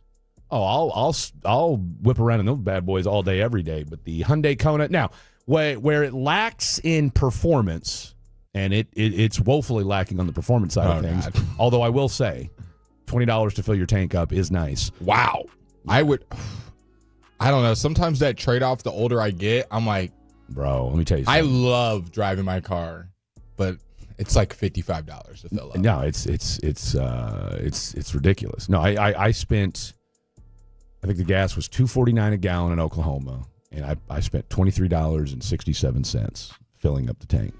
Yesterday. I just logged into Vibes, and sometimes it just puts you in a random spot. It doesn't always refresh. Sometimes it does the last session. Text Sometimes it's from like 2 days ago. That's what just happened. This is the first thing that it said. Did you guys hear last night on Fan After Dark ? Blake Elliott, full name, thought that the Tampa Bay Lightning were from Canada. LOL. And then Peyton replies, haha, what time was it at? He goes, first or second segment. I'll send it to you. They're just plotting against us. Like in other shows. Praying on our downfall. But you know what? I appreciate it. And that's early. That's a Sean and RJ. That's a diehard Tolo fatty right there. Shout out to whoever that person was. From the 214, I'm not over it, Fred. And I'm guessing he's referring to the Luka and AD trade. And look, I did my mea culpa last week. All right. And I will say our show's gotten off to a much smoother start today than it did last week. For one, KU's not getting their ass kicked. Are they playing? You didn't come in screaming at me about it, so that made me feel better. Although I will say you are putting BTA to my Navy midshipman right now. It was 21-7 last I saw. Of course, I have no ESPN at the house because I have YouTube TV. But nonetheless, I did my mea culpa last Saturday saying, look, to all you Dallas Maverick fans out there, I apologize for telling you guys to get over the Luka trade. Oh, yeah, it's 31-17 UNT up on Navy in the fourth. How much time's left? Fourth just started. Okay, so there's still a little bit of time left. We'll see. Navy has the ball. Navy does have the ball. All right. Is that game on TV? ESPN 2, so yeah, it should. All right, we'll turn it on. I mean, Penn State, Ohio State, who cares? Penn State, what frauds? Fraudulent. Texas with Arch Manning healthy look good though. Okay, so they're up 31-10. There's a minute 37 left to go in the third quarter. It's 1st and 20 right now. They are driving. They are in Vanderbilt territory right now, so we'll keep you updated on this game as the show goes along. If they hold on to win this game, which it looks like they should. And so far, I mean, the last I saw, I think he was, I think he'd only thrown 4 or 5 incompletions. I don't have the numbers right in front of me, but I know he'd thrown for a couple touchdowns. 21 of 28 for Arch Manning, 302 yards, 3 touchdowns, no interceptions. Okay, so will this do you think the narrative will finally change? No. On you don't think so at all? No. I mean, I think on Arch? I think it'll go up, but I don't think the narrative will change. He's got to beat I mean, Vanderbilt's ninth. No. Vanderbilt's Vandy's ninth overall, and I think it will go in a positive direction. Yeah. But it's got to be like a prime time. Everybody's watching. Vandy is good and surprising. But they're people still on Vandy, Vanderbilt. But they're still Vanderbilt. Because it's a national thing with Arch. It's not people aren't dissecting this every play. Like there are people. What I'm saying, just the masses. They're just going to go win, loss, how many interceptions, how many touchdowns. When you go play, they're bigger games because I think they have Arkansas next week, correct? I believe like so. That game. And they still got A&M. Now, if you go BTA, A&M, or even win a close game, just beat them. That will put him back in the Arch's legit first round draft pick. You know, I don't hate that too. It's trending in the right direction, but I don't think just beating Vandy will be enough. Well, and considering you've got all right, so you've got a bye week next week, which couldn't probably come at a better time for UT because it gives you 2 weeks to get ready for. You got to think about the 2 week sample size. The week before, you just went to overtime with Mississippi State, unranked Mississippi State. You did. So you got to look at that 2 week sample size and be like, okay, overtime at Mississippi State, beat Vandy. Okay, kind of evens out. You beat Arkansas by 50 next week. Cool. Well, no, you don't have. Okay, so here's the remainder of their schedule. They've only got 3 games left. Yeah. I mean, I cannot believe we're already this far along in the college football season to where we've only got 3-4 games left for a lot of these teams. Oh, no, it's Georgia next week. No, well, in 2 weeks. 2 weeks. In 2 weeks. So what's today? November 1st? Yeah. Oh, my goodness.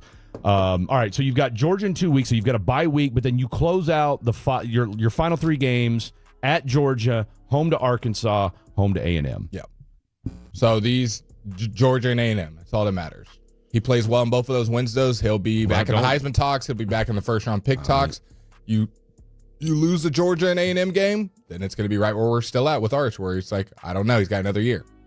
Were you satisfied with Sark telling everybody that he doesn't want to go to the NFL? And he went because off. I don't think he really said that he didn't want to go, because that was the thing about that rant. He never really denied it. He didn't deny it. He just said that, I have a close circle and none of them said anything. And see, when I see stuff like that, it goes back to the question I ask you all the time, just about me being a young journalist and what are you allowed to put out and what are you not allowed to put out, stuff you get told off the record.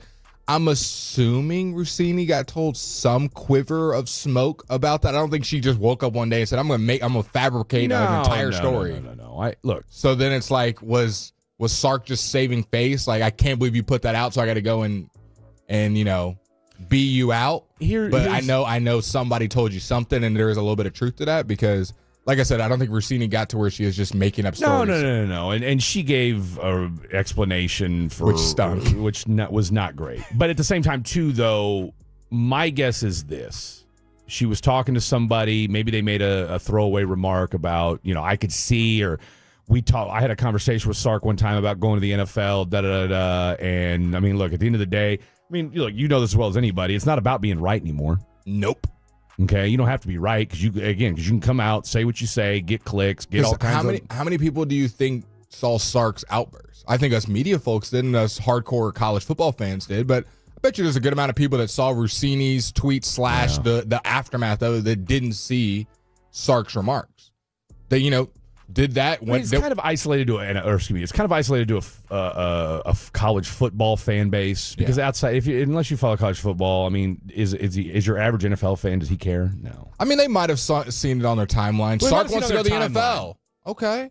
And then you just stick with that thought process. And that's all. But here's the thing, like you and I have talked about it before. I mean, when you're a Sark, because here's the thing about Sark, like you never hear about Kirby Smart going to the NFL, because Kirby Smart's not going to the NFL. Kirby Smart's a college football guy. A dog. Okay, man. That's what he does, right? Who wouldn't want to play for Kirby? You know what I'm saying? Like that's what he does.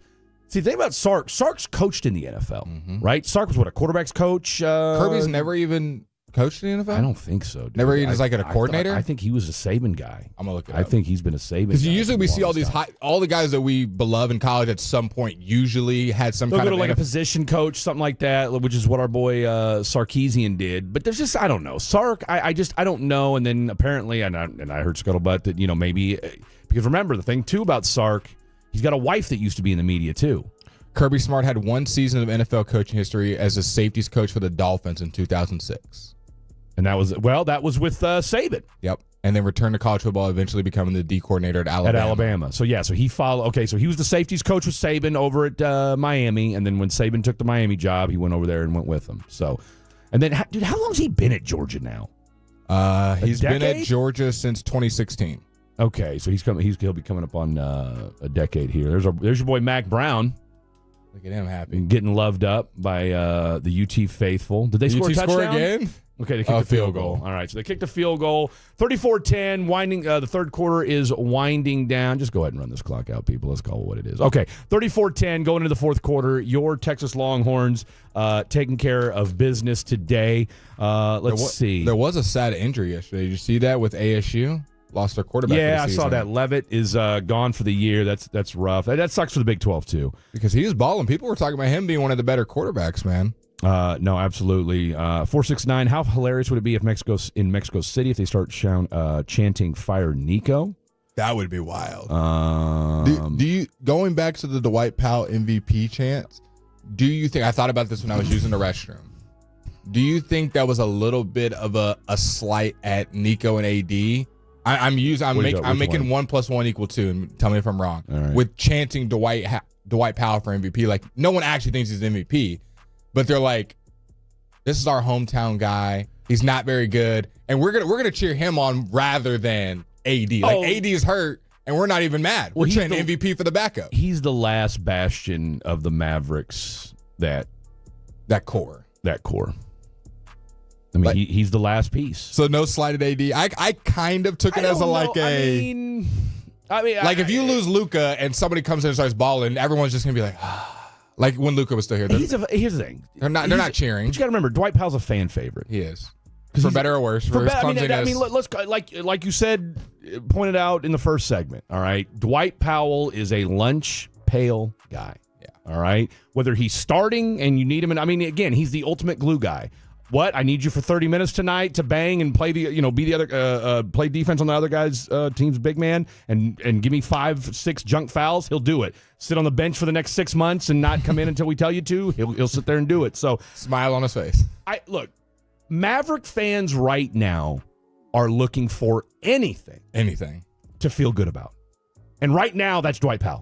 And be well. And that tells you where this team's at. The fact that Brandon Williams, who we're fans of here on 105.3 The Fan, and Dwight Powell, who, look, we love what he brings to the table, but the fact that he got thrown into action, had to play well, did play well. Pretty much last guy on the bench and a two-way guy are the ones that the Mavs fans are.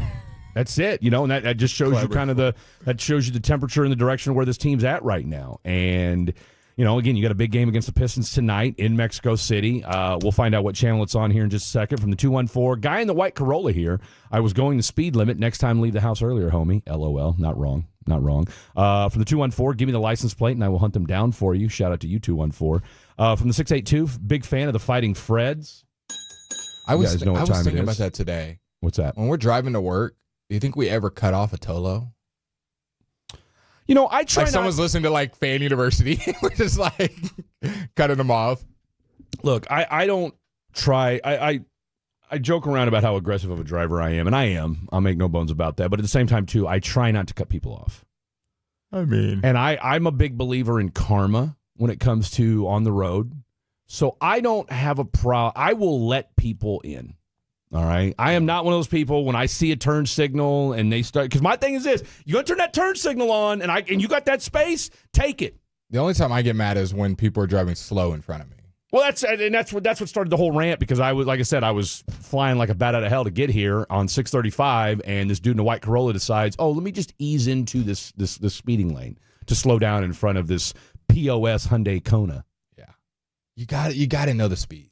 By the way, can we get a better sound system in that Kona too? I feel like I'm listening on a transistor radio, for God's sakes. 877-881-1053, 877-881-1053. All right, let's give some college football scores next. We'll get ready for some NFL stuff. We'll do some Tolos on the telephone. We've got fair or foul. Blake had a tremendous Blake it or leave it last night. Maybe I was or wasn't jealous that he did it when I wasn't here.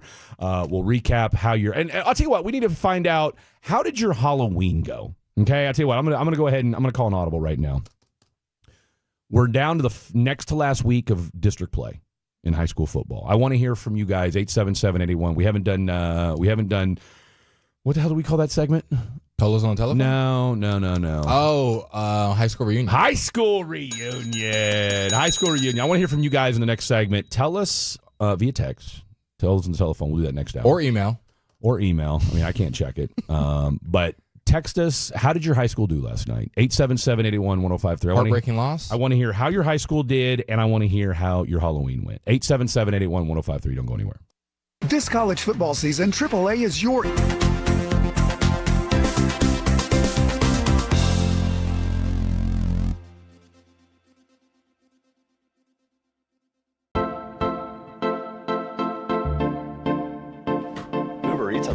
Products? I gotta remember that. Well, they say in order to remember something, you have to forget something else. Okay, now that is a very cute haircut. That's like a little shag. I've never seen it before. Well, I mean, of course you have. It's the Rachel. Oh, is that your name? No, I mean, like your name. No, I'm Jen.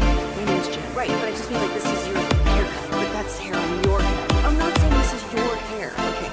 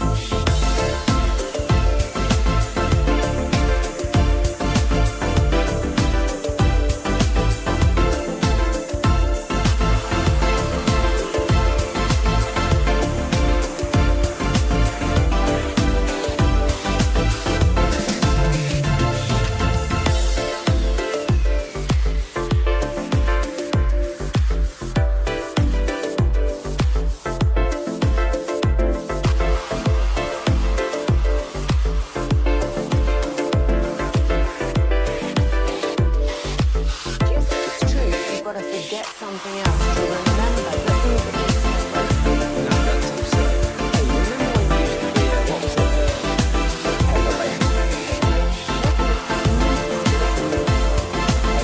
Pepper lady. Not make moments. No. I just said that. Was it Spice Girls?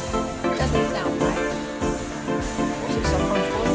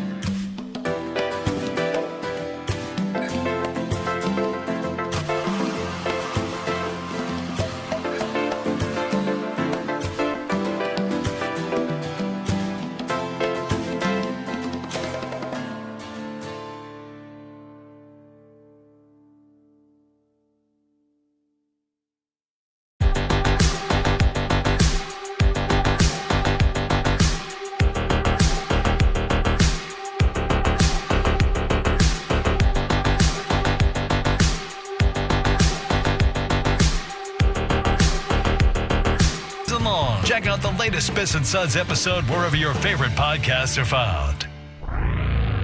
This next segment on the Fan After Dark is brought to you by Classic Chevrolet. If you're in the market to upgrade your vehicle, get to Classic Chevrolet in Grapevine. Back-to-back #1 Chevy dealership in the world. They've got more new Chevys than anyone, all priced to sell. Visit ClassicChevrolet.com. This is Texas. This is Classic Chevrolet. Together, let's drive, relax, and enjoy the difference based on new Chevy registrations 2023 and 2024. From the 682, shout out to Fred and Blake for working weekends. Never an off day on the Fan. Not wrong about that. Not wrong about that. Now, well, I was just going to say we have an off day tomorrow, but not true. Not true. You and I will both be on again tomorrow. So if you are tired of Fred and Blake, well, guess what? More Fred and Blake for you tomorrow. 9 to 11:30, part of the Specs Tailgate Show. CA is getting honored, correct? Yes. He's getting honored. One of the numerous honors, too many to count. For the three-time Hall of Famer. He's getting honored for all his honors. He's getting honored for being honored so much, and no better person for all the honors than one Mr. Chris Arnold. So give him a follow, at Mr. Chris Arnold. Follow him on Twitter. I don't know what his Instagram is off the top of my head, but I know he's active on Twitter. Give him a follow, friend him on Facebook, and tell him, hey, congratulations, and we love you, Chris Arnold. Yes. Was he dressed up yesterday? He wasn't. I knew you were going to ask. He was. I was disappointed. Oh, no Deadpool. He's busy. He said he was feeling a little under the weather. Fair enough. You ain't got to tell me twice. I was actually the only one dressed up at the station yesterday. Not a single person was So dressed you mean up. to tell me that Trevor the Creator, Trevor, if you're listening, 877-881-1053, or you can just text one of us personally. Not a single person. Mr. Costume, Mr. Wonder Woman himself, the king of cosplay here at 105.3 The Fan did not dress up yesterday. Not a single person. Nobody from G-Bag, none of the producers, none of our bosses. Nobody. I was the only person in the spirit. I'm disgusted. Yep. I'm disgusted right now. You guys make me sick. No effort. No effort given. It's Halloween. I'm like, is Halloween dead? You and I even went to the Halloween party.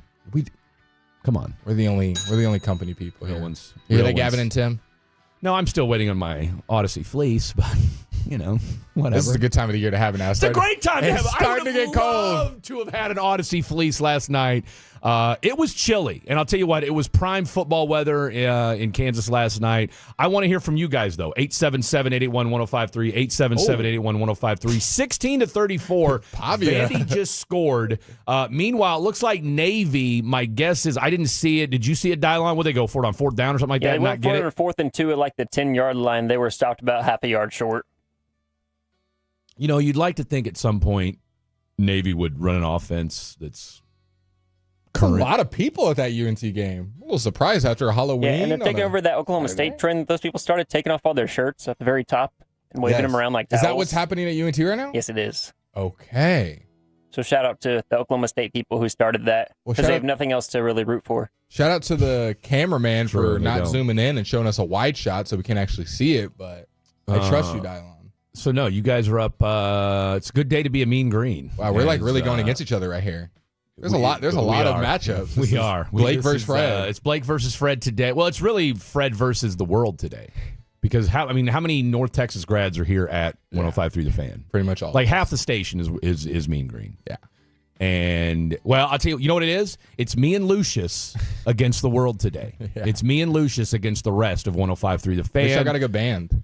Look, I'm going to tell you right now, don't sleep on Uncle Sam's Canoe Club. We do it big over with, now granted, this is the Naval Academy. Lucius and I were both enlisted men, okay? But nonetheless, right now, it looks like North Texas is in good shape. And looks like they're about, 7 minutes away from handing Navy their first defeat. We got just texted Trevor. He said he was there all day yesterday, and that is why. Weak. You texted Trevor, or he just texted I'm telling you the text message we just got. Just texted Trevor. He said he was there all day yesterday, and that is why. Weak. I mean, I don't. That I feel like it gives even more credence to wear a costume. Everyone would see it. Bring your costume to the job. Yeah. And also, you don't have to wear a costume that's uncomfortable. I had on a jersey yesterday. That was it. Well, that and oh, by the way, that's your thing is cosplay. Like so you literally one of your initial claims to fame here at 105.3 The Fan was when me and Blake were getting to know Trevor a little bit when he was starting to get some weekend shifts, and he talked about how he likes to go to those Comic-Con Nerd Fest or whatever the hell they're called, and he dressed up as Wonder Woman. His words, not mine. So you can dress up like Wonder Woman around a bunch of strangers, but you can't come to work and dress up as anything? I was disappointed in my fan family yesterday. Trevor, I love you like a foster brother, and I expect better. I expect better out of you.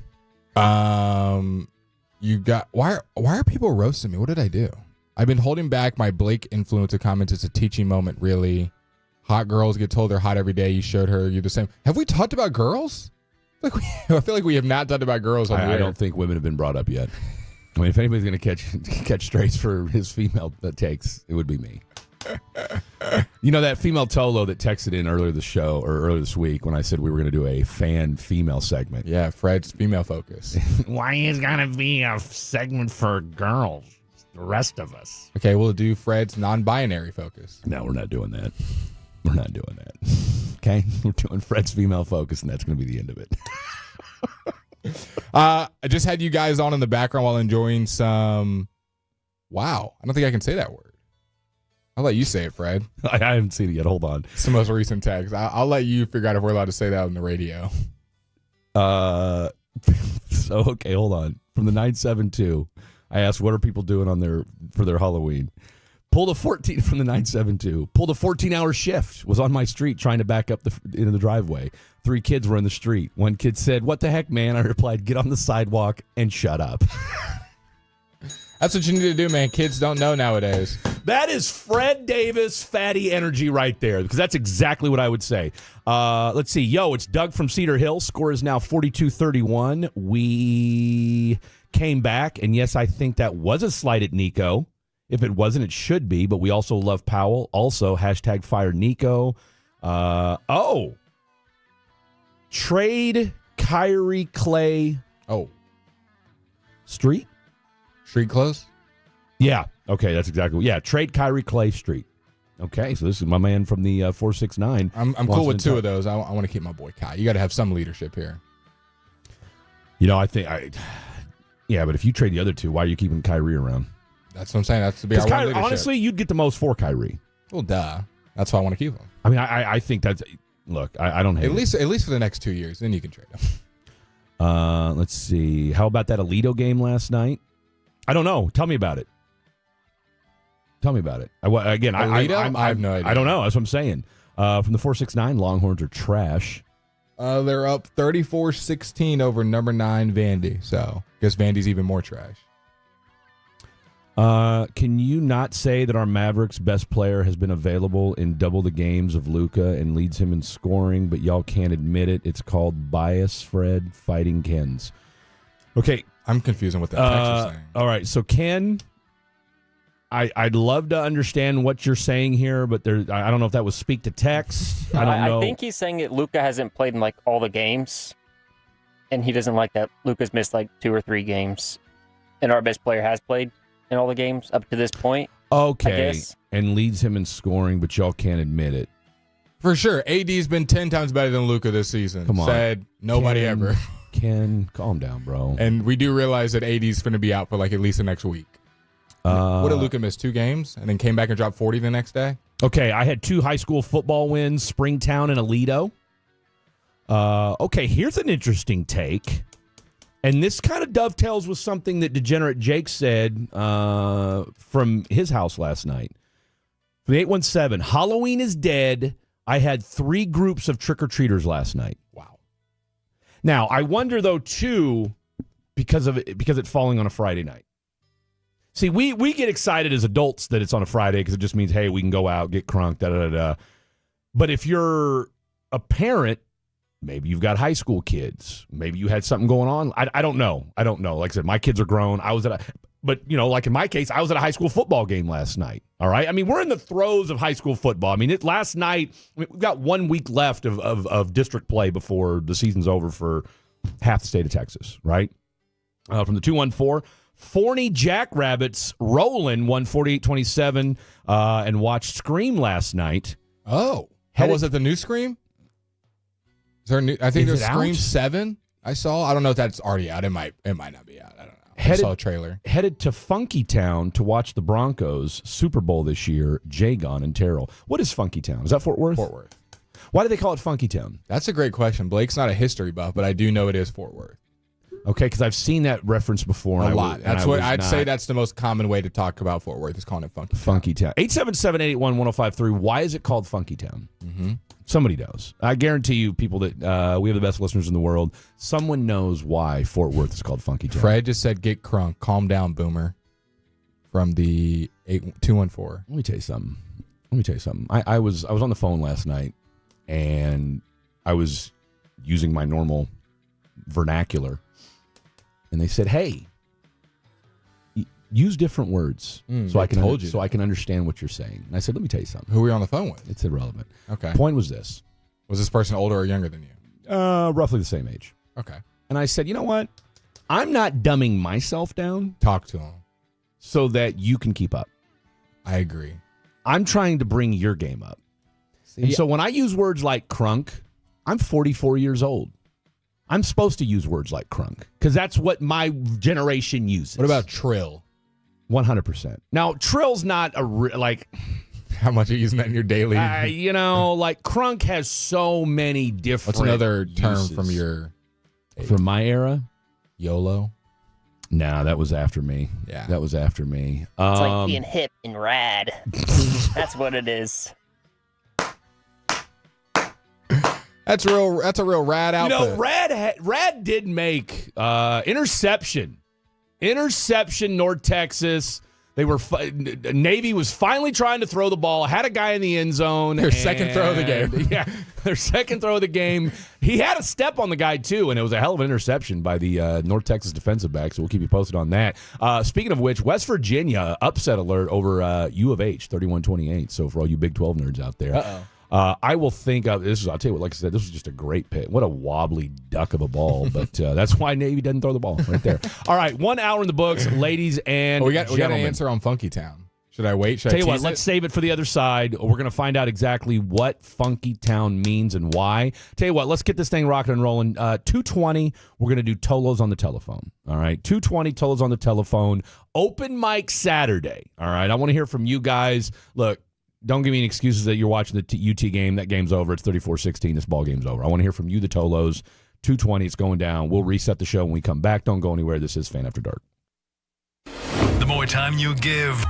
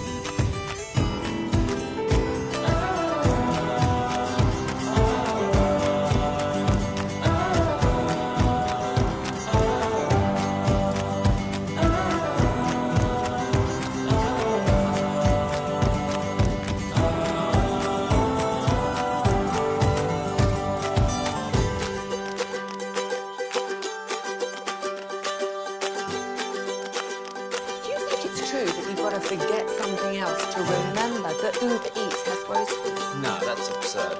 Hey, remember when you used to be a, what was it, pepper lady?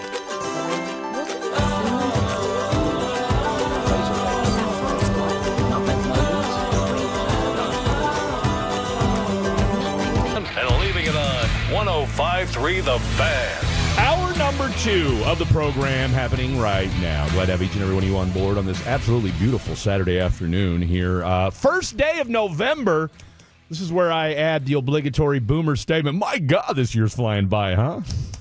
Really is, man. Only. Can I go backwards? What are there, 30 days in November? Yeah, 30 days. So we've got 61 days left in the year. Let's go back and pretend yesterday was yesterday. Yesterday's today. I will still pretend yesterday was yesterday. Pretend yesterday's today. Okay. How many days until the Super Bowl? 142. Just 100 flat. That's it? 100 flat. God. My birthday's on the Super Bowl this year. Look at that! Wow. Pretend I have a bell. What are you, an Aquarius? Yeah. Shout out. What day's your birthday? The 8th, February the 8th. February 8th. I'll tell you what, shout out to all the people that are born on the 8th. All right. So my boy Dylan's February 8th. I'm March 8th. All right. I was hoping we get a Cowboys Super Bowl win on my birthday. It's not looking. Let's not get carried away, Dylan. Let's not have your birthday be sad. Let's not get carried away. This season could be over in a couple weeks, for all we know. We'll talk more about the Cowboys here in just a little bit. Let's see. Do you want the Funky Town answer? Yeah. Okay, so this is the first text we got about Funky Town, so I'm going to read this one first. And then we got a bunch of different ones, and I'll let you guys with the totals to tell me which one's real. For the 972, Fort Worth is called Funky Town. This feels like a Google search, primarily due to its 1980s and 90s music scene, actually semicolon, especially from jazz and blues, and a subsequent citywide embrace of the name. So that feels like a Google search. Right? So no one talks like that in real life. Subsequent citywide embrace of the name. Okay. I mean, look, I appreciate. I didn't know we were getting dissertations on the Funky Town explanation, but look, you know what? Shout out to the Tolo or Fatty that took time out of his or her day to copy and paste that answer and text it into us. So shout out to whoever you are. Next text, because it's funky. Okay. Next one, Fort Worth used to have a prostitute district. Well, I mean, you know, you can say that about a lot of places. We don't call this Harry Hines Town. You know, I mean, Harry Funky Town, Harry or Harry Town. 877-881-1053. Should we rename Dallas Harry Town? Dallas always says it's overpopulated. I think if we name it Harry Town. You're losing some people. People are moving out of Harry Town. What do you live, Harry Town? You know I stay in Harry Town. What part? Deep into Harry Town. Because they smell funky out there. Because it stinks. The stockyards. Why is it called Funky Town? Ask Lip INC. Lips INC. It's not Funky Town. It's Murda Fort Worth. I have heard that before. Funky Town is slang adopted from the old song Funky Town, No Need to Overthink It. CA could tell you why it's Funky Town. And this song right here? Yes, this is Funky Town. Song by Lips Inc. Funky Town. Is that what's playing right now? That's what's playing right now. Wait, was this done in Fort Worth? Was this in the stockyards? Okay, we need to get it. We need to get a origin of the historical context on this. Was this song written in Fort Worth? Is this band from Fort Worth? Were they performing in the middle of the stockyards? You know, we might. This has got me thinking now. This has got me thinking. Because the thing about Dallas, all right, and DFW and the surrounding areas that we love so much about the Metroplex, so many little pockets of history in this town and in this area. Should we do a weekly segment, the history of some sort of aspect of the historical context of DFW? Sure. Now, does it sound nerdy on the surface? 100%. We'll make it fun. We will make it absolutely fun. All right, so this road was built in 1812. Okay, so touchdown, but they're still down, 18? They're not coming back. Nah, this game's over. All right, let's not get too excited. Vandy did score, though. Let's see. Someone said Memphis is also known as Funky Town. I mean, no, who goes to? I mean, I don't know. From the 512, took my son out in Pflugerville. Great experience. The adults had beer. I will say this. People are giving all different types of answers. I don't think there's one universal why it's Funky Town. Maybe people are still texting in different things. And maybe that's the beauty of Funky Town, is that no one really knows why it's called Funky Town. Everybody's got kind of their own interpretation of why it's called Funky Town. Yeah. I've always wondered this with slang / naming of places. Who was the one that cultivates it? Because we all have ideas, and we all have influencers in every city around the world. Who was the one that really pushed it? We're like, we're doing it. And now, probably, 50, 60 years later, we're still calling it Funky Town. It's funny you bring that up because I was thinking the other day, I was like, I wonder who came up with the term podcast. You're right. That's how my brain works. Just randomly, I'm driving. I think it was yesterday as I was driving 6.5 hours. I did have a barista from Starbucks. Shout out to Iris. What a name. Well, it's my cousin's name as well. Shout out to my cousin Iris. I think it means silver. Or Iris? It's a flower. No, I think it means silver or something to do with the moon. Maybe, no, that's Luna. I'm thinking of my... Never mind. Let me not go too deep. Okay.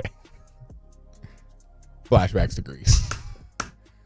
Dude, the girls out there had the craziest names. Luna, Iris, Sylvia. It's also part of your eye. Trunk or treats killed trick or treating. Now, what is that? That's when you sell candy out of your trunk, right? No, you don't sell it. It's like we're not selling candy to kids. Hey, I got 5 reasons for $1. Who wants some of It's in the back of the Tacoma. I got these M&Ms. I got them good M&Ms. Come on, kids. Cost you a little bit, though. A lot of times it's at like a church where they hand out candy like in like a group setting. They like and they pop do the it in trunks of people's their trunk. car and like they decorate their car. I mean, look, and I stuff. grew up in the era when somebody said pop the trunk, it was not good. Because I know what Dylan's talking about, because they did that when kids were, remember when it was, I know it happened in your generation as well, but there was a big spike even in our generation of kids' candies being toyed with and poisoned and stuff. Oh, you mean like razor blades and apples? Razor blades and apples. It had its turn, I don't know, 5, 6, 7, 8 years ago. What kind of creeps poison candy? A lot. And so they did the trunk or treat where you could regulate it, and it was like a church member, and they would be to hand it up rather than going to random. When you think about it, Halloween is a scary. If you were the If you parent, think about it, it's the one day you can go to someone's house and they give you food. you just walk up and just knock. Can I have some of your food? Do you mind? Yeah, but you're giving them ideally wrapped candy. But see, that's the thing. Technology nowadays, you can wrap, unwrap. There's wrapping machines. I would be scared. Would you test every single one of your candy from your kids? I think it comes down to this. I might be paranoid. Know the neighborhood you're going to.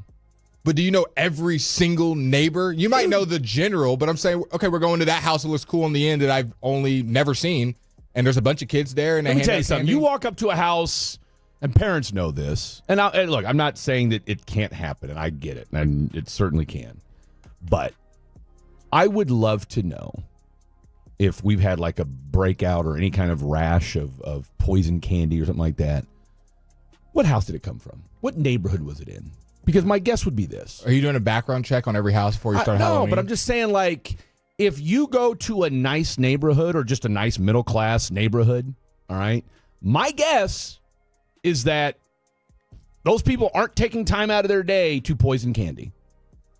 All right. If it's a working class neighborhood, something tells me these people aren't sitting around and now if you got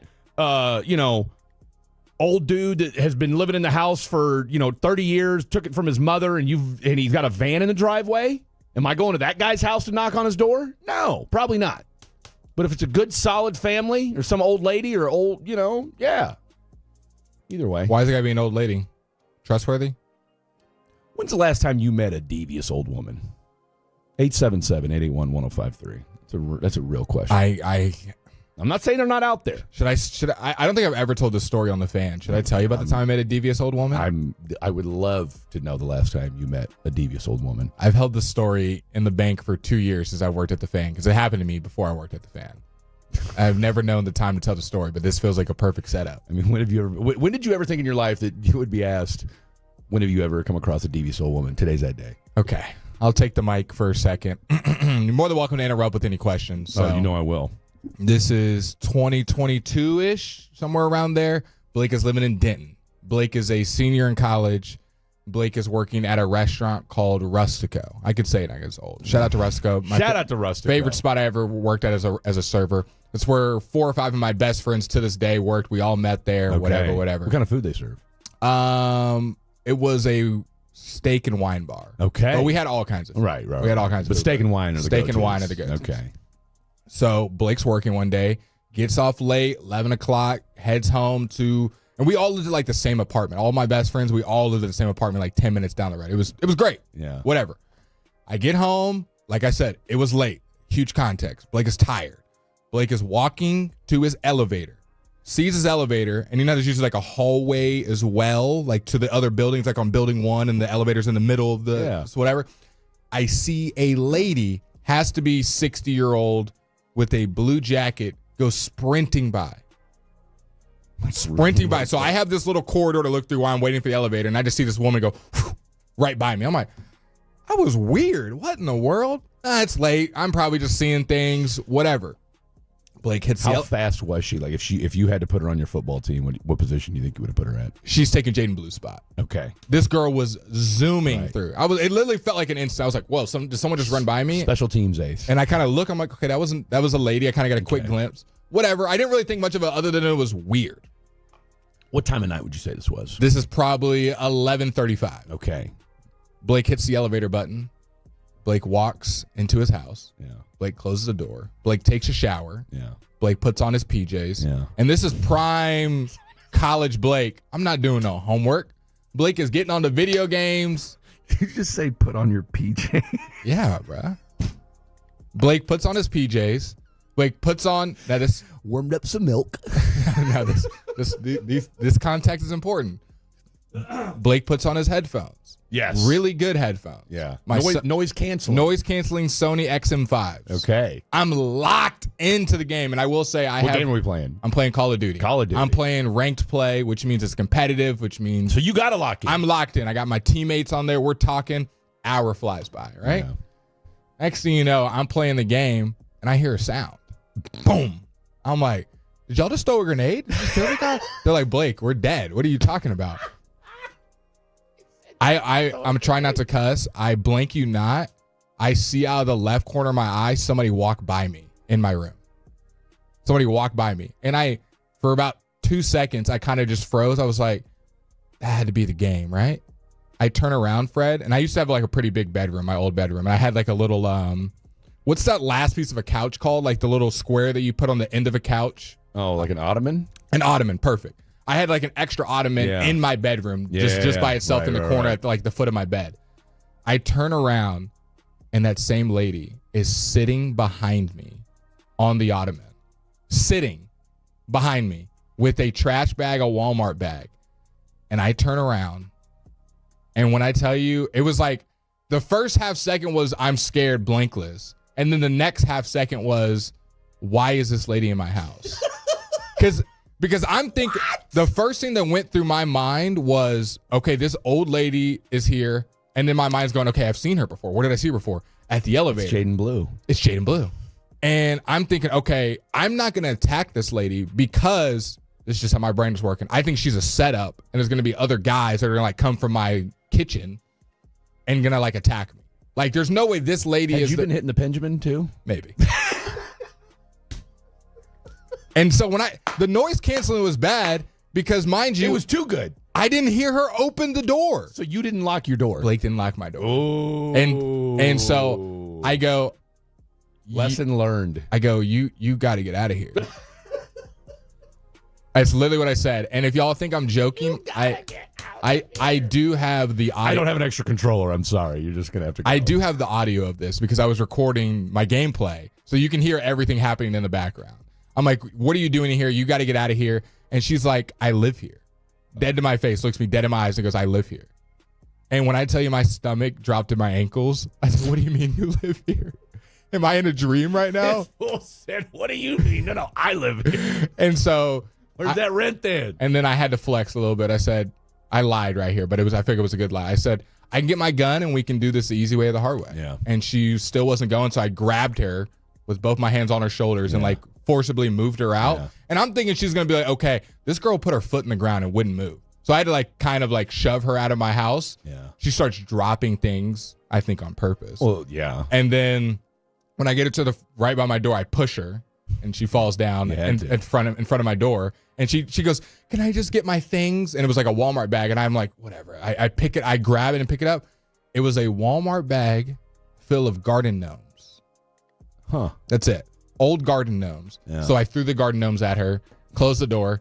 And for the Did you throw them or toss them? Oh, I threw them. And for the and I saw someone said Blake is so full of blank. I'll play the audio. For the next 5 minutes, this is all I hear. She's just knocking on my door. So of course I call 911. I go, hey, there's this crazy lady knocking on my door. Can you come pick her up? You know what the police says? Yeah, we've gotten about 3 calls about her. We're on our way. Apparently she had gone to everybody's apartment in my apartment and was trying to open doors. Yeah. And so I found yours. So I call my best friend Clay, who lives a couple doors down at the building right next to me. I go, Clay, bro, you're not going to believe what just happened. Tell him the whole story. He goes, I still hate Clay to this day for this. You know what Clay says? I did see a weird lady hanging out on our backyard. She was looking at our window. Was kind of weird. I said, you didn't call me and let me know there's a weird lady walking around the apartment? He goes, I thought you'd be fine. I go, no, she was just at my house. In fairness, you did see her run by you. Yeah. And so that was. But here's the thing, though. What are you going to do? Like just some random person. I mean, I guess you could get him for loitering. I'm just glad that. Imagine she'd have been deranged.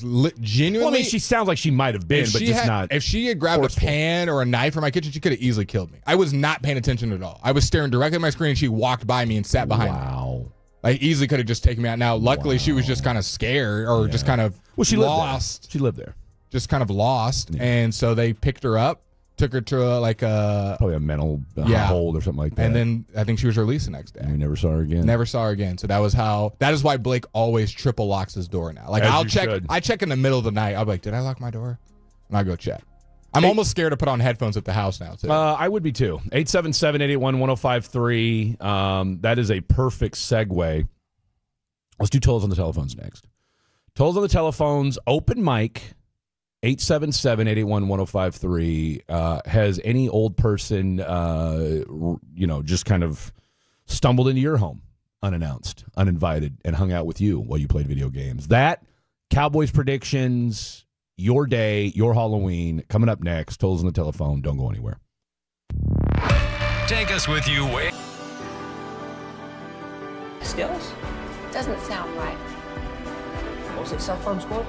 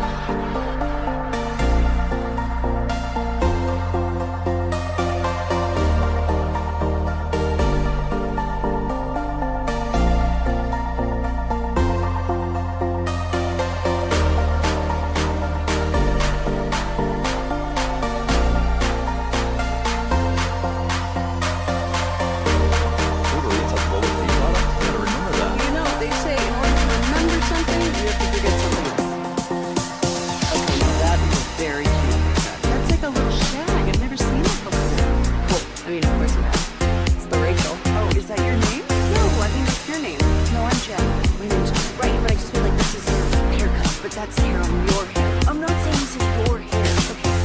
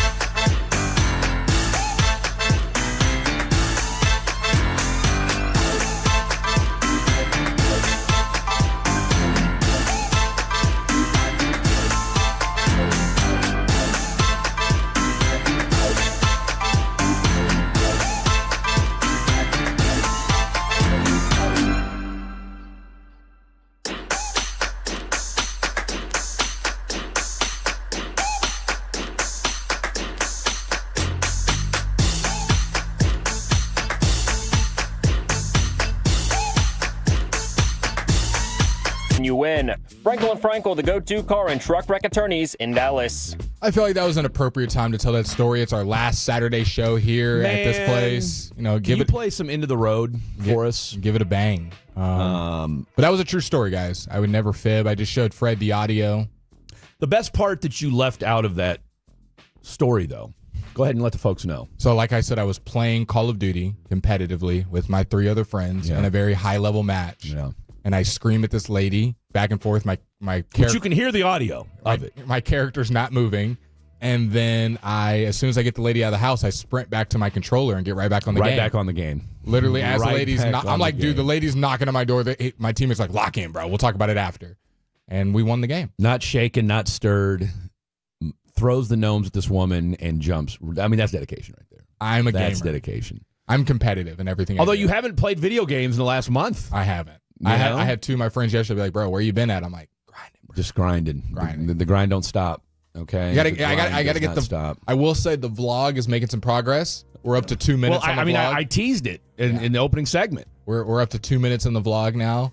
Added some logos, added some titles, some color grade. Degenerate Jake made a comment because I was telling him about driving over here, and he said, he goes, I would love to see a vlog of you driving. And I said, well, funny enough, Blake got some of that. Yeah. A couple weeks ago. I did. So I don't know if it's NSFW. I'll have to bleep some things out. Well, that's just it. I mean, it's if you've got some sponsorship dollars. If you've got a sensitive palate, if you've got sensitive ears, you may not want to hear Fred talk because the Fred you hear on the radio is a little bit different than the Fred you hear off the radio. Mm-hmm. But I don't think that's a huge surprise to anybody. Mm-hmm. All right, 877-881-1053, 877-881-1053. It's time for little tolls on the telephone. And this is, I expect how this is going to go, and you guys know how we do. You get 1 or 2 calls that trickle in. Somebody says something. We shame you guys, and then the phones start lighting up at about 4 minutes before the segment's about to end. So let's get this thing kicked off right. John, without an H, in Princeton. What's up, John in Princeton? Actually, it is John with an H. Oh, it is? Okay, well, shame on Dylon for spelling your name incorrectly. I apologize, John with an H.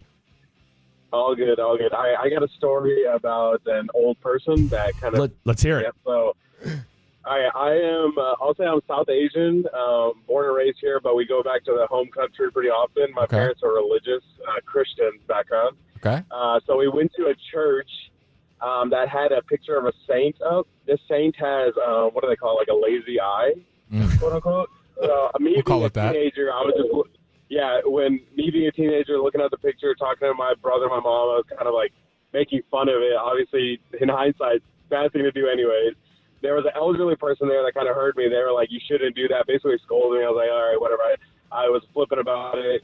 The next morning, I wake up, my eye will not open. It is swollen shut. And apparently, in the middle of the night, a spider came and bit my eye, in the exact same eye of that saint that had the lazy eye. So after that, I never took things like that for granted. I was very serious about it and didn't make fun of it. So that old person gave me the warning. I didn't listen to it, and yeah, that happened there. John, what a incredible story, and I'm glad you learned from that. That said, who do you think the Cowboys game on Friday or Monday? Cowboys are losing. Okay. No hope for this team. So that's it. Thanks, guys. Appreciate it. Love it. Just straight to the point. Straight to the point. Great. You know what? That would freak me out too. Yeah. You make fun of the Saint, and the next day your eye won't open. That's don't play with the universe. Don't. Okay. Do not play. I'm gonna tell you right now, real quick, just random aside. Peeking when you dabble in the dating apps, if I see a woman that says atheist, I'm out. Yeah, I'm out. Look at the last text we just got. I'm concerned. I think we might have to put a disclaimer. Look at the last text we just got. Hold on, before you take this call. I'm at the 35-minute mark. Hold it on. says you were already playing COD. I do not want you to read it out loud, but I just want you to look at it. Do not read this out loud. I think we might need to go check on this person. I don't know if we've ever got a text so insane. Okay, 601. I hope this is in jest. Because that's kind of crazy. Let's go out to Antonio in Houston. What's up, Antonio in Houston? Oh my God. Hey guys, how y'all doing? Just popped on random, but always good to get in on the show. Quick question, just want to see what your thoughts on. First of all, we are going to win on Monday. I don't know what that other caller was talking about. Cowboys are winning, and we're going to the Super Bowl. Yeah, buddy. What? You heard Antonio. We're going to the Super Bowl. Hold on, Antonio, you're an H. Hold on. I just took a hit of opium. So don't okay, but listen, all seriousness. If Eberflus is gone at the end of the season, and we know what how Dan Quinn resurrected his career. I'm gonna hang up after I say this. What do you feel after the season's over? New DC, Matt Patricia. I'm gonna hang up and listen. Matt Patricia. I mean, look, he has kind of resurrected his career over at Ohio State. I don't think there's any question about that because things did not end well for him in Philly. Nope. I wouldn't hate the move. I mean, look, the thing about Matt Patricia is Matt Patricia is a horrible head coach. Like, we know that from his days in Detroit, and we know that I wouldn't want him in that capacity, of course. But look, now that we're seeing him away from Bill Belichick. Now, again, the college game's a little bit different than the NFL game, but at the same time, too, I mean, he is tried and true. What is going on? Well, there's 33 seconds left. There's still a lot of. I mean, there's. Shout out to Pavia's mom. I'll tell you what, they show her every time he scores. You'd see why. Didn't Theo Vaughn, I think, took her out on a date? Pretty sure. Theo Vaughn said, Pavia, if y'all win this game or lose this game, I get to take your mom on a date, and then they were together. Really? Yeah, it's real. They hung out at his house. It was Pavia, his mom, and Theo Vaughn all in the crib. I thought I saw something on. Now I don't know if that was just for clicks or if they genuinely went on a date or did more. I mean, it was probably. She's a looker. Smoke show. I wouldn't hate it. One-handed interception. Another interception by North Texas. Navy just needs to stop throwing the football. Navy. Well, actually, that was early. That was old. So, never mind. Either way, they need to stop doing it. We said this. I don't hate the Matt Patricia idea. Let's see how things finish off in Ohio State for him. I think we need to see what we've. You need to see what the rest of the season looks like for this defense. All right. I think part of the problem is with Eberflus, and I think it's easy to jump on his case. And, again, we're 8 weeks into the season, and we're sitting there still asking ourselves, why does this defense suck? But at the same time, too, and I'd ask this to Antonio and John and whoever else, what DC's getting anything out of this defense? It's going to be tough. I mean, I know everybody here loves Dan Quinn, and rightfully so, but, I mean, do you think Dan Quinn's getting a whole lot more out of this defense? And I saw somebody tweet this out earlier. So what's our boy's name over in Green Bay opposite of Micah? Rashawn Gary? Mm-hmm. Rashawn Gary is on pace for 18 sacks and has been double-teamed less than he ever has in his career. Well, I mean, I think we all didn't take John Madden to figure out why. Okay, he's got Micah Parsons on the other side. And as somebody pointed out, the glaring, or maybe the biggest aspect of the Micah Parsons trade that Jerry, Steven, Will McClay, insert whatever other talking head and or Dallas front office person, like you grossly underestimated. I don't even think it's a word. Underestimated just how much Micah opened things up for other parts of your defense. Other people. We talked about it with basketball the other day, making players great around you. Right? Like I don't necessarily know if Micah did that, but kind of just subconsciously, just how good he was. Absolutely, because the thing is that, look, when you're going up against this Cowboy defense, who are you game planning for? Nobody. You can literally run your offense. You can run your schemes. You're not worried. There's nobody on this Dallas defense. There's nobody that you're not throwing against. There's nobody that you're not throwing away from, right? Like, you're doing whatever you want to do. When you've got Micah Parsons to consider, you have to game plan for him. Which, guess what? Frees up other people naturally. Like, that's just the way you don't have to think about it. You're not double teaming anybody on defense. And you could even say that for bad teams like the Jets. They got Quentin Williams. All right, we're not going to go. They got Sauce Gardner over there. We're probably not going to throw that. Still have to consider those guys. And so we got to change. There's nobody on this defense that makes you change your game plan. I think that was well put, Fred Davis. By the way, did they just recover? Okay, what? They totally should have recovered. I think the ref said the ball went out of bounds. Texas absolutely good tried. Call, ref. I think they tried to sell this thing super hard. Good call, ref. And I like that. The ball went out of bounds. That's a Texas ball. Let's go. Good call, ref.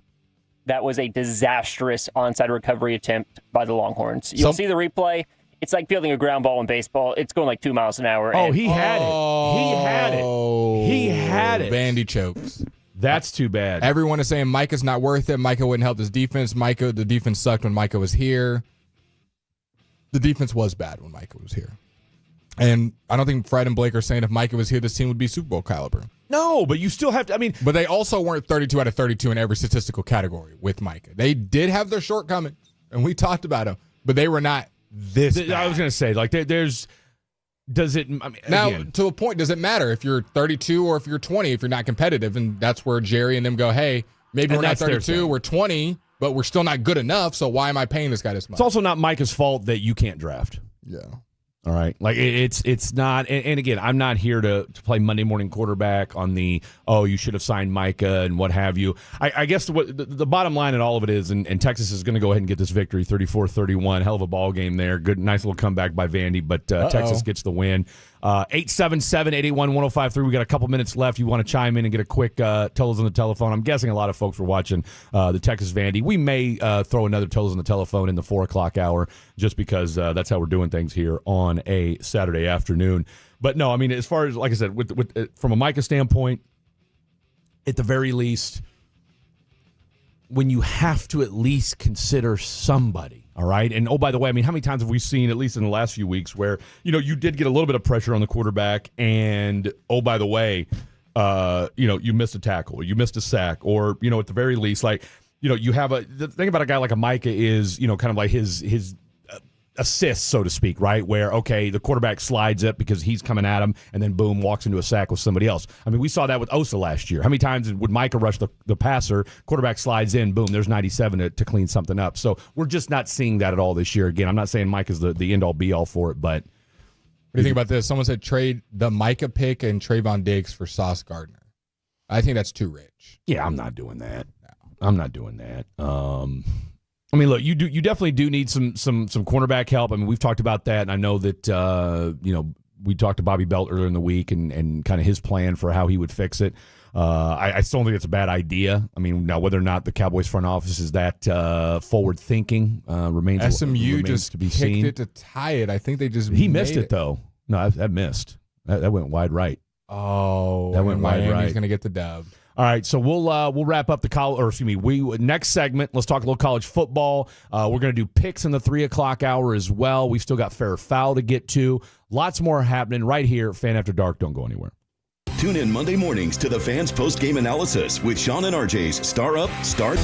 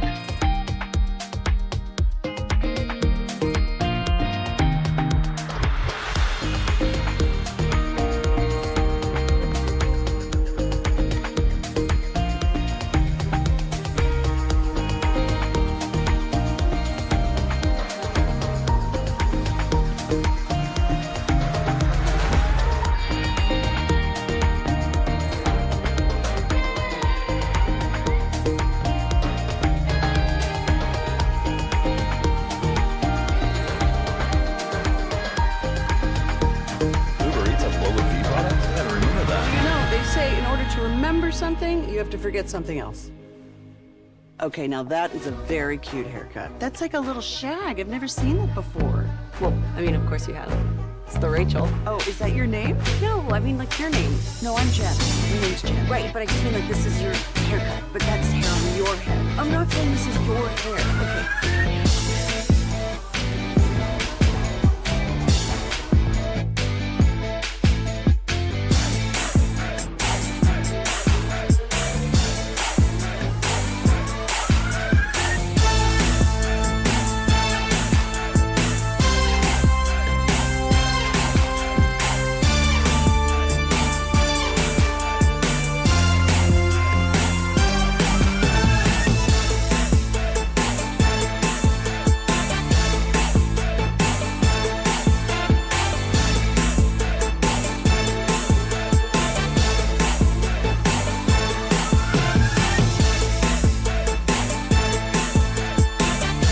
Wherever your favorite podcasts are found.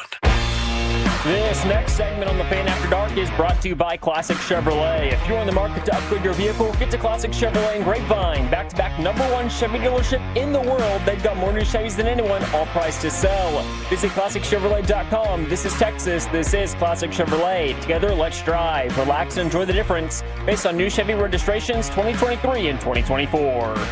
Appreciate that, Dylon. What'd you do for Halloween last night? I was working a high school football game. Okay, what game? I had a Duncanville and Mesquite. What was what Duncanville put up, a 40, 50 burger? Surprisingly, it was only 34-7. Really? Yeah, so it wasn't that bad. What did they do? Call the dogs off in the second half? Started their backup the whole game. Oh, they played their backup the entire game? Yeah. Interesting. What's their guy's name? DeMarvion the Great or something like that? Is there Maximus the Great? Maximus. So no Maximus the Great last night? No Maximus the Great. Oh, we got the just okay last night. And yes, that is his legal name, by the way. SMU did hit the field goal. It's tied up 20. Okay. Shout out to the Pony Express. 2020 right now. Stop me if you've heard this before. Mario Cristobal in Miami choking against unranked SMU. Unranked SMU. The ACC season fits right now. The ACC season fits. Guys, what NFL team has all pros at every level on defense? None. It's all about scheme. Did we say they need to have all pros? We said they had zero players. Look, you don't need to have all pros at every level. But you have zero at all levels. You've got none. You don't need. I mean, you've barely got Pro Bowlers. A Pro Bowler. Like, the only Pro Bowler that would even sniff some consideration would be Deron Bland. Sniff. And that's it. And that's like if 8 people got hurt. He'd be a Pro Bowl alternate from like the 10th guy on the list. People are so extreme, this or that. We're like, we just want somewhere in the middle. We didn't say you need to be the best defense ever created. We just bend, don't break. I mean, I know we keep hollering that, and it would be lovely to see it, but again, I go back to who would start another NFL defense on this team?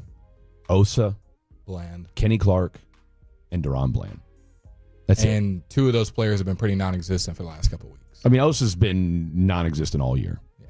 All right. I don't have name value. I mean, look, my man got paid. I ain't mad at him. And I'll say this about Osa. And look, this is not a let's disparage Osa segment, but and you guys know how I feel about this, considering that you and I shout out D-ville, City of Champions. Seems like everybody's just hating on Eberflus, which is fine. I mean, I'm with you. Look, again, it's frustrating because you expect this defense to look better. You got to yell at somebody, but I mean, you're literally starting practice squad guys. Literally, not an exaggeration. You started a guy last week in Elijah Clark, and then gets carted who was an undrafted free agent on your practice squad all year. And then he gets hurt. I mean, you were playing Reddy Stewart, who, oh, by the way, you pulled him off a practice squad. Who doesn't even play safety. Who doesn't play safety, and he was playing safety for you at the end of the game last week. In an NFL game. In an NFL. Like, your depth is so depleted, and you're so woebegone at drafting talent. And somebody texted us in earlier, and I agree with you wholeheartedly. This team has shown zero ability to draft defensive talent, trade those picks for proven players. Look, I don't disagree with that. That's what me and CA were talking about. Trade them for proven players. I'm not mad at that. I guess the thing with Sauce Gardner, and look, I mean, Trayvon Diggs and a first-round pick for Sauce Gardner. Sauce is just not my first pick as far as what I'd want at the cornerback position. But at the same time, too, though, I mean, look, if let's put it this way. If we found out on Tuesday that they made that move, would we hate it? No. Probably not. I just, man. Because you asked a question the other day, are you going to find, if you trade away the Green Bay pick, are you going to find anybody in the draft this year or next, that's going to be Max Crosby? No, I don't think so. Are you going to find anybody that's going to be Max Gardner? Crosby immediately? Exactly. Maybe in 5-6 years they'll be, but then Dak's 50. Because you throw Sauce Gardner, I mean, I'd say this much. Look, Sauce Gardner's 2-3 years away from being one of the best cornerbacks in the NFL, right? Now, he's kind of fallen back down to earth a little bit. He's still a damn good defense, still a good cornerback. But I'll tell you what, you put Sauce on one side and Duran on the other, we're just throwing the ball to the middle to Elijah Clark and Donovan Wilson. all day, every day. All day, every day. So, two things. Let's talk a little Texas Rangers here real quick. Big news yesterday coming out of Arlington. Mike Maddox is taking a job with the Anaheim Angels. Now, maybe they're Los Angeles. I don't care. It doesn't matter. When you're as bad as the Angels are, you don't get a city. And again, I was driving yesterday, so I was trying not to text and drive or read too much. It's amazing how many people, when you drive by, and they're just staring at their phone. Like I'm telling you right now, it's alarming how many people. I mean, I'm stunned that there are more accidents on the road. And maybe it's because of the technology in cars today, because I know the car I was driving that anytime you... One last thing about this Hyundai Kona. I get the whole, hey, take a rest with these newer cars, like when you kind of start, veering into other lanes or what have you. I was literally not on... I mean, I was 10-2 in it last night. Well, maybe not 10-2 in it, but you get what I'm saying. In between two lanes, no problem. And every 2 minutes, take a rest. Your car tells you to take a rest? Yeah. I've never heard of that once. I'm like, get out of my face, Hyundai Kona. Like, okay, I'm driving. I'm doing 90 miles an hour.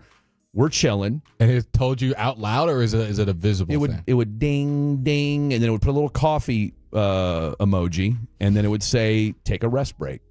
First of all, don't tell me what to do. Okay? First of all, no. First of all, I'm not drinking any coffee right now. 2, don't tell me what to do. What if it said, like, take a smoke break? Maybe. All right. If you insist. You know what, Hyundai Kona? Maybe we can be friends. It just pops out a cigarette. We've been looking at this the whole wrong way. But I couldn't, though. I couldn't take a smoke break. I was in a rental car. Yeah, they don't allow that. Well, and here's the funny part about it. Shout out to Enterprise Rental Car in Garland. My boy Jackson's like, hey, man, you can't smoke in this car. I was like, hey, no problem. Then I get in and it just reeks of weed. Like, did you tell us? Don't smoke in the car. Smoke outside the car. Did you tell us to the last person? I mean, so you can't smoke in it, but hot boxing is allowed. Okay, so just as long as it's not moving, you're okay.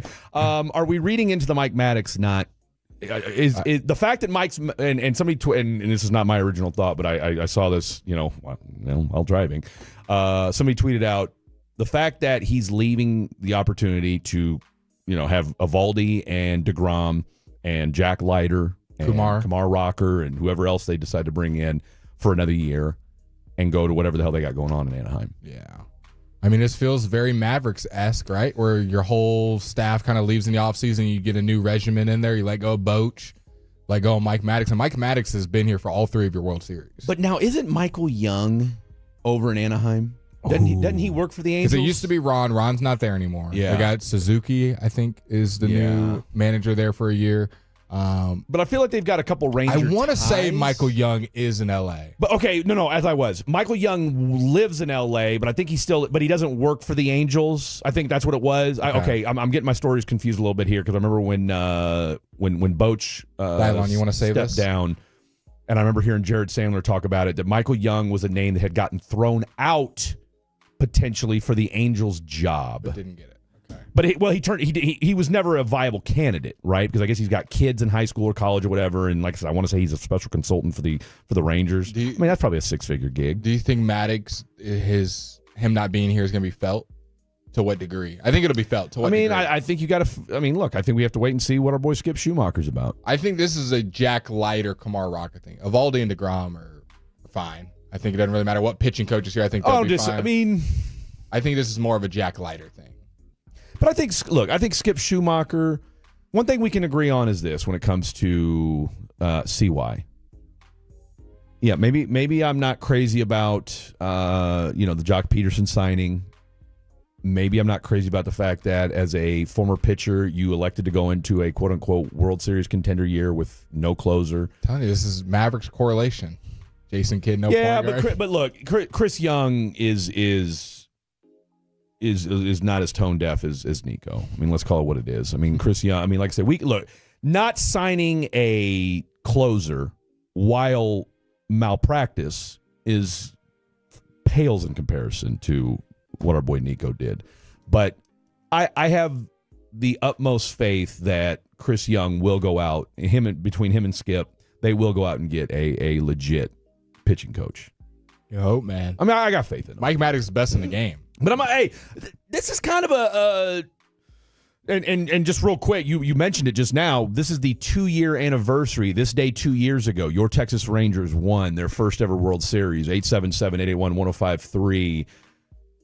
How do you feel 2 years removed from this World Series?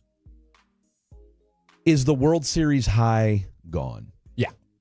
Are we done with because I get you and I have talked about this and we get it. Like the year after, it's hard to get. I mean, hell, it's hard to get back to the playoffs the next year. Since 2000, only 50% of teams that have won the World Series the year prior even made it back to the playoffs. Forget making a World Series. That's why this Dodgers game tonight is so big, because this will be the first time in 25 years that we've had back-to-back champions. Whereas with the NFL and basketball, it seems like once you're in it, you're kind of that's there. it, right? Like if you're the Chiefs, the Patriots, the Eagles, you're in it to win it, right? I think it's one of the reasons why I think that's one of the issues with the NBA right now.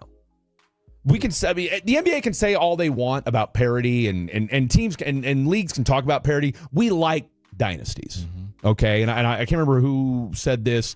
I think I was listening to not G-Bag. I was listening to KNC Snacks one night, heading home to the house after a show. The thing about a dynasty that you love is it's a built-in fan magnet, because you're either rooting for the dynasty because you want to see history, or you want to see them lose and you want to see somebody new. Why is SMU not kicking the field goal? They could win the game right here. They got an interception. All they got to do is kick a field goal, and they're like running the ball. They have a chance to fumble and lose. Well, but because just want to get as close as possible. I mean, you trust this kid to kick a 42-yard field goal? Imagine he misses it. I mean, that's what I'm saying. Yeah, you're trying to get. I mean, hell, the 8 yards now is down to a 35-yard field goal. By the way, Rhett Lashley signed to a contract extension. Yeah, he did this week. So SMU making big boy moves. Here we go, up the gut, and got a first down. All right, so let's go ahead and keep chopping that wood. SMU with the first down. They're in overtime. You said they got the pick? They got the pick. All they got to do is score. All right, so like a field goal would win. Chances are SMU with this win will telling the field goal kicker, just wait. Just wait, man. We're trying to get this to the one. So, or hopefully somebody springs one and we win this game walking away. That's the just see. I'll tell you what. All right, real quick, and I got to say pause before I even start this. The D that SMU uses, that's the tattoo I'm getting. It's like a Duncanville D. Is that what it is? Yeah, it's that same. I think it's the same. I think the city font. of Dallas. I think the city of Dallas uses that as well. Yeah. So that's what I'm going with. City of Dallas D on your arm. That's it. That's it. And it's also used for SMU. So there you go. Yeah. When we're doing this, I don't know, sooner rather than later. All right, 2 hours in the books, ladies and gentlemen. We've had a great show so far. You guys have been lively on the text message machine, 877-881-1053, 877-881-1053. We are in the post-Halloween haze of last night. A lot of you were saying that maybe Halloween wasn't as cracked up as people made it out to be. Some people are saying trunk or treating has spoiled Halloween. Whatever it was, we want to hear from you. Keep texting us what your Halloween looked like last night. Maybe you yelled at kids to get out of the street. Whatever it was, we want to hear from you. Coming up next, let's do a little NFL stack. What's the latest and greatest and all things going on in the National Football League? Lots to get to. Don't go anywhere. This is the Fan After Dark.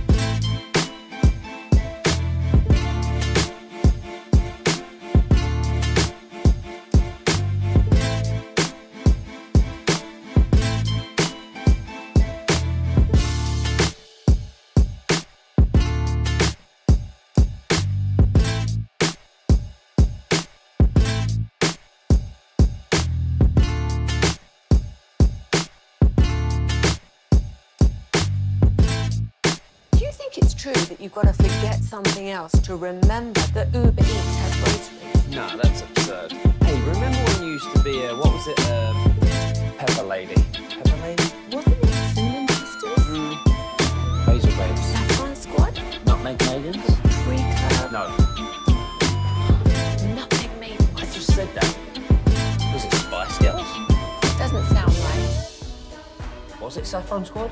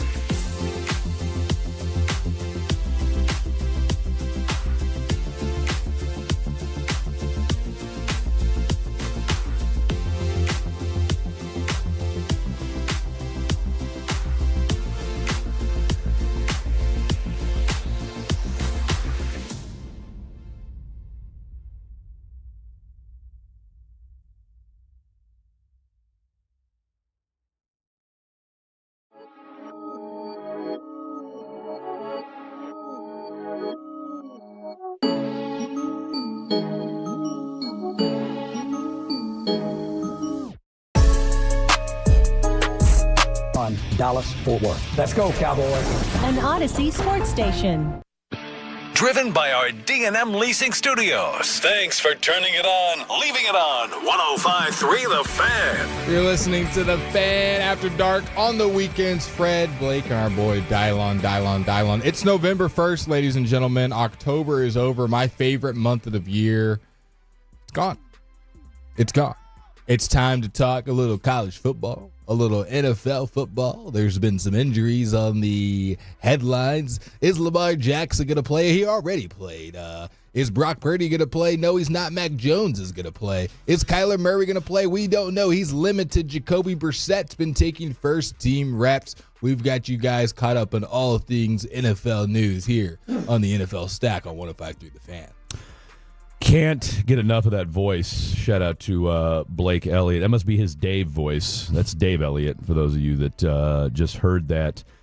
Boy, I tell you what, it sounds like your boy, who you were loving up before the season started, and he's had a very mixed season thus far. Nico? No. Travis Hunter. Yeah, he's gone on the IR. And they said it was a non-contact injury. So ACL is intact. It is? Yeah. Okay.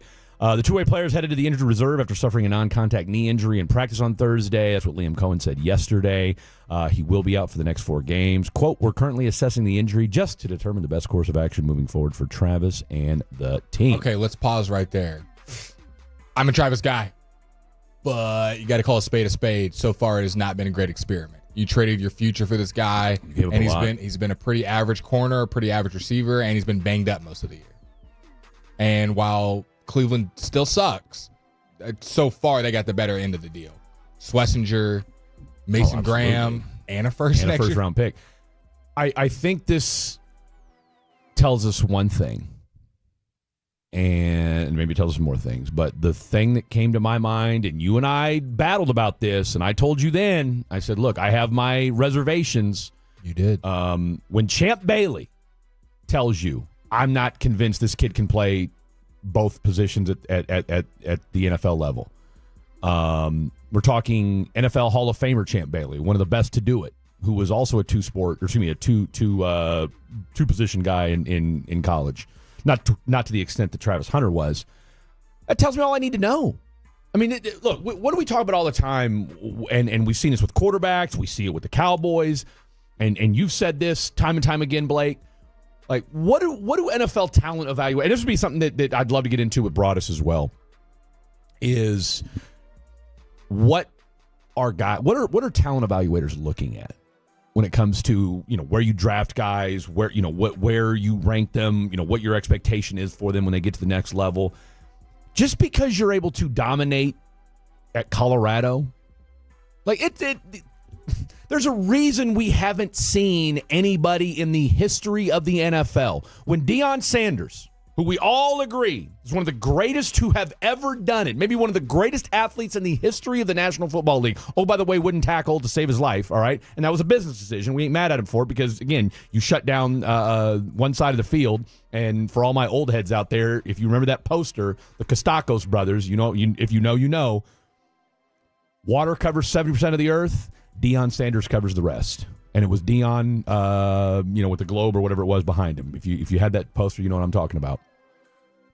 The idea that Travis Hunter was going to come into the National Football League, and by the way, he's not a big guy, number one, and come into the NFL and play wide receiver and cornerback, two of the hardest positions in professional sports, certainly cornerback, and dominate or be that guy? I mean, what were we thinking? It was hopeful. I mean, look, as our boy Antonio from Houston said, maybe they took a big hit of hopium before the draft. I never understood the love affair. You gave up a lot to do it. Like you just waited and go, hey, this is going to be our guy. You said, hey, this is definitely the guy. You're going to have, look, I think you can do something similar to what Deion Sanders did. You're going to have to make a decision if you're the Jacksonville Jaguars and say, look, we're putting you on one side of the ball and keeping you there. I think it needs to be defense. Because you can impact every play.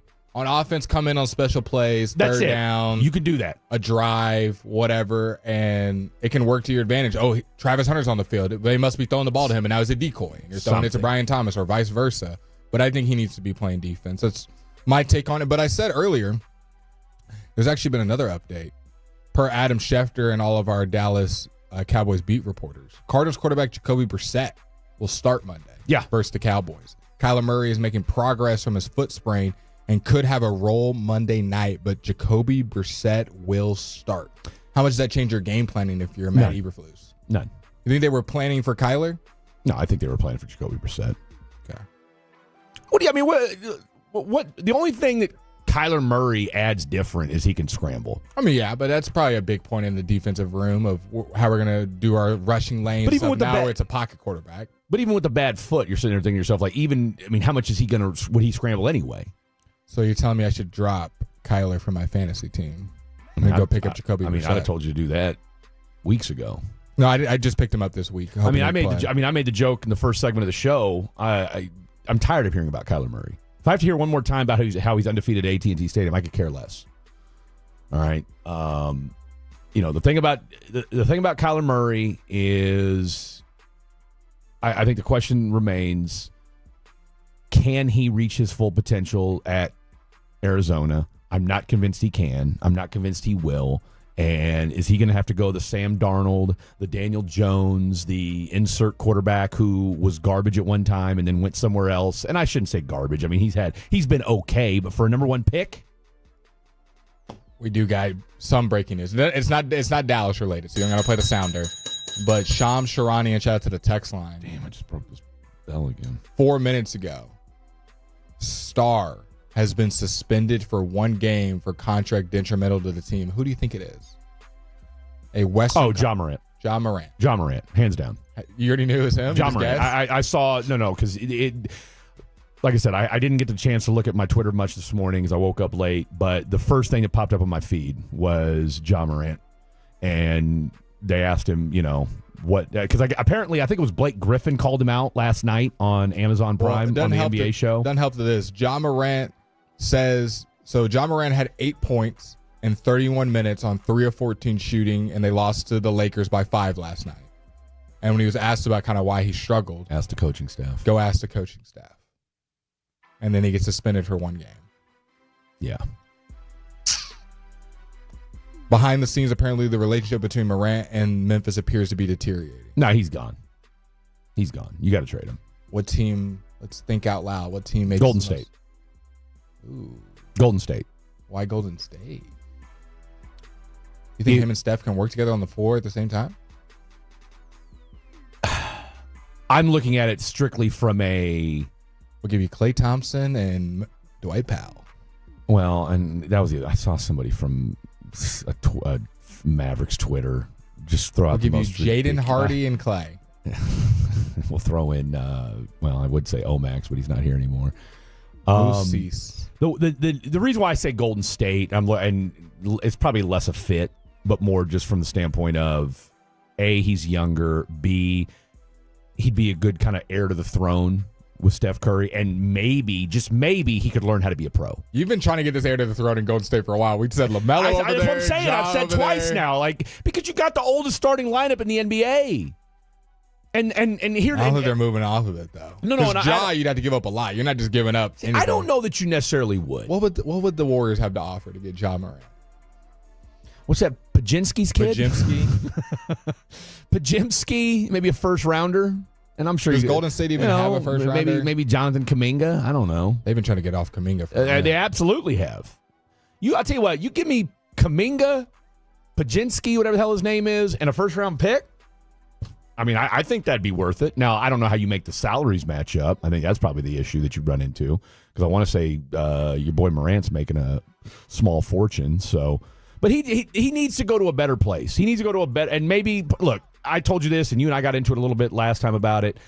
Ja Morant just needs to learn how to be a professional, and that's his biggest problem.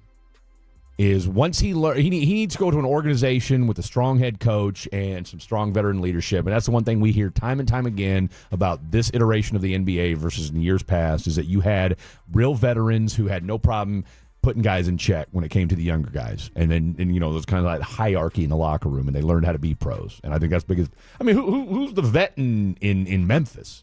The one dude that was probably able to kind of keep him in check would have been Desmond Bain? And you shipped him off? Jaren Jackson's not that old. Well, that's what I'm saying, right? I mean, you have The Warriors do have a first-round pick. Zach Randolph's been gone. You know what I'm saying? Zebo. I mean, Marcus I promise you he's not. Hey, I bet you he's not putting up them antics with Zebo in the house. Man. And that's what I'm saying. Like, Come on, Ja. Better than that. I mean, remember, Ja Morant just a year or two ago, everybody was like, see? Hell, Ja Morant's going to have a better career than Zion. Now neither look like they're going. Now they both look like Pelicans still haven't won a game. Yeah, they're winless. That's a problem. By the way, did you guys see? We'll take Trey Murphy. Did you see the Halloween skit that Pascal Siakam and Johnny Furphy did? Did not. Oh. Well, Furphy needs to get on the court. He's been hurt, so I don't need him doing Halloween skits. Well, I'm pretty sure Dylon hasn't seen it. You've seen Training Day? Yes. I didn't know you thought you were talking to Dylon. Well, I'm just referencing the fact that there's probably a slim to none chance. Have you seen Training Day, Dylon? No. Okay, it's confirming. The scene at the beginning of the movie where Denzel and Ethan Hawke are sitting there eating breakfast, they reenact that scene. They do. Pascal Siakam and Johnny Furphy. Furphy, man, he's got a little character to him. Got a little seasoning.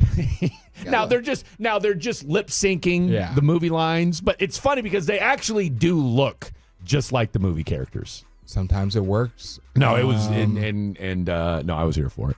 Let's see. Any other news that you guys would care about? Not really. Chargers plays Hassan Haskins on injured reserve. So if you got Kamani Vidal on your fantasy here's a little nugget that you might be interested in for all you Bengals nerds out there. And, of course, they were my AFC champion pick. Or not to win the AFC championship. And then you also poo-pooed the Ravens, who I think are on a nice little run right now. Okay, somebody called the Ravens run and said don't count them out. They've beaten the Browns, wins or wins, and wins the or Miami Dolphins. wins or So wins. you know Wins or what? wins. Let's They're back in the not hunt. start They're back in the hunt. in each other just They're yet. back in the hunt. They probably are because the AFC North is terrible. The plan is for the Cincinnati Bengals to have their veteran starting quarterback in Week 9. Joe Flacco is planning to start on Sunday against the Bears, barring something unforeseen with his AC joint sprain in his right shoulder. This is according to NFL Network insider Ian Rappaport. Flacco appears to be set for his fourth start with the Bengals despite not participating in practices on Wednesday and yesterday. And, of course, he was limited in Thursdays. He hurt his shoulder in the loss to the New York Jets. That was a huge loss for them. Yeah. Because you trade for him, you're trying to win games. You're not trying to, and then you're playing the worst team in the league. You were up by 2 touchdowns with 7 minutes left to go. Against the worst team in the league. Yeah. And you lose it. What do you make of, because you and I weren't on yesterday. I don't play offense as Zach. What's that? I said I don't play offense as Zach. No, look, Jamar Chase, and you and I joked the other day. Next question. I thought I would love to hear somebody from the Cowboys say something like that. They like each other too much. But it's the culture. Shoddy's got them. Boys. Let's see what that looks like. On I can't wait for the Yaz. Who's gonna get a yeah on Monday? Or Monday night. Monday night. That's gonna be a late night for us Monday. Yeah. We'll wait for that when we do our predictions. We'll wait for the Yaz. That's kind of our prediction. I'll throw a preemptive one out there now. I'm gonna go with. It's gonna be so bad. Because I want to say somebody defensively. Because offensively, it's too easy. Yeah. Mozzie Smith. Mozzie Smith over 8.5 snaps. Oh, I got him being inactive. I don't even have him being active on Monday. You're not putting Mozzie on the. Hey, we got to stop. We got to stop with the whole. Okay, here's the real question. Saving feelings. All right, here's the real question for you. It's also sad. Jay Toya's been kind of bad too. I was hoping he could be something. He's been as bad as Mozzie. He's a 7th round pick. I know. What do you He's expect, a big boy, right? That he stuff up. Now give him another year. We'll see. Here's the thing. You got to make some decisions here pretty quick.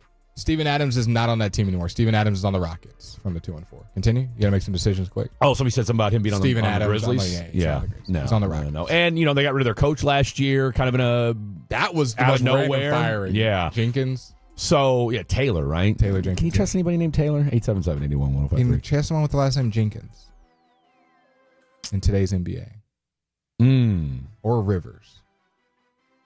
We got to start looking at last names. Phillip Rivers. Yeah. He's not a coach, though. I mean, great procreator. Great. He's about to have his own 7-on-7 team. How many kids does he have? Like 10? I think so. His kid's about to be able to play. You know who else has got a boatload of kids? They just had their 14th. Rivers does have 10, by the way. He does, right? Yes. Is this an NFL player? Former NFL player. Give me a hint. Former running back. Marshawn Falk. Okay, I'm not sure who Marshawn Falk is. That's a running back. Am I for the Patriots? No, you're thinking of Marshall Falk. Marshall. Okay, Marshall, same thing. Okay, that's same thing. Marshawn. You knew who I was talking about. How many guys' last names are Falk? Well, but there's Marshawn Lynch, so I didn't know if you were trying to combine the two running. Maybe I was. Marshawn, Marshall, what's the difference? Braxton Berrios. He's a wide receiver. Sean Alexander. That's who I was thinking of. Seahawks. You even okay? Yeah, I know Sean Alexander. Do you know what school he went to? Ooh, I'm gonna go with Louisville. No, is that close? Right conference? Not even. Dylon, do you want to take a Notre Dame? What's the question? What school did Sean Alexander go to? Oh, I have no clue. I'm going to throw out Just give me one. Pittsburgh. Think blue blood. Florida. Not bad. The answer we were looking for is Alabama. Oh. Sean Alexander. Someone said never trust a Taylor or Tyler. And then someone said Jenkins Rivers sounds like a serial killer. Jenkins Rivers. It's, you know what it sounds like? It sounds like a honky tonk bar in Funky Town is what it sounds like. All right, Blake had quite the resurgence last week on the picks front. He's already 1-0 this week. He picked Baltimore to win. I picked Miami. That was just idiotic of me. Meanwhile, how about DJ Lagway in this Florida team trying to score a touchdown, go-ahead touchdown? When we come back, Week 9 picks, Fan After Dark style. Don't go anywhere. When your friends say...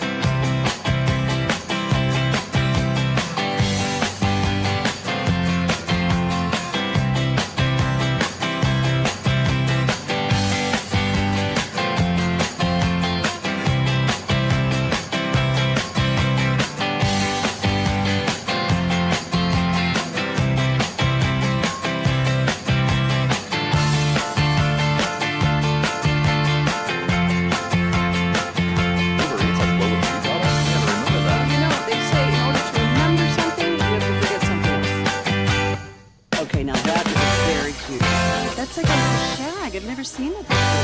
Well, I mean, of course you have. It's the Rachel. Oh, is that your name? No, I mean, what's your name? No, I'm Jen. My name's Jen. Right, but I just mean like this is your haircut, but that's hair on your head. I'm not saying this is your hair. Okay, sweet.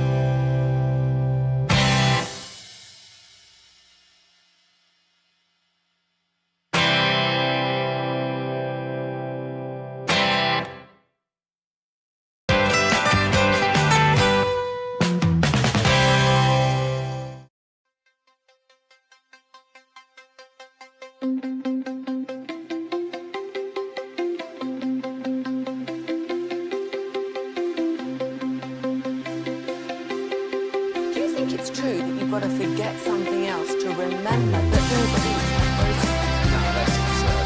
Hey, remember when you used to be what was it, Pepper Lady? What was it? Nutmeg Maiden? No. Nutmeg Maiden. I just said that. Was it Spice Girls? Doesn't sound right. Was it Saffron Squad?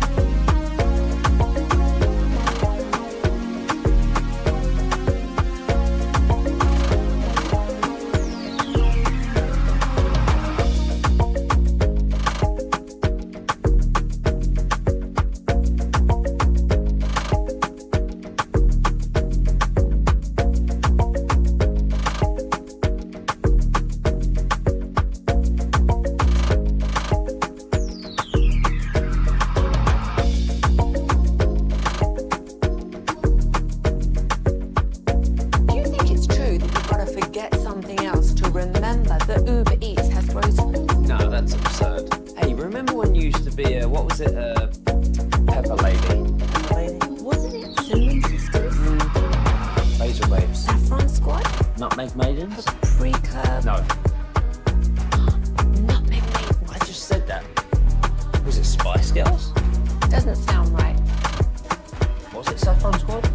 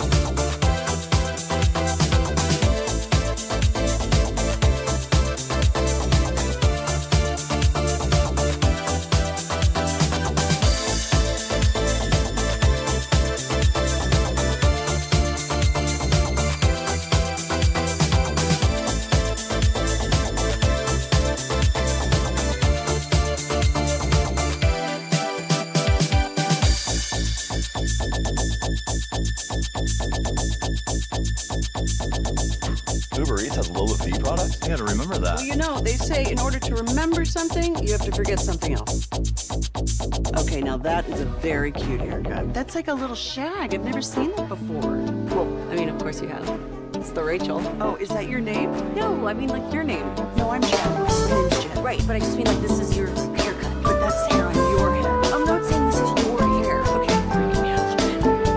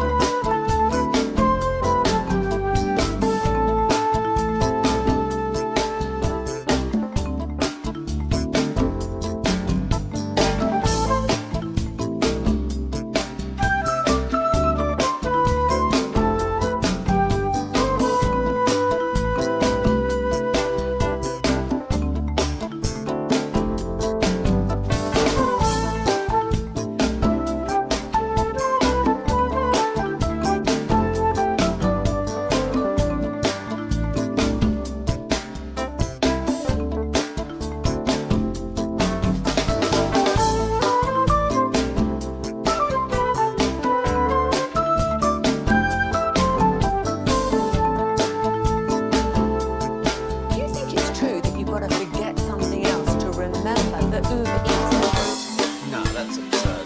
Hey, remember when you used to be what was it? Pepper Lady. Pepper Lady? Basil Babes. Saffron Squad. Nutmeg Maidens? Freaker. Nutmeg Maidens. I just said that. Was it Spice Girls? Doesn't sound right. Saffron Squad?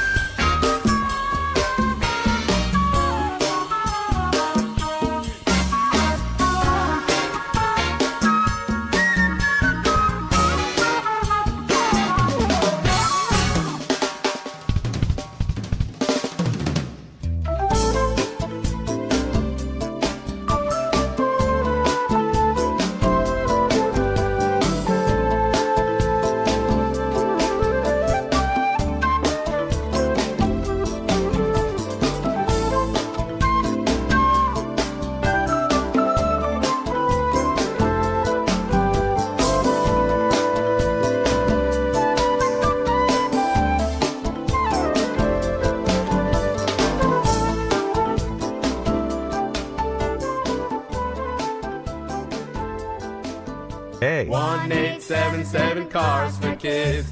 Donate your car today. Did you know you can donate real estate too? Carsforkids.org. That's cars with a K. Extended Cowboys coverage begins Monday at 2 with a special edition of the G-Bag Nation and the Specs Tailgate Show. Specs Wine Spirits Finer Foods, proud partner of the Dallas Cowboys. Cheers to savings. Cheers to you from the Fan. This next segment on the Fan After Dark is brought to you by Classic Chevrolet. If you're in the market to upgrade your vehicle, get to Classic Chevrolet in Grapevine. Back-to-back #1 Chevy dealership in the world. They've got more new Chevys than anyone, all priced to sell. Visit ClassicChevrolet.com. This is Texas. This is Classic Chevrolet. Together, let's drive, relax, and enjoy the difference based on new Chevy registrations 2023 and 2024.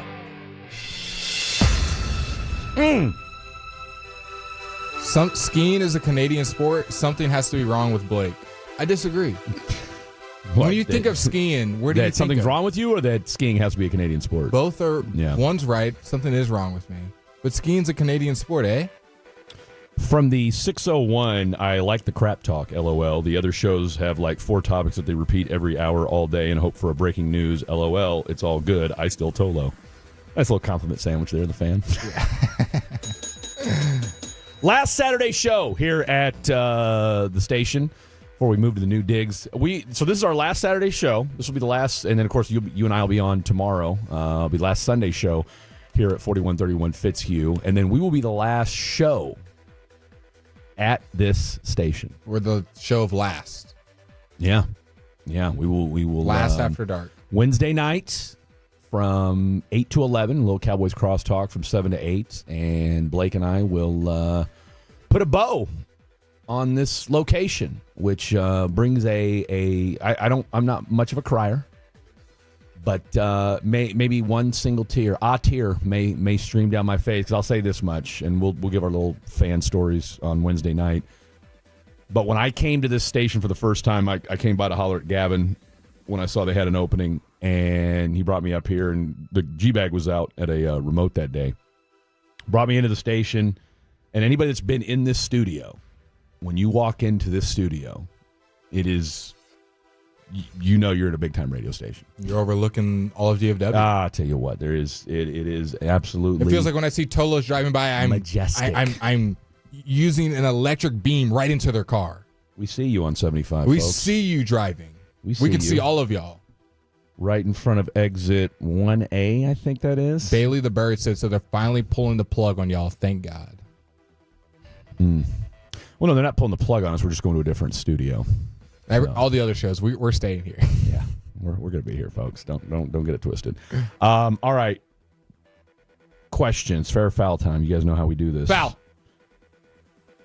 No, I'll start it off fair or foul. You liking Smarties. That's foul. No, there's nothing foul about that. That's fair. Smarties are good. Thank you, Dylon. Thank you. I'm glad. What in the world are you? I mean, I'm not gonna say they're the greatest thing since sliced bread, but they're a good candy. Damn right. They're a bottom 3 candy. Continue. You're a bottom 3 candy. All right, here we go. No trick, no treat. What is your favorite color? Changes every day. Just what's your favorite color? Let's go with azul. Blue? Sure. You like blue? It's the color of my phone right now. Okay. Dylon, your favorite color? Probably light green, I would say. Light green, okay. Probably. Because you can't stop chasing the paper, right? People think we're leaving. They keep saying where y'all headed. I greatly enjoyed y'all while y'all were here. We're going to a new studio, folks. And I apologize for not making that clear. It's not going to change for y'all at all. Yeah, it just changes for us. Exactly. Like fundamentally, nothing is going to change with 105 through the fan. We're just moving studios. It's just for us. You'll hear Thursday, I think La Grande's already there at the new studio. I think there's a couple other stations that are already started. But next week, effective Thursday, the 105 through the fan will be at our new location. We're doing like our goodbye to the fan. No, we're not going. We're not leaving the fan. I apologize. I guess the fan cam will look a little bit different. Yeah, it will. No, it absolutely will. Great call by you. What color is this? This is my favorite color right now. It's kind of like a light blue. Pastel blue. Pastel blue. Okay, so you like light green. You like light blue. I'm a blue fan myself as well. And I'm more of a navy blue guy, but I do like a little royal blue because obviously Rock Shock Jayhawk. Okay, you. All right. But I also like black and gray. So that being said, I feel like you can't pick black. I feel like that's everyone's favorite color now. Isn't? I don't know. I like black and gray and blue. All right. Black isn't technically a color. We're going to go technical. I mean, I think that's right? Is white a color? White is the absence of color. There you go. Look at Mr. Smarty Pants over here. Mr. Smarties. Mr. Smarties. Okay, there's a reason why I asked you guys what your favorite color is. And go ahead and text in your favorite color right now. 877-881-1053. 877-881-1053. Text in your favorite color. Well, what color would you not approve of? Somebody texted it in. So that's their favorite color. I don't care. You can be. I mean, I don't judge. You can. I do. But judge. What would be a color if you were dating a girl and she said, "Oh, my favorite color is mustard yellow." I mean, how's she look in it? She looks great. I'm just saying and you can wear all the mustard yellow you want. There's no color that would be off-putting to you. Not a single one in the whole color wheel. I'm not a big purple guy. I love purple. I'm not a big purple guy. It's royalty. You will not catch me in purple. What about like violet? Like that light, it's lush literally purple. the exact same thing. I don't want any because again, being a Jayhawk, K-State wears purple, even though they are beating Texas Tech right now 7-3. But yeah, I don't do purple. I like purple. Although I do like Prince. That's his thing. It's literally his thing. So, would I wear a Purple Rain shirt? I actually have a Purple Rain shirt. So you don't hate it too much. I mean, it's not the end of the world. So is that the color? Let's call it what it is. Women do look good in purple. Is that the color of clothing you have the least amount in your closet is purple? Oh, I mean, yeah. I mean, if you looked in my closet right now, I probably have. I would argue probably 70% of my 60% of my wardrobe is gray. The three colors that you see in my blue, black, gray. Those are the three colors you're going to see in my. And then I got like 2 red shirts. That's it. So I'm mainly black, white, gray, and then I got a lot of blue in there. Yeah. I only got like one. I feel like yellow is a hard color for a guy to pull off. I got like 1 or 2 yellow shirts. It's just so bold. Yellow is hard. I agree. Yellow is like, look at me. No, yellow. You're letting people know you're there. So here's the reason why I'm asking this, ladies and gentlemen. A behavioral study has found that individuals with certain mental health disorders, including psychopathy and depression, often identify blue as their favorite color. Psychologists believe this preference may reflect emotional detachment or a subconscious desire for calmness and control. Wow. Blue is traditionally associated with tranquility and stability, yet it can also symbolize sadness and isolation, emotions frequently reported among those with psychological imbalances. While color preference alone doesn't indicate mental illness, researchers say it provides fascinating insight into how personality traits and emotional stress manifests in subtle ways. Wow. This is a study done by the Journal of Behavioral Psychology, independent in the United Kingdom. Fair or foul, people with mental problems, including psychopaths, often say their favorite color is blue. Kind of walked right into that one, didn't I? You did. Yeah, you did. Woo! Call that an interactive fair or foul, boys and girls. Does it have any of the other colors on there, or it's just blue? Blue. Just the blue. I'm blue. And you know what's funny? Like I said, my color changes all the time. It's been blue this last year, and it's been a little stressful. That would explain a lot. I'm gonna look up the other colors. I mean, the psychology doesn't lie, people. Now look up the other colors? Yeah. As far as, look up what? So you don't be a psychopath today, or what? What are you talking about? So you can pick a different favorite color? No. Yeah, you don't want to be You don't know your colors? No. Were you not? Do you know? Can y'all hush and stop talking to me so I can start just talk to each other? And I'm gonna. Do you know what Roy G. Biv stands for? Red, green, blue. RGB. What is? Right?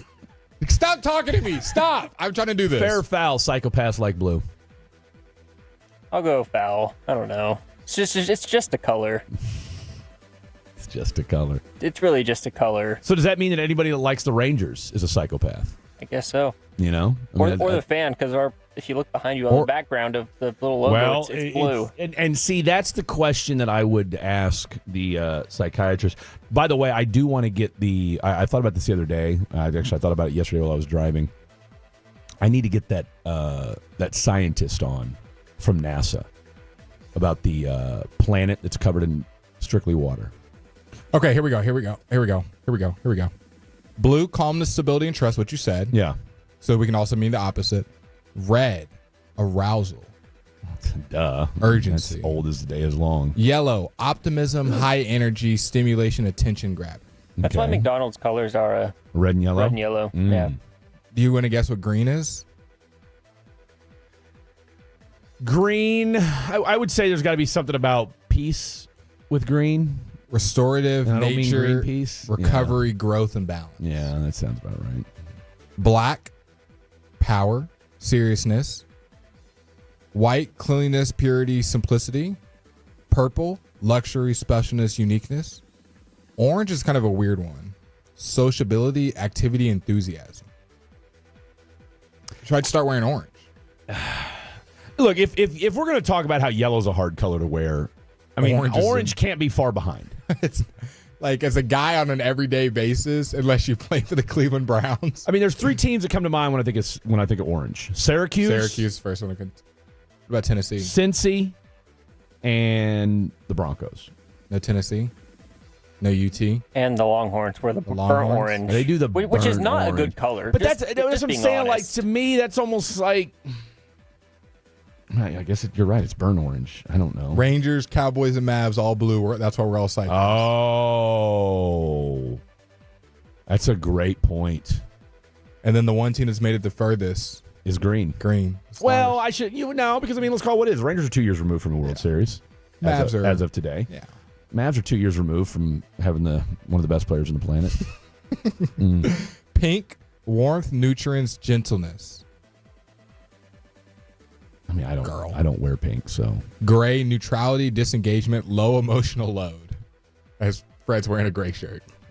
I'm wearing a green shirt, so I'm giving a recovery, growth, and balance. Recovery. Right? I'll lean on recovery. Real quick, give us a fair or foul on old girl from last night, because I think that's very pertinent. Okay, so Blake is doing his thing yesterday. Give us a little behind the curtain. By the way, did you ever hear back from? I know you went 1 for 14 on your deep dive. Hey, big head. Yeah. Did we ever connect with 1 out of 14? I don't think so. Yeah, I don't think so. Okay. Now this girl texts me, WYD. Yes. At what time? 1:07 a.m. You know what that text message means? Come on, ladies everybody and gentlemen? listening right now knows what that means. It's 1:07. It's a holiday. You're all, And this is out of the blue. This isn't. We hadn't been talking during this day. No conversation had been had during this day. And how do you know this young lady? I think I just met her. Okay. Somewhere. Just random. Yeah. All right. And look, let's call it what it is, boys and girls. Halloween. Girls can lower their inhibitions and have a reason to. You don't have to be any type of way. I texted something. Fred always makes fun of me for being corny, whatever. I do. So I said I'm gonna keep it copacetic. I'm gonna keep it chill. Yeah. I responded nothing. What about you? Yeah. She responded outside.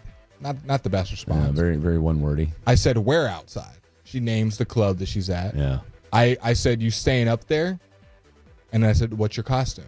She sends a picture back in her costume. Yeah. Might I add, looking phenomenal. What was she wearing? Full bodysuit of a cheetah costume. Oh. Yeah. Rare. And then I said, oh, I want the cheetah. And And I said, are you staying up there till 2? I want the cheetah. No, this is where I messed up. I said, are you staying up there till 2? She said no SE. No say. No say. Which for those Spanish speakers out there means what? I thought she was trying to say no, sir. Like, I'm not staying up there till 2. Yeah. So I just said, oh, I want the cheetah, put a smiley face, left it at that. She didn't respond. Yeah. So Blake's thinking that it says no, sir, when for those of you that know what no say means, it's I don't know. And so fair or foul, someone hitting you up in the middle of the night, what are you doing? You respond with what you're doing, and then when you trying to figure out what y'all are going to do, they just leaves you unread. That is foul.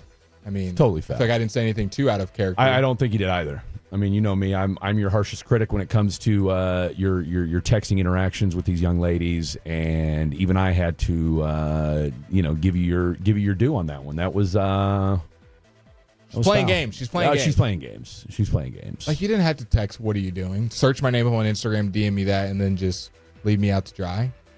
I mean, were you just bored? Did you just have nothing going on, and you just felt? Well, she was obviously at the club. She was at the club. She was at the club. Was this a prank? How far? What club? How far? Real quick. How far were you from where you were? 10 minutes. So it could have swooped her up real quick. Yeah. That's a shame. She found another guy. Yeah, I would agree. She didn't reply because she got picked up by another guy. That's kind of how we're feeling. I would agree. No, we're on the same page. We're team fatty. We're gonna hold that L. Yeah, we're gonna hold that L. We're gonna hold that L. But you know what? You know what the best part about being a fatty is? We bounce back. Okay. Blake, stupid fat thumbs. Stupid fat thumbs. Final hour of the program. Let me get my my sheet here. Okay, so let's do this. We don't know what we're gonna do in the 420 segment yet. Okay, so 420 is still wide open. We'll discuss it during the break. When we come back, quick show rewind, what's going on in the world of college football. We've got ourselves a barn burner in the SEC, and did Arch Manning silence the haters for at least 1 week? Lots to get to. Don't go anywhere. Sean and RJ.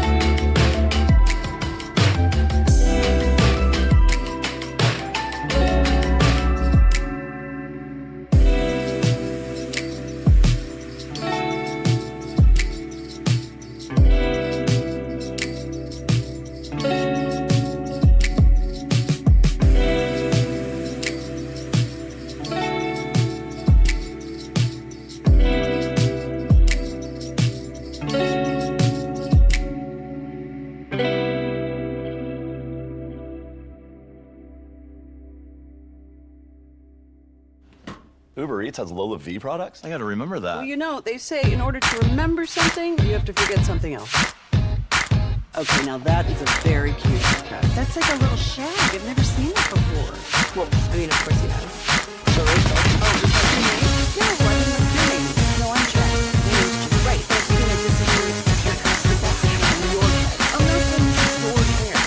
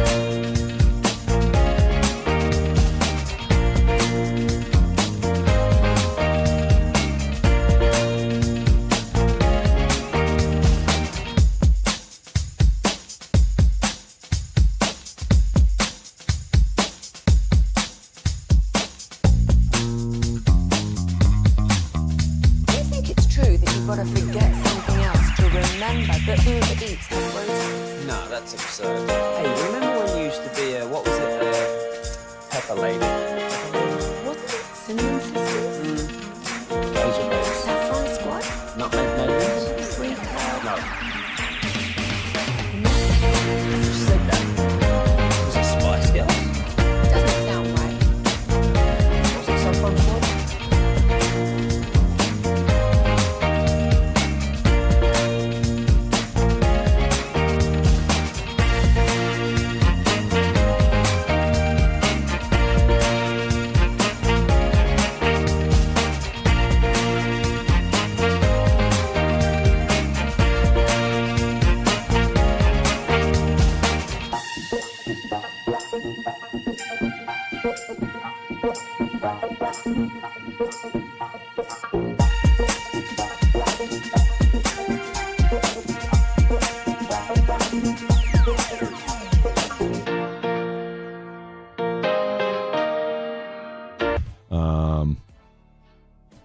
Can't trust somebody's candy opinion who plays Call of Duty with some random grandma.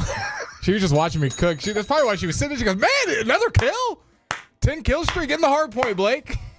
She starts calling out. Okay, from the 817. Now we're getting... See, that's the beauty of this show. You'll get, for everybody that will say something negative, then you'll get plenty of people that say nice things. I am convinced that Blake is a serial killer. SMH, not liking Smarties. I would agree. Okay, here's a text. Sometimes haters aren't haters or telling the truth. Just be better, guys. Man. Let's see. Where are y'all headed? I've greatly enjoyed the dialogues. Bailey the Bird from off the green, get up on it, one stroke and down with one putt. Oh, okay. I get it. Lindsay is a foxy lady in Bar Harbor, Maine. Lots lobster there, LOL. Y'all already sound like you have zero energy today. Then you start talking golf. Almost put me to sleep while I'm driving. See, I'm going to take umbrage. You took the words right out of my mouth. But the fact that we don't have energy today. I feel like we got energy. I mean, I think we've given you a solid 3 hours so far. We've done some accents in there. A little bit of golf. A little bit. Here we go from the 817. What happened to the gym girl with the face for content? I haven't seen her. I think she changed her gym schedule. Maybe I because when I saw her, I go, I've never seen this girl here, and I've gone here for 2 years. Yeah. So I had to talk to her, and I'm glad I did because I've never seen her since. So my mind was correct that this might be the only time I see her. You know, I read something one time where it said when you have a gut feeling, it means that it's you've been here before. You've been here before. You've been here before in a previous life. That's why your gut feels because you've had that feeling before. Do you trust your gut or your mind more? 1,000%. I trust my gut over my head 9 times out of 10. Because your gut is closer to your heart. I mean, I don't know if that's the case, but right. I mean, sure. I mean, I don't think that's. I mean, that's not factually incorrect, but I don't. That's there you. not I the just cracked the code. No, you may have. Your gut is closer to your heart than your brain. Your brain will trick you. Oh, well, I mean, which one? So out the of those boys three, said it best. You know, your mind's playing tricks on you. Gut, heart, mind. Where do you power Halloween rank fell on the weekend. What's that? Gut, mind / brain, heart. Where do you rank them as far as what you listen to on a daily basis? Gut first, heart second, brain third. And that's probably why I'm in the situation I'm in. Silver and blue means you're delusional. So take that for what it's worth. All right, 877-881-1053, 877-881-1053. Let's take a look around the college football landscape. Please. By the way, let's not forget, we've also got Game 7 of the World Series tonight. I'm excited about that. You and I have been on air literally every day, so we haven't had a chance to watch the World Series with... Unless it was 18 Unless innings. it's an 18-inning game, right? We're going to go home and watch a full baseball game. We were able to catch the basically a doubleheader. But tonight we'll be able to watch it unencumbered. Yes, we will. Right? So I'm excited about that. Shohei is starting for the Dodgers, and Max Scherzer is going to be starting for the Blue Jays. Oh, I got Game 7. You already know who I'm going with, the Blue Jays. Look, you called the Blue Jays. Shout out to you. Good call. Who you got?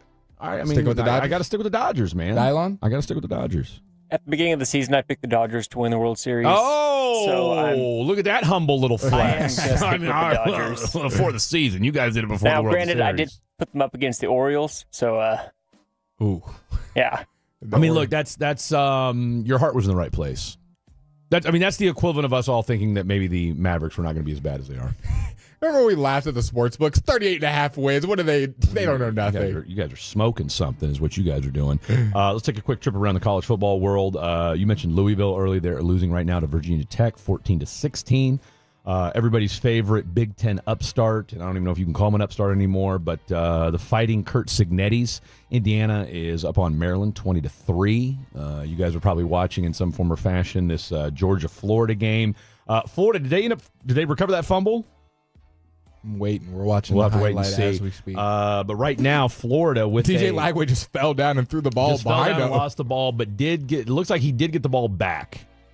He did get the ball back, so DJ Lagway. It's 4th and 23. Yeah, I was going to say, I was going to go ahead and force a punt there on that front. But right now, even despite it all, they're still up on Georgia 10-7, just furthering the fact that there's just not a far and away dominant team in college football this year. And kind of a snoozer over in Catholic world, Notre Dame 12, Boston College 7. And Boston College 1-7 on the year, the Fighting Bill O'Briens. The Fighting Degenerate Jakes, a.k.a. Texas Tech, also, apparently, who knew 12 was the go-to number today? They're beating K-State right now, 12-7. Let's go over to the ACC. Virginia, they're up on California right now, 17-7.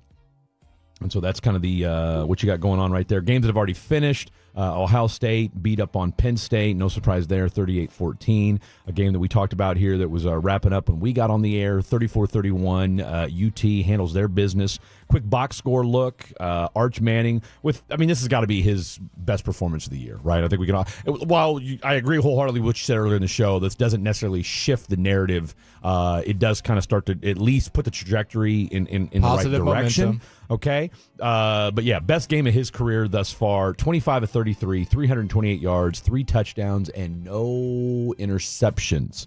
Meanwhile, on the other side, Diego Pavia went 27 of 38, 365 yards and 3 touchdowns, but not enough. Vandy scores 21 in the fourth quarter, had a chance to recover that onside kick, still weren't able to get to it. So the Texas Longhorns don't look now, but Texas is now 7-2 on the year and 4-1 in the SEC. They've got games against Georgia, A&M, and Arkansas left.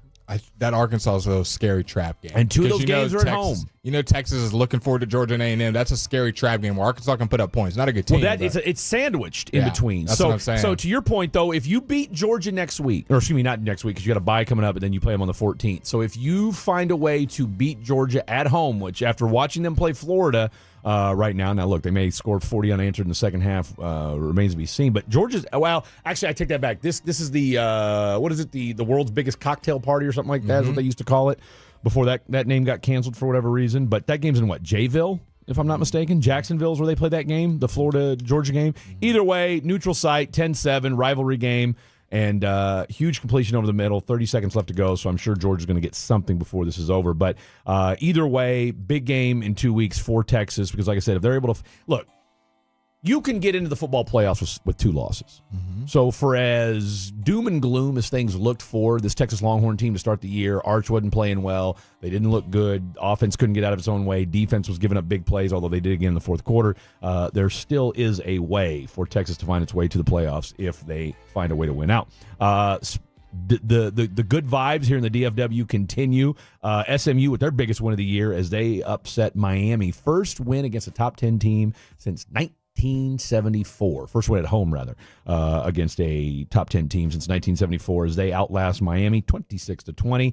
And then I guess we'd call it a quasi upset as West Virginia beats U of H in the Big 12 45-35. This is why college football is such a fun sport to follow. Any given Saturday, you never know who can come out on top. I'm looking for my Longhorns to keep up the good mojo. Text in your team if they won today or if they took an L. Fred, your Jayhawks? Yeah, my Jayhawks are barely beating the lowly Oklahoma State Cowboys 10-7 at home. So you haven't heard me say a word. Okay? Is it? Are we going to start calling for names to get out of there? You already know. What did I tell you last night? Forgot. What was the last thing I said before? You asked me if I had any parting shots. What did I tell you? I was already thinking of the next segment, so I probably wasn't listening. I said rock chalk basketball season's here. Yeah. Okay. You did say that. Damn right I did. You damn right I did. You're not tuned in anymore, Case. I mean, I'm still plugged in. I mean, I got it on my phone right now, but it's like I'm not going to give them any more of my, like, after last week's loss, I'm just kind of checked out on KU football. I mean, look, if we make a bowl game, that'd be great. I think I want to say there's a bowl game here in Dallas that has a big, that takes in like the 15th Big 12 team if they, huge fumble by Georgia as they were looking to score, and Florida picks it up, and with 10 seconds left, that's going to do it for the first half. So Florida is going to go in with a 10-7 lead over Georgia at halftime. Texas needs Ole Miss to lose to make the SEC championship. The Fall Classic has indeed been just that this year. Very few exciting. Okay, well, say that again. Very few exciting games. The Fall Classic has indeed been just that this year. I feel like these statements contradict each other. If the Fall Classic means it's been like a classic. Yeah. But then he follows it up by saying very few exciting. That's all he said. If you want to go ahead and clarify what you mean by that, texter, we'd love to hear from you. 877-881-1053. Fred, blank those B words. Y'all are rock stars. Man, I'll tell you what. See, that's what we love about you Tolos and texters out there is that, you guys let us know. Favorite colors are blue and yellow. Little North Virginia or West Virginia love. This is Marshall. Shout out to Marshall. Shout out to our boy, friend of the program. He tried out for the Fan Phenom. 817. I couldn't stand both of y'all at first. Oh. But you guys are kind of starting to grow on me a little bit. A lot of qualifiers. I mean, in there. if that's not the most, I don't want to commit. I don't want to give you any love. Kind of starting me a little bit. A little bit. Even Mr. Astro. It's progress. Yeah, we'll take it.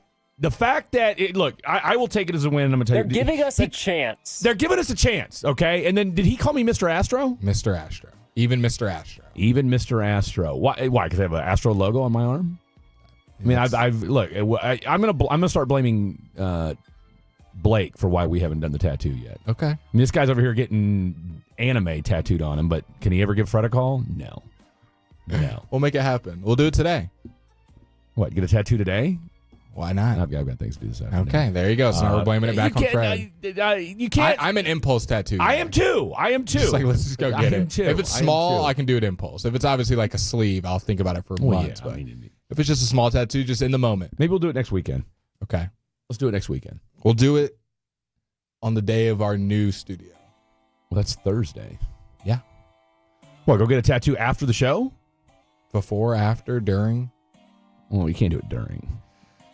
Do you guys have any hotties around the building? No, we work with a bunch of guys. No. There you go. I mean, do we include the security guards? Haters in the daytime weekends.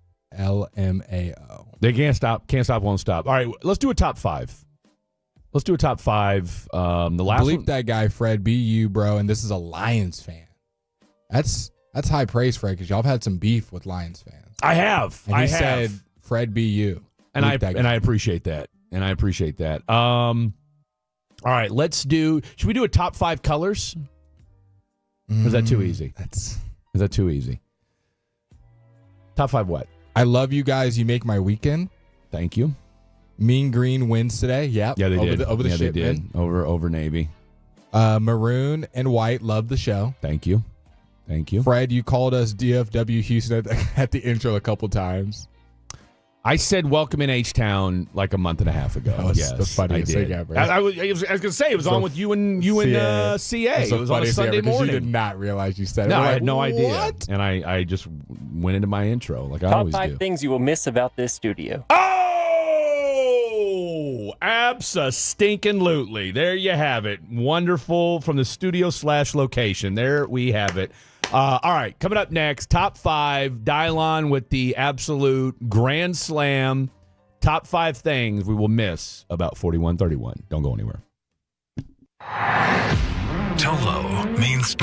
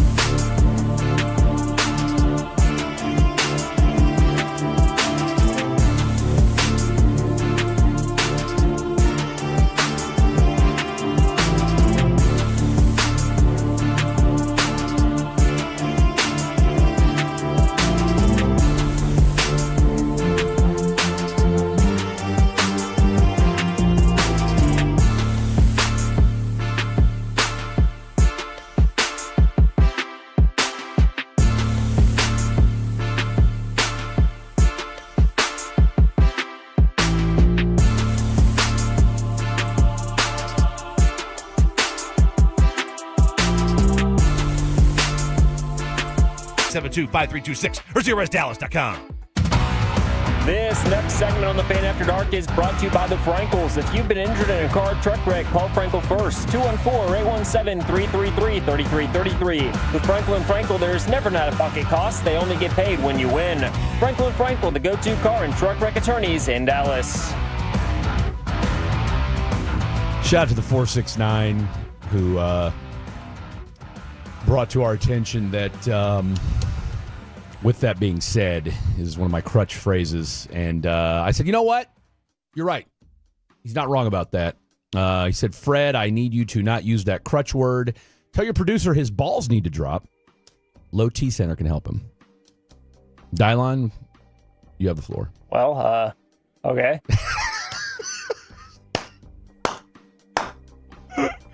I still love you, Fred. Just help me with the clutch crutch. I can't even talk. Blake, you blew it with the P last night. Just tell her you're on the way to pick her up. See, but then you say something like that. I don't know, man. I mean, look, I like the 469's brashness. I really do. I feel like I was trying to play it cool. Like, I'm trying to put the ball in her court. She texted me, what are you doing? Yeah. So I don't need to be like, I'm on my way to pick you up. Like, you don't want to sound too thirsty. Yeah, like, why'd you hit me up? Yeah. Obviously you, but like the texter See, maybe said, you needed to be corny last night. See, the one time I try to keep it chill.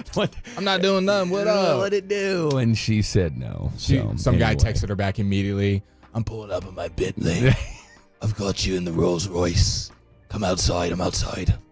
I'm outside, yeah. When really he just picked her up in a Ford Ranger. Okay, here we go. Oh, great question. Can we speculate where UNT quarterback Mestamaker is going in the transfer portal? Let's go with Auburn.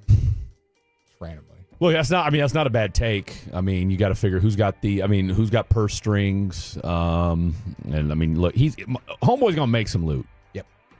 And it won't be at UNT. I think we can all agree on that. Does he stay there for one more year? Probably not. You think he's gone? I think he's gone. When have we seen a good UNT quarterback other than Mason Fine stay for multiple years? They always leave after a year. And he's been great. Yeah. I mean, he's been really, really good. Now, he's going to get the bag thrown at him, as the kids like to say. All right, courtesy of Mr. Dylon. Top 5 things we are going to miss about this studio and this building, this location. We're moving. A lot of the stations have already made the move. 105 through the Fan. Our last day here at this station, or excuse me, I keep saying station, at this studio will be on Wednesday, and then Thursday things kick off with Sean, RJ, and Bobby at the new place. And, of course, we will be putting a bow on this thing, Blake and I. And let's see, you're Mondays, right? So that'll be Degenerate Jake. Well, things kind of jumped around because Cowboys play on Monday. Oh, that's right. So, actually, I'll be doing y'all show on Wednesday. Hey! I mean, talk about serendipity. That's my favorite sauce to get from Chicken Express. Or seasoning. Serendipity? Yeah, they have the serendipity seasoning. Never. You never gotten that? From what place? Chicken Express, bro. No. You get the serendipity. I mean, now they have the spicy tenders, but the serendipity made the tender spicy. Yeah, I don't. Unless it's barbecue sauce, we got nothing to talk about. All right, 5 things we're going to miss about 4131. My number 5, and this is kind of a love-hate, if I'm being honest. Like, I will miss it, but I won't. The drive. Okay? There's something about the drive. Like, when there's traffic, it's awful. All right? Because it takes, like, today was a perfect example. And traffic really wasn't that bad. It was just that jerk in the white Corolla. But I had my Starbucks that I was going to, although I did stop going there because they screwed up my caramel macchiato. And like I said, my girl Iris explained everything to me as to how to make a great caramel macchiato. Anyway, I digress. But just, and you know this, like you get your, like when you hit, you know where everything's at, you know your turns, and you just kind of start formulating. Autopilot. Well, I'm listening to G-Bag on the way in. I'm kind of thinking about what we're going to do for the show and just whatever else is going on in my day. So I will miss the drive. My number 5, it's also a love-hate. It's convenient, but it's not good for me. The McDonald's and gas station being right next to the studio. Okay. I need to grab food real quick. I can just go to McDonald's and always get food quickly through the drive-thru. I need to get gas after work. Yeah. And it's right next to me. It is. I don't know if there's a McDonald's and gas station next to the new studio, but I'm assuming not. There's one close by. Plus, there's a Benihana right down the street. But we can literally walk to the McDonald's. No, in between segments. It's legendary. Yeah. The walk. So I will miss the walk to McDonald's. We're gonna miss. That's kind of a pregame tradition. Man, don't get me started. Number 5. My number 5, this is going to sound weird to a lot of people, but the parking garage. That's not weird at all. It's so much better than the other one. Oh, in my opinion. I haven't been to the new one yet. Dylan's starting off with already firing slugs. I haven't been to the new one yet. I did hear though that you can't park. Yeah, apparently that was you can't back Degenerate in. Jake. Gotta. So that was the so guy Degenerate behind the Jake email. was the one that got us all dimed out for parking in backwards. Yeah. Now, did he do that during the week though? I don't know. Because my guess is they're going to be a little more lax on the weekends. Probably. Is just a guess. It's because it's kind of narrow. I guess they don't want you backing in. And I heard that it's at an angle too. Yeah. So take that for what it's worth. All right, you're number 4. Number 4, the proximity of the bathroom to the producer studio. Oh. It's a little further. Wow, I didn't even think about that. Man, that's another good one. I mean, I haven't really walked the steps out. This one I can get there in probably 20 steps. Yeah, give or take. The other one, we're talking 30, 40. Double your. Well, you'll get more steps. I will get more steps. I got to run a little quicker than the brakes. A little more pep to your step. Yeah. As long as you're not wetting yourself, that's all that matters. You're number 4. Location. It's close to my house. It's gonna be my 10-minute drive is gonna turn into 20 minutes. So I'm not happy for that unless I move. But aren't you moving? I'm thinking about it. Yeah, right. A lot of moving pieces. A lot of moving. A lot of balls in the air. My number 4, taking up 4 parking spots. Okay, this kind of dovetails with what Dylan said. You guys know Tim Collins has called me out for this. He's taken pictures where I will literally park perpendicular to the parking spaces, okay? Because I don't care. It's the weekends. We're the only ones here, us and the security guards. You'll see I did the same thing today. I saw it. In the Kona. And, so I will miss taking up 4 parking spots. My number 3, the security guards. Now, Blake and I have already hit it off with one of the security guards at the new building. Did we? Yeah, remember? She's like, do you have your key? We didn't have our key card. We didn't have our key Then she card. goes, well, do you have your ID? We said, no, we don't.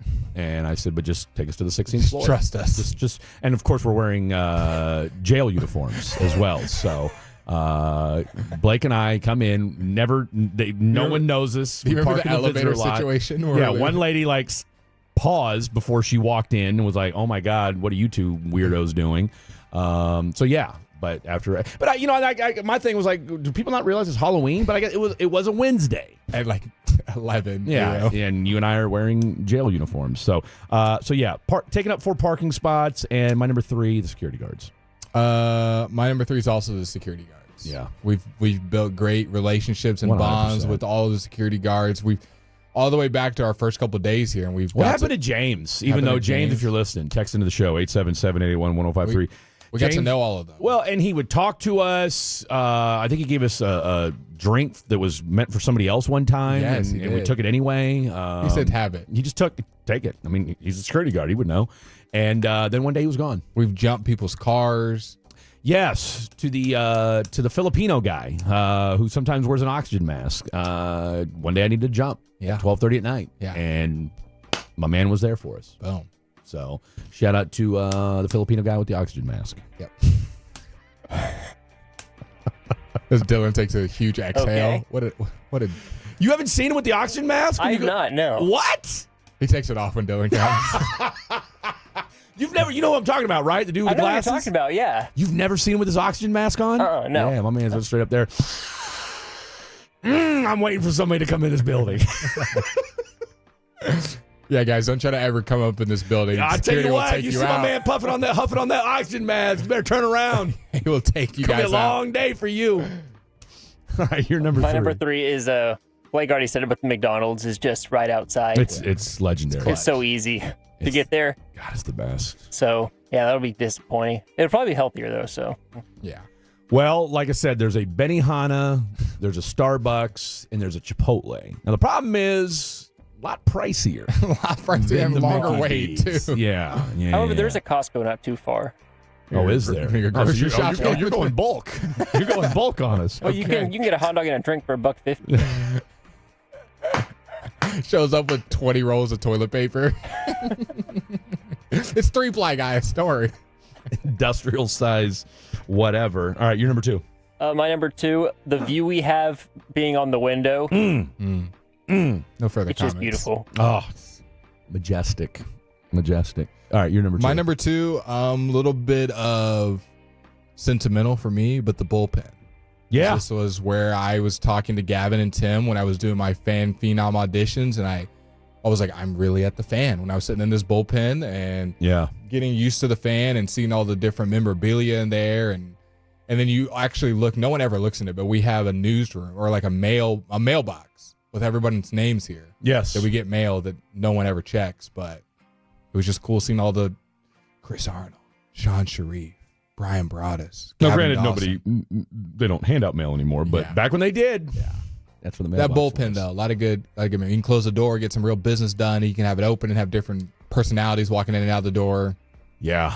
It's a doorway to a lot of fun. Yeah. I don't know. I remember a couple, when I first started here, a couple interesting pre-show meetings in that bullpen. Mm-hmm. My number 2, you guys have already said it. I'll say it again. Mickey D's and the Exxon for the post game. All right, my boy Pre-Cash. He's already got a black and mild waiting for me. Now, granted, I haven't. Yeah, seriously, that's how bad it got. And that's at the window because you can't because they lock the doors at 10. They lock it early, man. So you got to go up to the window and then have them like they got to the point where my boy Pre-Cash knows. I mean, as soon as my truck pulls up. He's got a black and mild waiting for me, and then he says, a lotto ticket? And then, no, he says, do you want a chocolate or vanilla protein drink? And that's what I get for my post-game meal. My post-game rehab, or post-game whatever, on the my post-game ride home. But needless to say. Are you happy that you're going to be breaking out, or you're sad? I'm not. Look, I didn't get, I'm trying to think here. I didn't smoke a black and mild all week. I did Thursday night, but Monday, Tuesday, Wednesday, Friday, I did not. So, my number 1, and I'm sure it's already been said a couple times. It's gonna be the view, looking over. What is it? 635, 75. Actually, that's 75. 635's that way. Looking over 75, looking at all the skyscrapers, seeing all you Tolos drive, and beaming electricity into your car, and the sun shining in here on a Saturday morning when you come in. Oh, the Sunday morning view. And that's my number 1. The Sunday morning view when you get in here for a 9:00 show and the sun's kind of peeking over the skyline. There's very few cars. There's nobody in the studio. There's nobody at this building. And you just got your time to kind of just stare out the window. And like I told you guys earlier, when I came up here for the first time, looked out, saw that, I was like, I want to do radio. How cool would it be if we could open these windows and feel the breeze? I mean, we're like on the 11th floor. I don't know how that would work. I don't know how that would work. Is there a balcony anywhere in this building? I don't believe so. Why not? Probably liability issue. The liability, and you'd probably have to ask the architect. And probably because it just doesn't make any sense. This is an office building, so who's trying to go out on a balcony? Like, we're here to do work. Like, do you want to go outside? Do it on your own time. That's not what this place is for. I need a little smoke break. Take your ass downstairs, like the rest of the people, and walk to McDonald's. Do people even do smoke breaks anymore? We digress. All right, number 1. Do they still allow those? Like at your job? Like, you can have a smoke break. One honorable mention. Oh, go ahead. I mean, I would say some. I mean, I would think so. Blue but collar I mean, job, if maybe? let's put it this way. Well, blue collar, you already know those guys smoke breaks. It's actually not a break. If you have an older workforce, I guarantee you have smoke breaks. Like anybody my age or older, because I mean, let's call it. Y'all, you got your age groups aren't smoking cigarettes. Nah. There's no break needed. You just walk around the corner. Hit my vape here at my cubicle. Nothing. I'm doing nothing here, Johnny. I already put the sales report in. So yeah, that I would. I mean, I'm sure there's a handful of companies that still do, but do you think you have to ask for them? Like, I'm going to take a smoke break, or you just walk outside? Look, if you're at this stage in 2025 and you're still smoking cigarettes, you ain't asking for permission. Do you mind if I go light? Look, you're going out in the front. You're hitting your dog rocket. It's very common in the serving industry.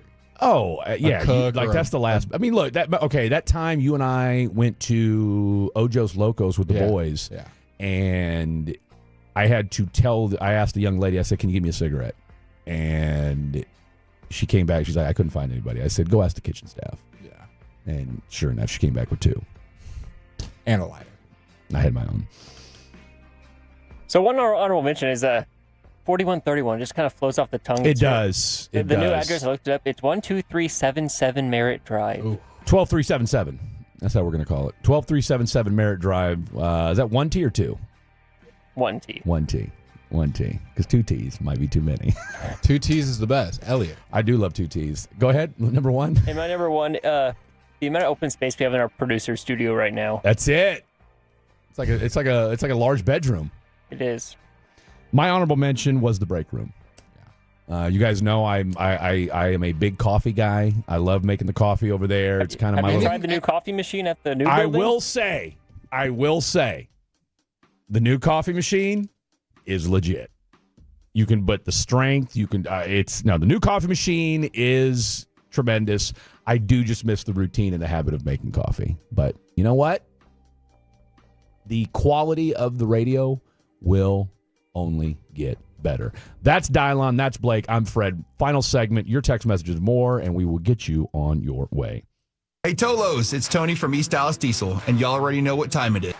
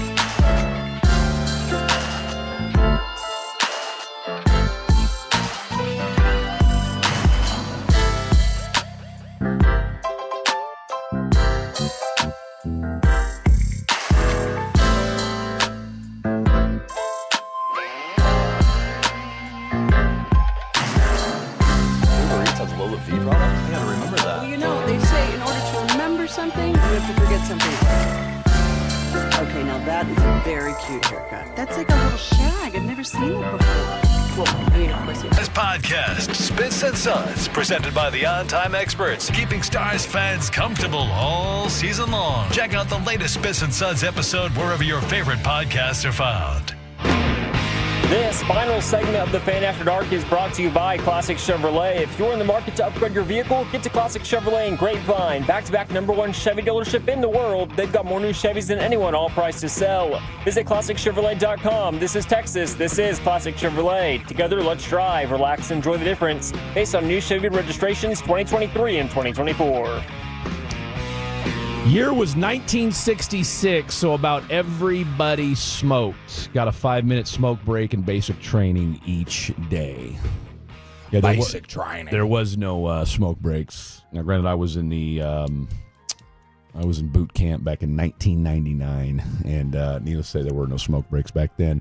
1914, Texas Tech over K-State, and they're driving in the red zone right now. Took it to the 10-yard line, second down. So looks like Texas Tech is going to, get a little cushion, and our boy Degenerate Jake can feel a little bit better. Meanwhile, your guys' North Texas Mean Green handled their business today. What was the final score? 31-17? Yes, sir. Louisville's up on Virginia Tech 21-16. That's 16th ranked Louisville with 10 minutes left to go in the fourth quarter. Funky Town. Georgia tied up 10 with Florida. Second half to start it.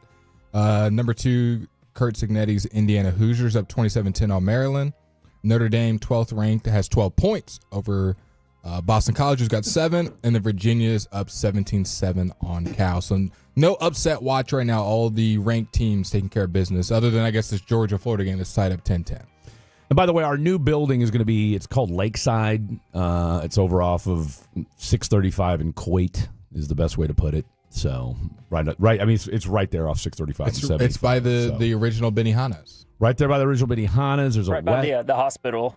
There's a Medical hospital. City Children's. There you go. You got a Westin hotel over there. So, I mean, there's things going on. Oh, you know what else I should have put on my list? Not just the drive, but the final 4 minutes leading up to the station. Oh, when you're on McKinney? Ooh, I tell you what. I will. That on the list. You can go ahead and throw that back on there. McKinney Avenue. If you know, you know. There's a couple places over there. Just a lot of talent. A lot of first-round picks. Athleisure. Shout out Athleisure. I don't know that we're going to see that. I don't know. I don't know either. There is a trail behind the new building. We'll just start driving this way, McKinney Avenue, to get to the. Ain't gonna be me. Ain't gonna be me. My drive. I will say this: one of the things I am definitely looking forward to, though, is that my drive got about 10, 15 minutes shorter from the Ville. So.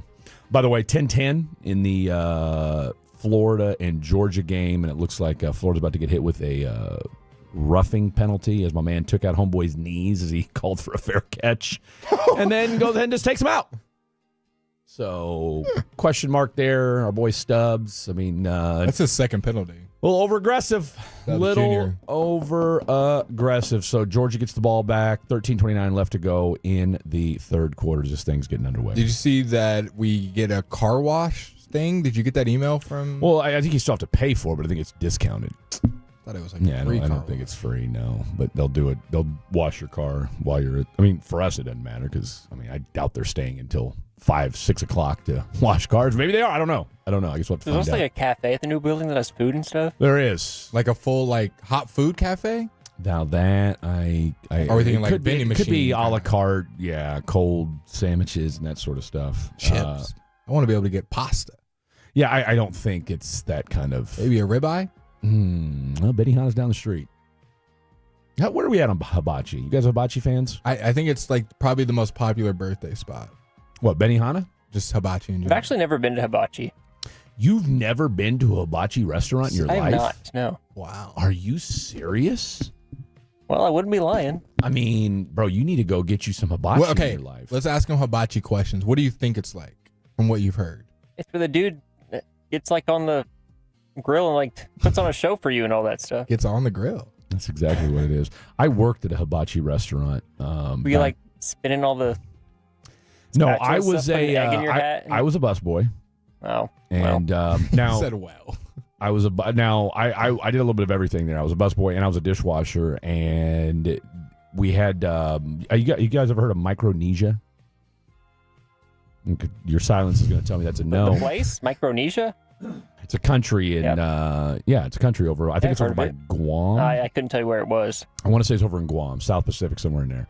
Anyway, I think it's like a U.S. territory. Anywho, so we had a bunch of Micronesians working for us, and these boys were wild. Okay, now mind you, Fred's 15, 16 years old, something like that. So one time they're all like, "Hey, come on over to after work. We're all going to go back to," and there was like 8 of them living in this apartment, and went to their place. Now, these dudes were partying at a level that 15, 16-year-old Fred was not ready for. Okay, me and my boy Jeremy, we went there. Me, my boy Jeremy, and the other bus boys. So we go over there, and these dudes, I mean, they're doing blow on the kitchen table. I mean, it was right.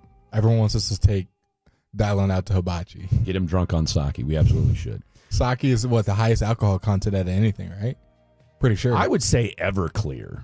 I think sake is even like Japanese sake that's like legit. I'm pretty sure it's higher than Everclear. I might be wrong. Everclear is also really high. From the 972, just tuning in first time. What the hell kind of show is this? Is this just barbershop talk? What the hell? This is terrible. Well, 972, number one, appreciate you. Appreciate you tuning in for the first time. It's a little bit of everything. A little bit of barbershop talk, a little bit of sports talk. And you're catching us at the end of the show. This is the last 5 minutes. Okay, so you're catching us at the end of the show. We're sorry that you feel this is terrible, but I invite you to come back. I invite you tomorrow. Maybe you missed the first 2.5 hours of the show when we did talk sports for the entire time. We actually got a text saying, I appreciate how much sports you guys are talking. So we do appreciate you. We will try to do better next time. But yes, and barbershop talk is kind of a big deal. Yeah. People like barbershop talk. And usually when you're in the barbershop, you talk a little sports too. You do talk a lot of sports, and you talk a little bit of everything. So in any event, 972, thank you for listening. Mm-hmm. Turn it on, leave it on. Mm-hmm. Be a fatty. Check us out. Fatty. Tell you what, stay tuned for Triple F. Fred's Female Focus. Coming to a radio station near you. Tell you what, 972, tune in tomorrow from 9 to 11:30, where we will do nothing but sports talk. I said content. I didn't say continent. I said content. He might have. Bacardi 151 beats them all. It might. Look, I mean, I haven't drank in 9 years, so I'm a little bit. I'm a little bit removed from. We are in a game. recession, though, Fred. You want to know how I know how? Girls, ladies, women. Yeah.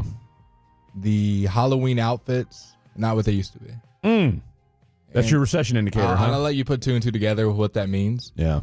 Was it cold yesterday? Of course. Yeah. But what is the old saying? Blinks don't get cold.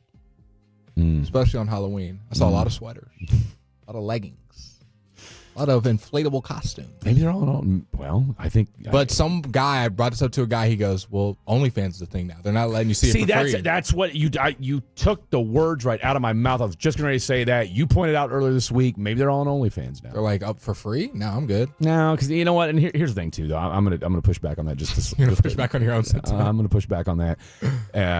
Because I was going to say that, but look, I'll argue at both sides of my mouth. Have you been to a gym lately? Yeah, I'm just talking about Halloween. I get it, but I'm just saying, like, that's where. But the gym is where it's. I'll be honest with you. It's an OnlyFans continuum. I'm not gonna lie to you. It's gotten a bit much. It's an OnlyFans continuum. It's. That's how you get them to the OnlyFans. You post the sleeky gym content. They're like, guys are like, oh, she's got a nice body. It's a bit much. I'm not gonna lie. Let me see if she's got the blue link. There was. We had a group at the gym the other day, like 8 of them, just that one machine. I think we can all agree as a show, I want to make sure I'm not speaking out of turn, that we do not approve of our Tolos and Fatties subscribing to OnlyFans. No, you're on your own on that. Oh, you? I agree. With Blake. I don't. I'm glad you qualified that, because I was like, Dylon with that. Didn't see that one coming. If you want to subscribe to OnlyFans, be my guest. I'm going to disagree. That's on you. We're better than that, fatties. No, we are better than that to pay for a girl that we do not know to see them undressed. We are better than that. Okay, but we're better than that. But are we okay with Tolos and Fatties going to Spearmint Rhino? It's different. At least you've seen them in physical. Okay. Look, digital pictures. Come on, bro. Look, can I be persuaded? Can I be persuaded? 100%. 100%. You would get an OnlyFans? No. I'm saying I'm saying that at first I was like, no, if you want to get on it, but be my guest. But now that you put it in that fashion where it's like, look, is it more? And you're right, we do need more human interaction. So let's get off the OnlyFans. Let's get off, because if we stop buying, let's be honest. It's guys. We don't gotta beat around the bush. If guys stop buying this and lusting, dude, they did say 80 to 84% of the creators on OnlyFans are women. Oh yeah. What girl is subscribing to a guy's OnlyFans? Come on. 877-881-1053. If we, let us know. as a gentleman, we got a community right here. We got the Tolos and Fatties. Think about it. If every single person did not subscribe to an OnlyFans and they spread that to their friends and family, then we could take down OnlyFans once for all and have human interactions and actually talk to girls and get to know them. Did Fred dress up as a truck driver for Halloween? No. Someone said it's free on the internet. Use that for what you want. You end up paying for every girl, whether it's on OnlyFans or out to dinner.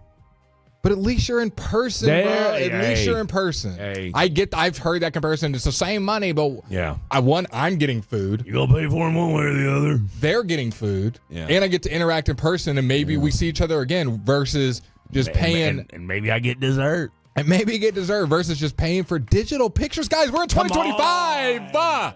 If you're that down bad, I get it. I think they have AI. Your testosterone increases when you're around women? Yes. Okay. And I think they have AI apps for that now, which are free. If you are really needing it that bad, and then I'm sure you guys can figure out other free ways to get that. You don't need to pay for OnlyFans. It's too much. All right, last thing. Let's to the 972. You want some sports talk? Let's give you some sports talk. Blue Jays, Dodgers. Blue Jays, baby. Okay. Come Blue on. Jays. Shohei's going to give away hold on. Blake, 2 runs. Fred, Dylan. All right, so you say Blue Jays. Give me a score. Blue Jays win 7-6. Okay. I'm going Dodgers 6-5. Ohtani, 2 home runs. Dylon. Dodgers are going to win it by the score of 4-3. Okay. Mavericks, Pistons tonight. I'm reading the text. They're bad. Mavericks, Pistons tonight. Mavericks lose to the Pistons. Okay, that's 972. You need help. I hope that's a joke. I'm going to go with the Mavericks win tonight. I'm going to go Mavs lose 120-111 to the Pistons. I'll be optimistic. I'll go Mavericks. What'd you say your score was? 120-111. We lose to the Pistons. Okay. I've got us winning 103-99. What'd you say? 100-97 Mavs, I guess. Okay. Sure. 100-97. Okay. That's going to do it. As always, another fantastic show in the books. Shout out to Dylon for another phenomenal performance. For the one, the only Blake Elliott. I'm Fred Davis. To all the Tolos and Fatties, everybody else, good night. God bless. We'll see you tomorrow. The more time you give, No, I mean like your name. No, I'm Jen. My name's Jen. Right, but I just mean like this is your haircut. But that's hair on your head. I'm not saying this is your hair. Okay.